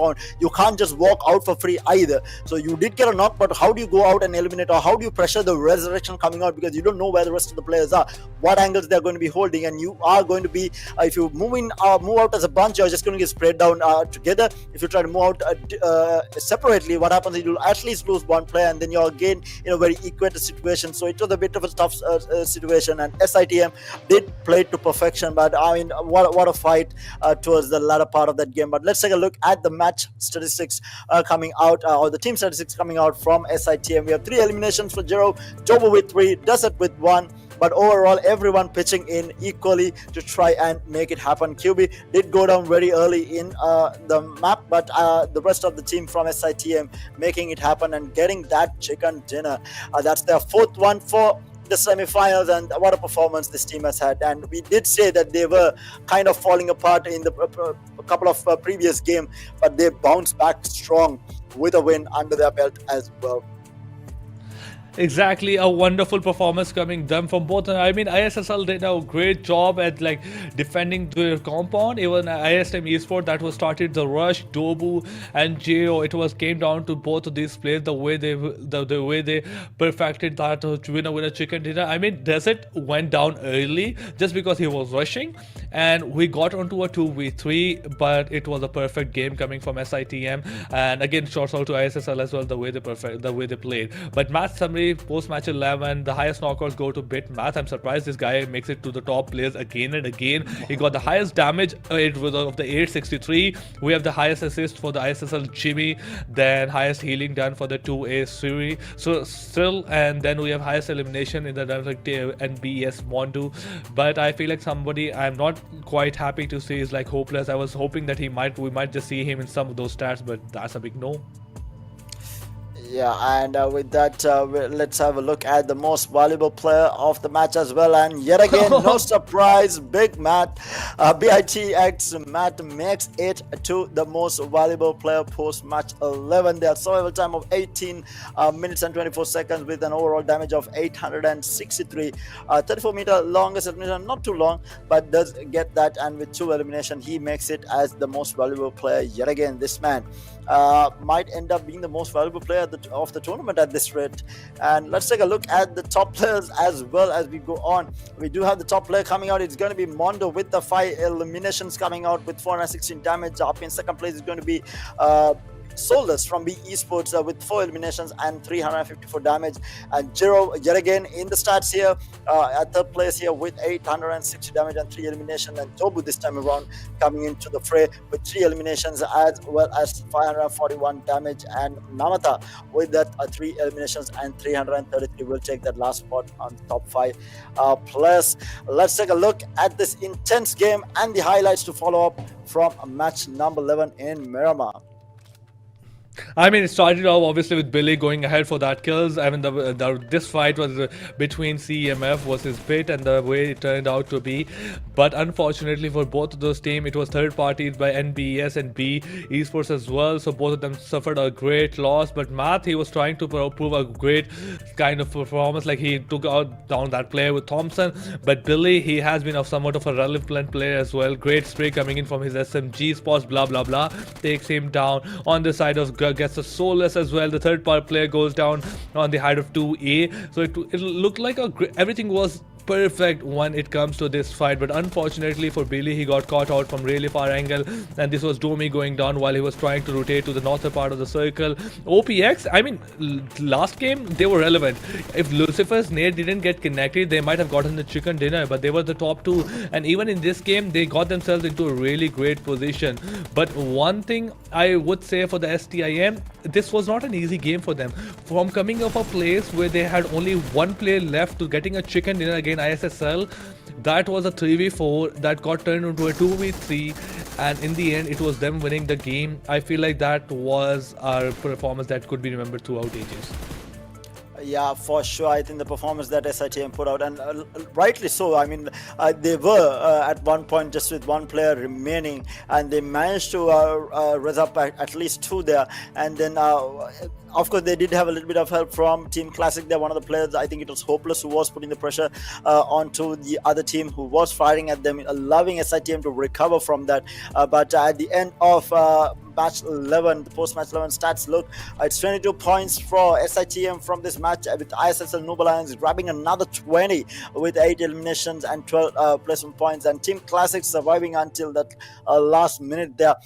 6 eliminations with 16 points. Equinox again in the top 5 with 5 eliminations and 13 points overall, and RGC OPEX haven't heard too much of them, grabbing the 5th place with 4 eliminations and 10 overall points. But the disappointment is going to be for 7AKS, Retaliation X, and CMF not really living up to their potential. And stronger esports did have a very consistent performance, but they did get knocked out in 13th place. Bad Intentions X, the team that was fighting for that top spot against SITM, is not going to be happy. They were so close to it, and now the disparity increases yet again because they only got 3 points, whereas SITM managed to grab themselves 22 points, so that lead is going to increase even further. So it's a tough one for now for Bad Intentions X to catch up to with the last game of the day coming up as well.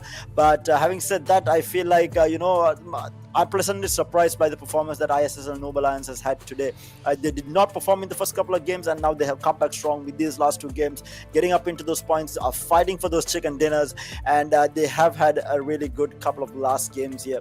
So taking a look at the overall rankings here, we have Retaliation X still with 30 points at the bottom of the barrel here, CMF IPG with 48, MAKPEN with 53 at 14, B Esports with 59, 7AKS, and now dropping below that 11th place into a risk here with 60 points. Astra Esports just edging them out with 61, Stronger Esports with 79 down to the 10th, and Inertia Esports at 9th with 81 total points. Let's take a look at that top 8. ISSL Noble Lions now moving up the ranks, grabbing themselves the 8th spot. This was a team who was in the bottom 6 at the end of yesterday's play, and now they are up into 8th with 85 points. Victor Gaming with 86 at 7th, RGC OPEX with 91. Equinox is going to be at 5th with 106, going to be evened up by Bad Intentions X with 106 as well. NB Esports at 3rd place with 106. So we have 3 teams tied up for 3rd place here. NB Esports, Bad Intentions X, and Equinox. And then at 2nd place we have Team Classic edging them out with 114 points, and SITM Esports, your leaders here with 155 points. And what a performance. They have now had how many 5 chicken dinners under their belt, if I'm not mistaken. Exactly, I feel like that's what's going to happen. I'm still not sure about that, but one thing that is bit strange is bit math. I mean, his performance is increasing by game, and look at his team in the last game. Like, he got the way, like that team was like top, like in the bottom 4 or bottom 5 in the like Bad Intentions, but he somehow got the MVP as well again, and he's like 31 eliminations, 7 more than SITM. And so look at his survival time. The survival time comes nowhere close to SITM Desert as well, but that's not much of a stat here right now, because even Twist has less survival time then Desert, and Lesser Ultra and Math. It's just how those games are being played. But VG gone finally doing some like increasing his elimination by the day, but he's not gonna be happy how his day turned out. He had 20 elimination yesterday and only 2 eliminations throughout the 5 games that he played today. So that's a bit of unfortunate thing. Yeah, and he's definitely not going to be too happy. He did have a really amazing game yesterday with 11 eliminations coming in from just one of those games. So out of his 20 that he had yesterday, 11 came from just one game. So he's not going to be too happy with his performance today. But of course, it is just one day, and like we said, we have much more games happening, and these players do have the chance to come back even stronger as the days go on. But going back to what we were talking about in terms of points, I think it is still open and anyone's game, especially in that bottom 6. They are fighting to be in that top 11. It is still quite open. Anything can happen. They just need that one game to push them over the edge. I think we did see that with Team Classic today. Team Classic were in the bottom 6 yesterday, but now they're second place right now. I mean, what a performance coming out from them. And then we have now Noob Alliance now moving up from that bottom 6 and they are into the top 8 now. So I mean, it is absolutely insane. Like, we do have these situations which are very volatile, which can change. That's another reason that SITM is so adamant of performing each and every game as well. Even though they have such a significant lead, even though they think that they are safe, they are trying to perform each and every game. But with that, we do have the last game for the day as well. RZ, Sanhok, I know you love this map. It's a lot of close quarter fights. Who are you expecting? We have had 5 different winners across 5 different maps. Are we going to have a 6th different winner as well? To be honest, if you ask me this in another map, I might have an answer for you. It's a bit of difficult thing. Sanhok has always been an unexpected turn of events. So if I go like this team is gonna win, maybe that team who's in the top of the leaderboard, maybe in the top 6 as well, might not be able to win, and somebody like Retaliation, who's not been able to perform at all, might just have a chance of taking the win. So, but I feel like I'm just gonna go out on a limb and say Bad Intention. They have been coming close to the chicken dinner a lot. They are a great punch. Obviously, Math has been performing particularly well. But something that you were discussing a bit earlier as well, something you were pointing out, is ISSL's journey throughout the day. The moment they started, and look at where they are right now, qualifying into the finals. So I like, they're in the top 11. Obviously, things can change tomorrow, the day after tomorrow. But for now, they are in the top 8. They had a wonderful back-to-back games as well. They had a chicken dinner in like maybe the 4th game, and they're looking really good. So if they can do it, they were the bottom of the lead overall standings. I hope every team can do it. Obviously, one thing that I'm saying that is because it has been a long process that filtered out this team. There are tens of thousands of participants. There were 256 teams, then 128, then 64, then 32, and now finally, after multiple stages of the tournament, we are left with these 16 teams. They are really good teams. So I feel like every one of them has the mechanicals. Definitely, the mechanical skills are there. It's just the strategy that we have to think about. So I feel like if somebody is lacking, they can work on this after these games, maybe before the tomorrow's games as well. So even we can have somebody other than ISSL Noble Alliance tomorrow. Yeah, I think there's always a comeback potential here, especially for those teams at the bottom. It's still about keeping that positive mental attitude every game going forward, right? Because if you do lose that momentum, or if you let that confidence or that drive go, I think that's where you do fail as a team as well. So all these players are definitely looking to keep that hype going for them, because that is very important, and something that you all can do who are watching from home is to support them. Make sure that they know that they have their supporters out there. Make sure to do comment in the comment section for whatever team that you're supporting or whatever player that you're supporting. It is definitely going to help. Make sure that your support is with them to keep their hype up throughout this tournament. It's a long series, and like RZ said, they have to get filtered through so many teams and so many players to get to this top 16 right now, and it has not been an easy road for them. And right now, they're definitely the best of the best in the region, right? And they are fighting up against some of the best that the region has to offer. So it's not an easy task. Yes, you might see certain team not performing. I mean, it does happen. You do have an off day, but make sure you do support them. That is what gives them the confidence to go back out there. Gives them the spirit to go back out there and try to get back the momentum that they have lost. So I feel like from what we have seen with Team Classic. We saw that with Team Classic. We saw that with Team ISL's Noob Alliance. I think for me, I think out of the two teams, also I feel like Team Classic has been the best journey so far. They have had such a Obviously. good performance, and they have such good plays that have come out, especially from players like Hopeless, right? I really enjoyed watching the sneaky plays that he has been doing, third parting. Even when his team is not alone, he has been third parting it and being able to get a couple of kills. Of course, SITM did benefit from that, but he did manage to get a couple of elimination points for them. If you look at it, the 6 elimination points, and majority of the time, Team Classic was not even playing together.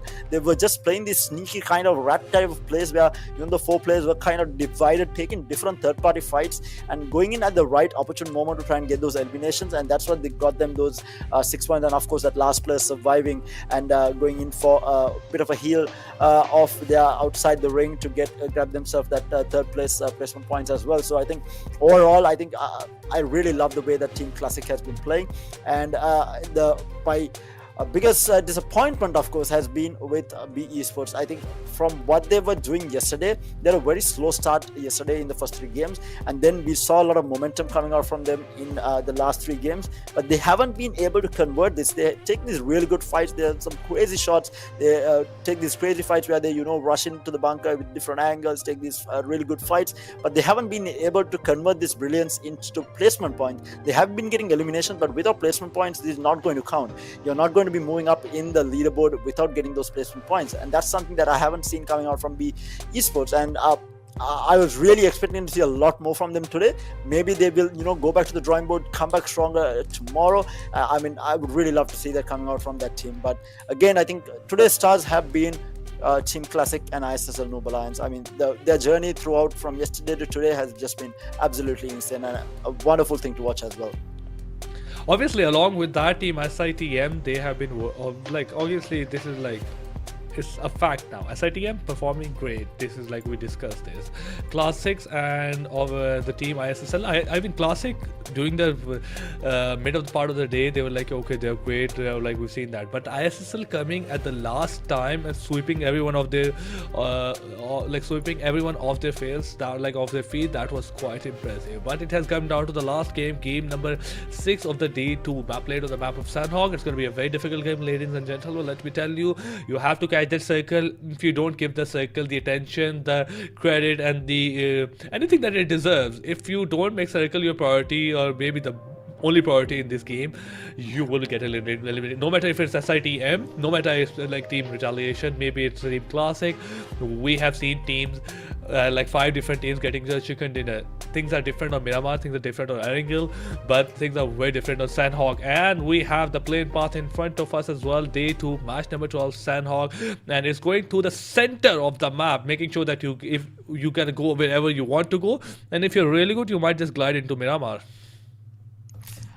Indeed, and with that, we are off for match number 12 and the last game for the day on Sanhok. This is going to be an interesting one. Are we going to have 6 different winners for the day is going to be the question, and it is a very even split by the looks of it. Opens up the map quite a bit for all these players in terms of drop points, and we do see the usual drop locations being taken. Camp Alpha is going to be taken by SITM and 7AKS by the looks of it, just like last time.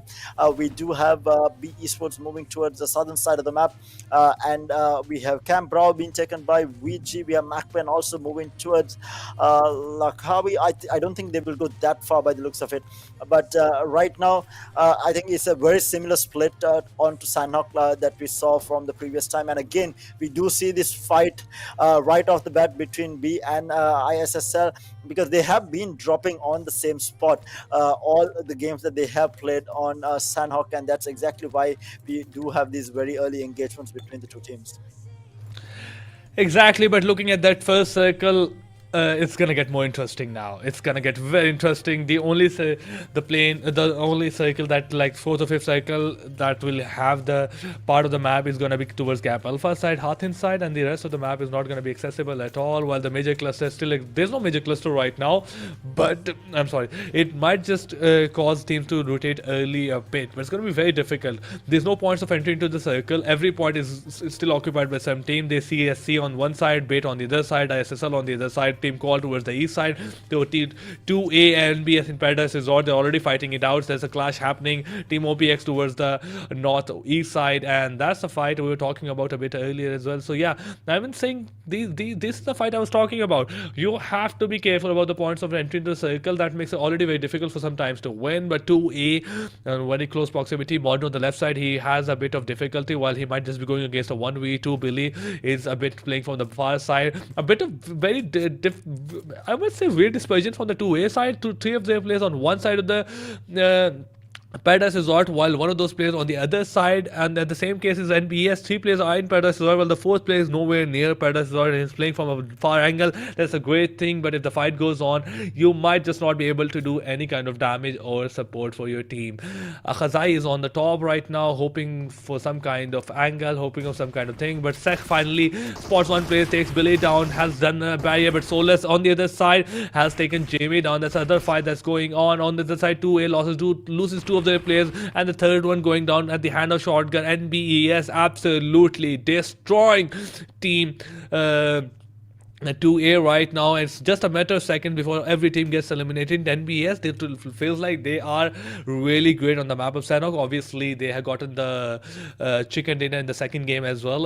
Third game as well. And looking at, they got 3 kills on the 2A. So let's see if they keep the momentum going. Trying to spot, they're trying their best to spot the last player. So I feel like 2A life is hanging by a thread.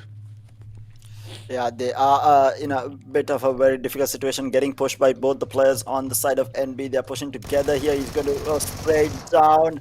That is a bait spray there. Will get one knock, looking for more, crouching down. Might get another, but no, it's not going to work out with the elimination. And that's the first elimination going out. Astra Esports are out from the last game as soon as it started. And meanwhile, ISSL getting active very early on to beat Esports here.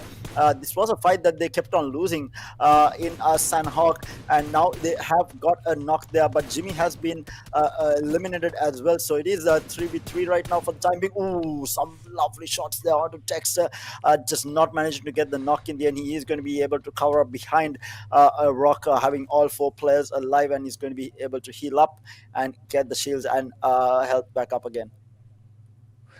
Exactly, but Team B Sport, they were talking about this team, and they have wonderful mechanical skills. We have seen that. We have discussed a bit before the game as well. And individually, this team is great. Like individually, these players are great. You could see them maybe performing really great, like having great eliminations. But when it comes to their teamwork, I feel like that's where this team might just lag. Their strategy is not exactly on the point. They might not be prioritizing the placements at that much, and might be getting those fights where it's not that grateful. Obviously, you have to get in those fights. It's favorable for you. At least try to make them some favorable for you. But if you try to get into every fight, there's a very decent chance you will lose a couple of them. But for now, Team Stronger Esports getting themselves into a bit of distress again and getting caught out in a very weird angle in the water, and one of those players taking a lot of damage. 7 on the back and trying to provide any kind of support as he can. One of those players already caused the river, and that's gonna be Rolla. I feel like he's in a bit of very risky situation. There's not much support that exists on this side, so has to be careful. On this side, 7 has taking a fight for some other team right now, and that's gonna be VG takes one player down, and at the same time he will be able to finish him off. Indeed, and this is not looking too good for the side of Stronger Esports here. They are fighting up against multiple people. They did manage to get a knock on to VG there. By the looks of it, yeah, they did get that elimination as well, but they are in a bit of a divided situation. Might get pushed here. Rolla has to be careful here. He is getting pushed down by both the players. One player going to drop down from above. He's trying to run away. He takes a little bit of damage from afar there. Rolla taking a lot of damage, moving around, juking around, going with, but Jobu will finally go down. Sorry, that was from SITM, but in the meantime, Rolla will finally get knocked here, and the resurrection is going to come out here. Is there a push coming out from the rest of the team is going to be the question. In the meantime, SITM is in a scruff against VG here. There is an elimination on their side. Dobu is going to get eliminated with leaving 3 players alive. They are a little bit divided, actually fairly divided between the 3. In the meantime, Rola will get eliminated, who was knocked previously. So a couple of teams losing their players early on. Jero is going to have this bird's eye view. Does see OPX here not really taking a shot, looking for information before he tries to take a shot here, and it's a pretty long range to take that fight. But SITM, they should probably get back as a group before taking a fight here. But SITM, I mean, Jiro is in a really good position. He does spot out one. Not really revealing his position in the meantime. NB getting closer and closer to stronger esports. I don't think they saw this. They are creeping in from the south of stronger esports here. Might get spotted out. Needs to be careful. I think they might have an idea. Yes, the spray down comes in from Monda, and the elimination does not. Yes, it will follow. And NB did try to creep through and will lose a player to start things off here. And Jiro, in the meantime, will find a kill onto, or an elimination onto OPX. BITX has joined the fray as well. In the meantime, they are trading out kills on the other side, or eliminations on the other side. Senna will get knocked by the look of it. Yes, he does. And NB looking to go in for the elimination, not really finding it. SITM in the meantime finding another knock as well. Fights across the map right now. SITM finds a knock onto Inertia Esports player as well. NB in a bit of a sticky situation here. Right now, they are out in the open and will get spread down, and it's going to be NB.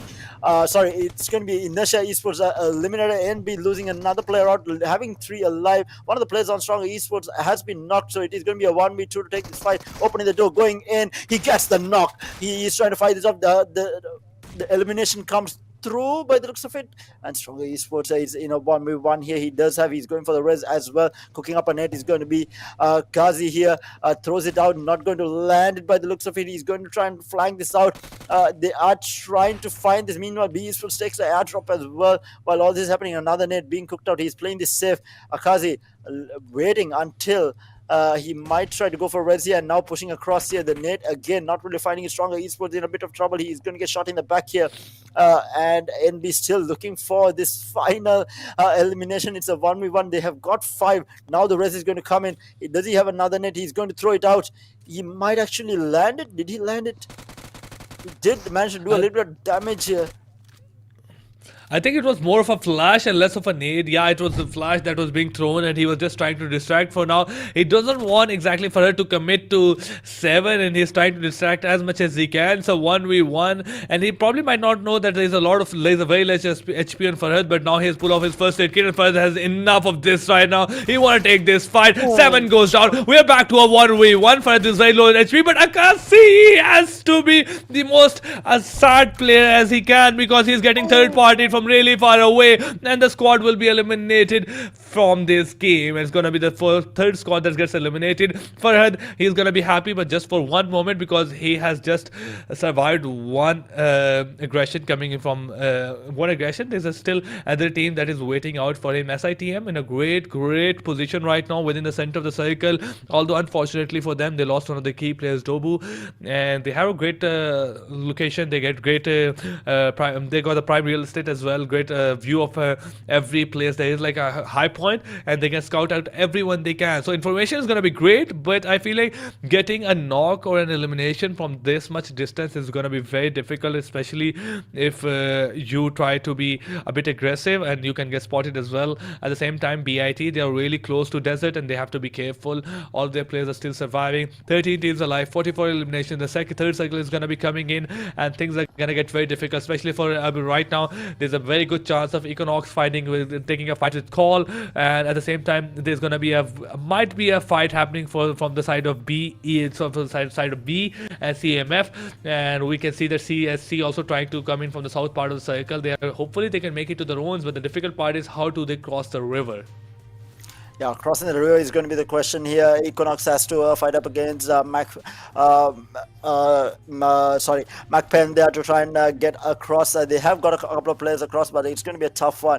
And in the meantime, we do have strong esports with that player remaining who has to go into 7AKX to try and get into the ring as well. ISSL and VG has a decent spot in Camp Alpha for the time being. VG holding down the fort for the time being, not really pushed down. In the meantime, B will get a knock on to CMF there, who is trying to cross in the water, will get the elimination to follow up as well. They do get another knock as well, and CMF might get eliminated here by the looks of it.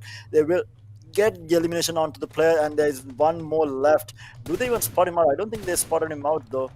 And the last player is going to go out, and that's going to be CMF eliminated trying to cross the ocean there.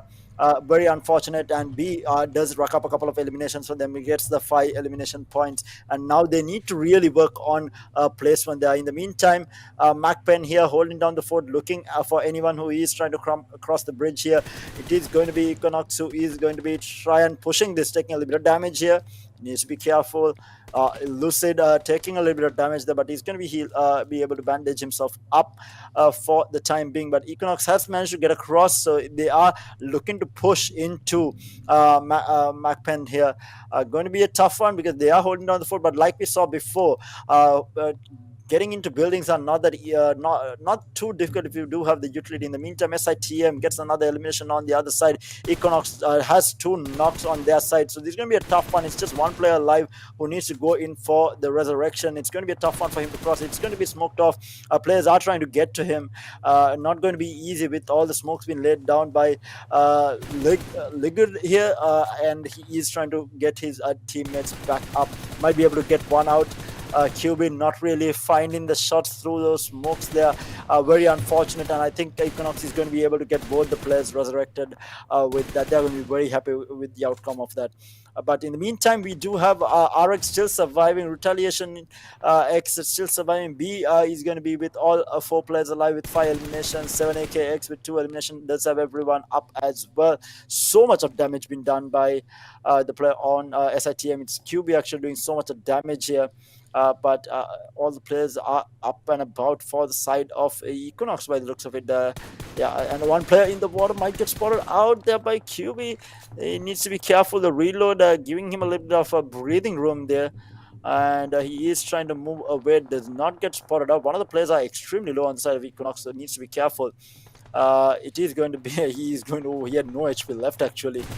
But the spray down coming through, and I think it goes back to what RZ was saying in terms of these. Yes, you have really good position, but it's going to be really hard to get an elimination out from this range, and that's exactly why Equinox has been able to survive for such a long time. And Jiro also on top of the hill, watching with a bird's eye view of everything that is happening. In the meantime, we do have a fight happening. VG taking out ISSL Razor there. It is a knock, and the elimination to follow up as well, leaving ISSL with just the 2 players remaining. B Esports managed to get their hands on an airdrop on top of all of that as well near Camp Alpha.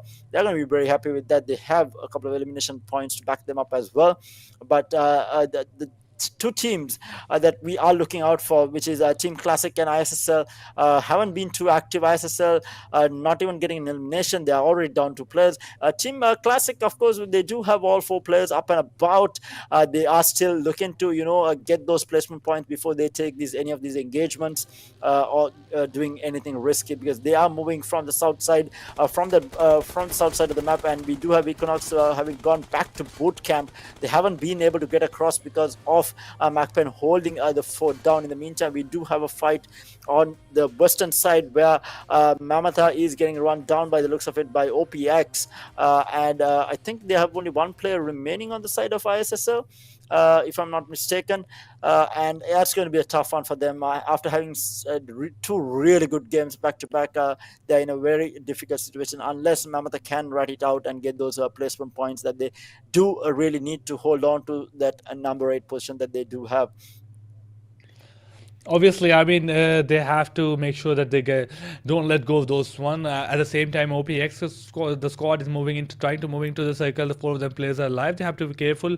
Team VG, they are camping that northwest side of the circle, and they are hoping that if anybody tries to come in from the Camp Alpha side, they could get their hands on some easy elimination points. And Team OPX, they are not making it such an easy task. They have realized that somebody probably is holding that area of the circle and probably isn't like camping those areas. So I feel like that's a great thing. SITM on the other side, they are still on the top of those hills on the like between the Camp Alpha and the other islands. So something needs to be done about those. SITM, they're a great spot, but obviously if the circle moves away from those hills, that's going to be the end of them. So they're really hopeful that the circle takes a shift towards the Camp Alpha side. VG, that's not a very easy position for them to be. SSL Mamata, I don't know what he's doing, but he needs to get out of that. Probably he's gonna go for those first aid case, probably for a heal battle. If I like, but I feel like he can still go into the circle, try to go for those heal battle, maybe into the fourth or fifth circle where he sees like clearly empty. But I feel like there's a lot of distance that is between him and a dangerous part right now. So going for a heal battle is a bit. I feel like it's still an early thing to do so. So you can just wait for it. And this side, teams are just waiting for the fourth cycle to be gonna be closing in, and I feel like this is where gonna be the action's gonna start. The first part of the map is done. We got 11 teams left, 36 players. Half of the players are gone, and almost half of the players, not exactly, but when the circle takes a shift, and it has taken a shift, we're gonna see some big engagements gonna happening really soon.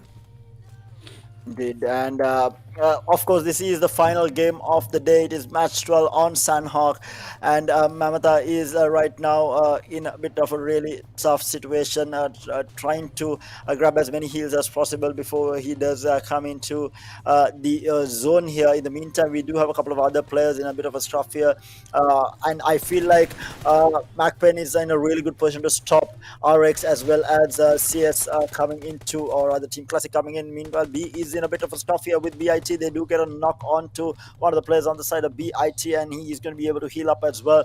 It is looking to be like a 3v4 by the looks of it, or 2v4, and Team B might have an idea, or B Esports will have an idea that this is the case, and they are trying to push forward. BIT trying to get out here, manages to get into a vehicle, might get sprayed down here, blah blah blah, trying to push it down, though not going to have an angle, and he is going to be able to run away for free, taking a little bit of damage though. He is quite low on HP, but he is going to be able to get out. QB in the meantime with that bird's eye vision, laying some chip damage onto VG, who is going to be moving away from the bunker down portion that they were holding before, right? Going to be running into the hands of BIT, a player who was knocked previously by the looks of it.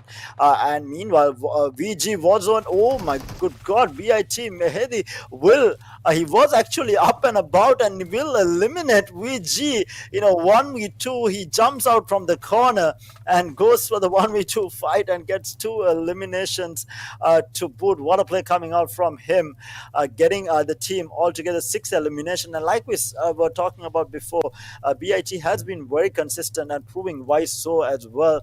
And in the meantime, across the board, we do have MAKPEN getting another knock onto RX. They will get the elimination as well. RX will get a trade onto CSC. They are fighting. There's 3 teams fighting there. Equinox as well. Ryuk will get another knock on as well. Equinox will find a knock on to CSC, and the elimination to follow through as well. There is so many teams fighting here, trying to get into the zone. RX is there. RX is there. CSC. Team Classic here will go out in 10th place. A disappointing last game for them after the performance they have had today, and it is tough one for them. And ISSL Noob Alliance also going out now, leaving 8 teams. They had 2 really good back-to-back games, but now a disappointment to follow up. Obviously, I mean, but at the same time, for now, looking at the circle, ISSL, they were generally looking to like end the day on a good note, but unfortunately for them, they should be really happy with the outcome. On the other side, the circle has taken a shift. It moves away from Giro, but team 7AKS and team SITM is going to be in the center of the circle. They're still holding that position. The major cluster going to be coming from the south side. Team Meganox is just a moment like before they get eliminated. OPX, they're also just hanging by a sweat. Team B trying to move in. Their 4-player surviving team Call. That's the two more teams that are going to be looking to enter the circle from the south side. Obviously, they're going to clash with each other. First, that's the first thing, and might just clash with Team SITM 7KS as they are holding that part of the circle. So obviously, that's the next two teams that we'll be looking at, and there's a clash that's going to be happening for the next 4 to 5 seconds, maybe 20 seconds. As soon as the circle starts to move in, SITM they got their hands on one another elimination, but this is the moment where the elimination might just to start to increase. Obviously, the circle is going to be closing on them, and the distance between them and the other team is going to be closing start really soon. Call, it's not going to be easy for them to push in. At the same time, Team 7 AKS, they are holding that part of the circle, and Ryuku is right in front of the team Call. On the side of the map, Scores gets eliminated in the number of Team OPX and Bad Intention. Only these two teams had only one player left behind, and unfortunately, not a single one of them have been left behind. So 5 teams alive, 16 players, very few teams with 4 players alive. Yeah, and the interesting thing here is that 7AKS is alive among these 5 teams. They are finally getting themselves into those placement points that we're desperately looking for. They just need the elimination to follow through as well. But as I say, that QB will find a knock as well as 7AKX will find an elimination and another knock to follow up, and 2 eliminations coming through for them. 4 eliminations altogether coming through for them. In the meantime, SITM Desert will find the elimination on to be in a really bad spot. Might be in a whole world of trouble. In the meantime, MAKPEN are looking to find the elimination on to one of the players on 7AKX who did take a lot of damage. QB yet again with ultimate high ground here, looking down on absolutely everyone. They did lose Dobu at the start. They need to be careful about getting pushed from behind. There are a couple of teams coming in from behind as well, so they are not in the best of they do have a decent position, but not in the best of positions, I would say.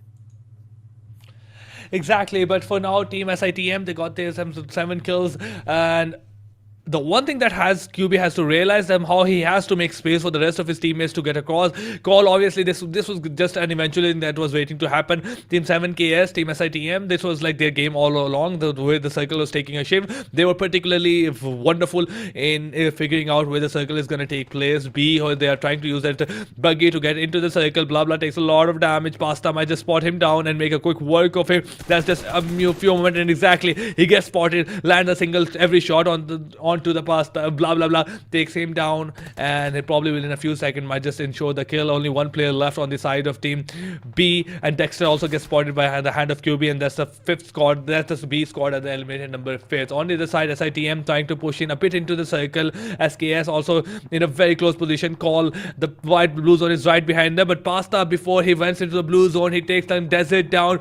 But fortunately for SITM, the players are right next to him. Momo gets spotted, takes him down. Call will have only one player left behind for him, and on the other side it's a 4v3v1. I feel like, and there's one player that I still cannot find exactly who it is, but I feel like he's just right now surviving from RX and making sure that he pull off those first aid kits. At the same time, MAKPEN also gets eliminated. 3 teams left behind. RX one player pulling off those first aid kits, going to be 7K AKS and SITM making sure they get back-to-back chicken dinner. It's not going to be easy, as 7 AKS has all the whole of the map that it needs. They have all the players alive, 4 players alive. They have a good loot as well. They have the compound, so it's going to be very difficult for STIM to get the chicken dinner in this game.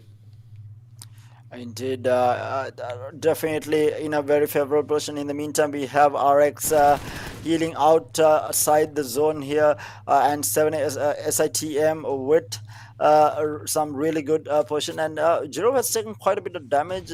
He does not have any med packs by the looks of it, so he's not going to be able to get any of his HP back.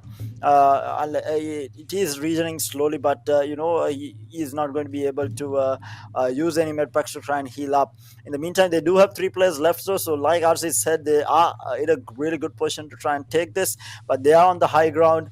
It's going to be a tough one for them to drop down, but Desert is on the ground here looking for an angle to push through.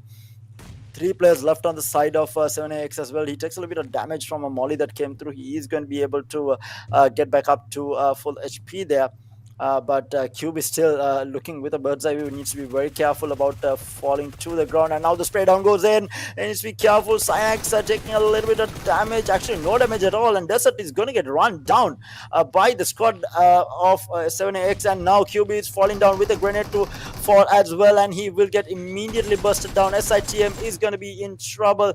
Two players completely wiped, and now Jirov left in a 1v3 technically, because they are going to be able to get the resurrection out as well. Not going to be an easy one for Jirov to try and clutch. A tough one. I don't see how he does it. Exactly, it's going to be very difficult for him to get a clutch, and if the circle has taken a shift away from him, he has to come off that high ground. But for now, it's just going to be a waiting game. Circle pushing it from both angles, one player on the top of the hill, and this is a circle that if it gets 7 AKS before, then that's going to be difficult for him. Especially this cycle won't give you much of the time to revive as well. I feel like those not first aid kits on the both side. There's being thrown on the side of Geo, takes a lot of damage. He doesn't have any kind of utility, so if there's a bit of utility on the side of 7 AKS, one or two more nades, they might seal the deal. But Geo is just trying to stay behind, trying to avoid any kind of fight as he can. He's trying to hopefully survive, but I really want to know exactly which one of these players will the circle punish first, because right now it's gonna come to that. 7 AKS might just not spot Jiro. Jiro is still trying to get a bit ahead, trying to use a third party view spot, exporting a player, but it's gonna be very difficult, and they are just waiting for now. Geo, if he has to come down, he's gonna go down, but if 7 AKS, the circle comes in from the other angle, which is a bit unlikely, I feel like it might just go on the side of SITM, but SITM Giro tries to get a bit ahead, gets into a bit of a risky situation, but I feel like he's just looking for those elimination points. Not going to be easy, especially with the amount of he takes a jump, and that is just it. I feel like he didn't realize that he was going down, probably made a mistake, but this was like 7 AKS, his waiting game exactly paid off, and I feel like one of those players actually shot Giro while he was in the air. Indeed, and 7AK's Axe finally making their mark here, getting the winner chicken dinner here. They were a team that promised a lot of performance coming in from the quarterfinals. They were the second seed from the quarterfinals as well. They haven't had the performance that was required up until now. It took them some time, but they're back at it. They do get that win with some really good elimination. SITM yet again in those second place stats as well. Well, let's take a look at the match statistics here. They did get quite a number of eliminations. They did get 8 eliminations to boot as well, with their placement points, with 451 damage from Raikou. We have XOXO getting 513. We have Cinex getting 274, and as well as Meheraz with 280 damage overall. So decent performance, a very even performance coming out from the 4 players on the side of 7AK's Axe, and I think they are going to be very happy that they were able to finally get into those very important placement points that they desperately required to stay alive, because they were dropping down little by little, and with this is going to give them that boost to put them over. I think they should be at least 8th or 7th place in the overall standings. We'll have a look later on before we do end the stream as to where they do stand. Let's have a look at the overall match statistics here. We do have a QB with the highest eliminations coming in with 7, the highest damage coming in from him as well with 1072, and we have blah blah blah with the highest assist with 3. We have a player from RX here with a healing of 3013. That's holy moly, that's a lot of healing. And then QB with the most number of knockouts as well. So QB being shown here in 3 different aspects as well. And let's have a look at who is going to be the MVP for this particular game. And it's as expected, it is going to be QB here with 1072 damage, a survival time of 24:46, 7 elimination, and 184 meter kill. That's a massive long range kill, and with 2 headshots to boot as well. And what a performance coming out from this man. Exactly, and I mean the way he was holding that high point, that was particularly very impressive from his side as well. But I am a bit happy. Don't like guys, don't like roast me later. But I'm a bit happy not to see Math here because I was getting very used to seeing Math again and again. Like I wanted to see things getting a bit different right now. But yeah, QB had a wonderful performance. Like he had like great damage, great survival time. But we have top players in front of us in a few seconds, and we're gonna see definitely SITM QB will be a part of those top players. But at the same time, we will have Mehdi at number 2. We'll have strong Farhad at number 3 with 3 kills and 715 damage, 15 in a survival time. Then we have B Soulless. We were talking about B as well before the game. I don't know I was talking about. I was just all terror, and he was pointing this out before the game that they have great mechanical skills, probably one of the best mechanical skills out there, but nothing much on the survivability part. Yeah, indeed. I think they are lacking that team composition. Probably a couple of, they may have formed the team recently. The players might not have synced. There can be a lot of things, but we can see that all of these players from the side of the esports, they do have the individual talent that is required to, move forward in the tournament, and they do definitely deserve a place in the grand finals coming up with the performance that they have had. And let's have a look at the standings here for match number 12, the last one for the day as well.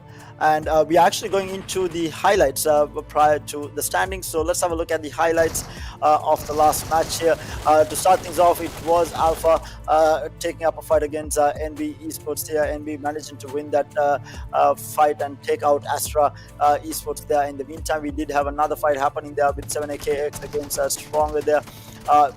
Multiple fights broke out at the same time, leaving a lot of these players, a lot of these teams with players short going into the last couple of circles. We even saw SITM lose a player early on, leaving them with just 3 players. A map like Sanhok, these are things that can happen. And we did see CMF trying to cross in the ocean and getting spotted out and getting absolutely mauled down. And this was, for me, probably the best play from Mehdi there, picking he got 3 kills. I didn't realize he got all 3 there. Oh, exactly. Yeah, he pulled off a 1v3, and it was quite impressive. Around the side, Ego and Twist, this team got caught out in the open. At the same time, 7AKs they were using in this particular part of the game, they were using the advantage they had to take out SITM to call as well. Maybe there are a couple of players from B coming in as well, dealt a lot of damage, and this was just SITM falling onto his death wonderfully. So he didn't expect that. He was looking to maybe hold that position, hold that angle, but I don't know why he jumped. Probably a mistake coming in. But we have mass standing post match 12 in front of our team Astra at number 12, Inertia at 15, CMF, then ISSL Noob Alliance at number 13, Team Classic. They couldn't perform at the same time. Then Victor Gaming, Stronger Esports, quite average performance from Equinox as well. Then RGC OPEX at number 8, NB Esports at number 10. Bad Intention did try it a bit differently than the last game. Then we have MAKPEN and Retaliation. This is something that is quite unusual. We didn't exactly see Retaliation at high up on the mass standing. Somebody who is actually on the very low of the ranking and overall ranking as well. So things are looking good for them. I really hope they could keep it going. Let's have a look at the overall standings now. With the end of day 2 here, we are looking at the bottom 8 here. We have Retaliation X with 42 points at the end, and we have CMF with 48 at 15th place. We have Astra Esports with 61. We have MAKPEN, who were 5th place, I think, at the end of day yesterday, has dropped down to 13 with 63 points. We have B Esports still rolling around that 10, 11, 12th place, but right now at 12th with 74. Inertia Esports dropping down at the end of day 2 to 11th place with 81 points, and 7AKX with 83 at 10th place, and Stronger Esports with 84 at 9th place. So they have dropped a couple of places as well. Yeah, let's take a look at the top 8 here with ISSL Noble Lions still managed to hold on to that 8th place with 86 points. Victor Gaming with 89 points at 7th place, so they have been moving up little by little. RGC OPEX at 6th place with 96. We have Equinox with 111 at 5th. NB Esports with 112 at 4th place, and Bad Intentions X with 114 at 3rd place, and Team Classic at 2nd place with 116. So SITM just building on that lead. Now that's a massive lead. That's over a 50-point lead that they have. It's a 52-point lead that they have over Team Classic, and SITM yet again by end of day 2 has built up that lead that they had at the end of day 1. I think what a performance coming out from them.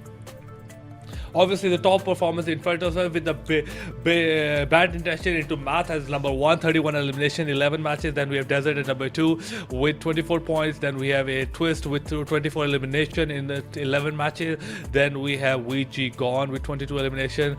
Giro did get 1 or 2 kills in the last game, and he has got 19 eliminations. But I feel like we are missing a match here. But in generally, I feel the bit Math is gonna be probably on the top of this top performance after at the end of the day, and let's hopefully he can keep this momentum going, because out of everything, SITM performing, Equinox performing as well, especially Twist, it was them performing and their team performing. Bitmath was getting MVPs in a game that we couldn't have found Bad Intention nowhere. Probably at the bottom 4 or bottom 5, there was the Bad Intention starting. Then there was Math in front of them, coming up and getting MVP. What? Where is this coming from? So that was quite impressive from Math's side. Indeed, and Matt definitely is a player to watch out for in this entire tournament. He has had an absolutely great performance across day number 2, and definitely going to be one of these players to watch out for tomorrow as well. But as the day ended, I think there is a lot of things that happened. We had teams that were in the bottom 6 coming forward, and then teams in the top 8 that kind of fell to the bottom line as well. So I think there were a lot of changes in the overall scoreboard, and I think this is just going to keep on developing as the tournament goes on, as tomorrow comes for the 3rd day of the semi-finals as well. And again, there is a lot of these players who are going to improve as well, because we are actually playing the same map over and over, technically the same 3 maps, which is going in rotation. So these players are going to be improving and coming up with new strategies and better strategies as well to come into basically try and get as many points as possible. And with that, we do have the schedule that we had today. We had Erangel, Miramar, Sanhok, Erangel, Miramar, Sanhok, and we had 6 different winners across the board. A little bit different from what happened yesterday. We had Equinox win match number 1 on Erangel. We had Team Classic take Miramar. We had NB Esports taking Sanhok, the first Sanhok match of the day. Then Erangel was taken by ISSL Noble Lions, and then we had Miramar being taken by SITM. They made their mark for the day as well. And then the last Sanhok map was taken by 7AKS, a team that was quiet the entire day yesterday, but finally today making their mark. But even with that chicken dinner, they only managed to get to 10th place in the overall stand. Just goes to show how close the competition is. When we even saw the points, I think other than the first place, everyone else is so close to each other, especially those top 6 to 7 places. And then again in the bottom 6, I feel like the fight is really, really tight between these players. Obviously, I feel like, and we have seen the rise of ISSL Noble Lions.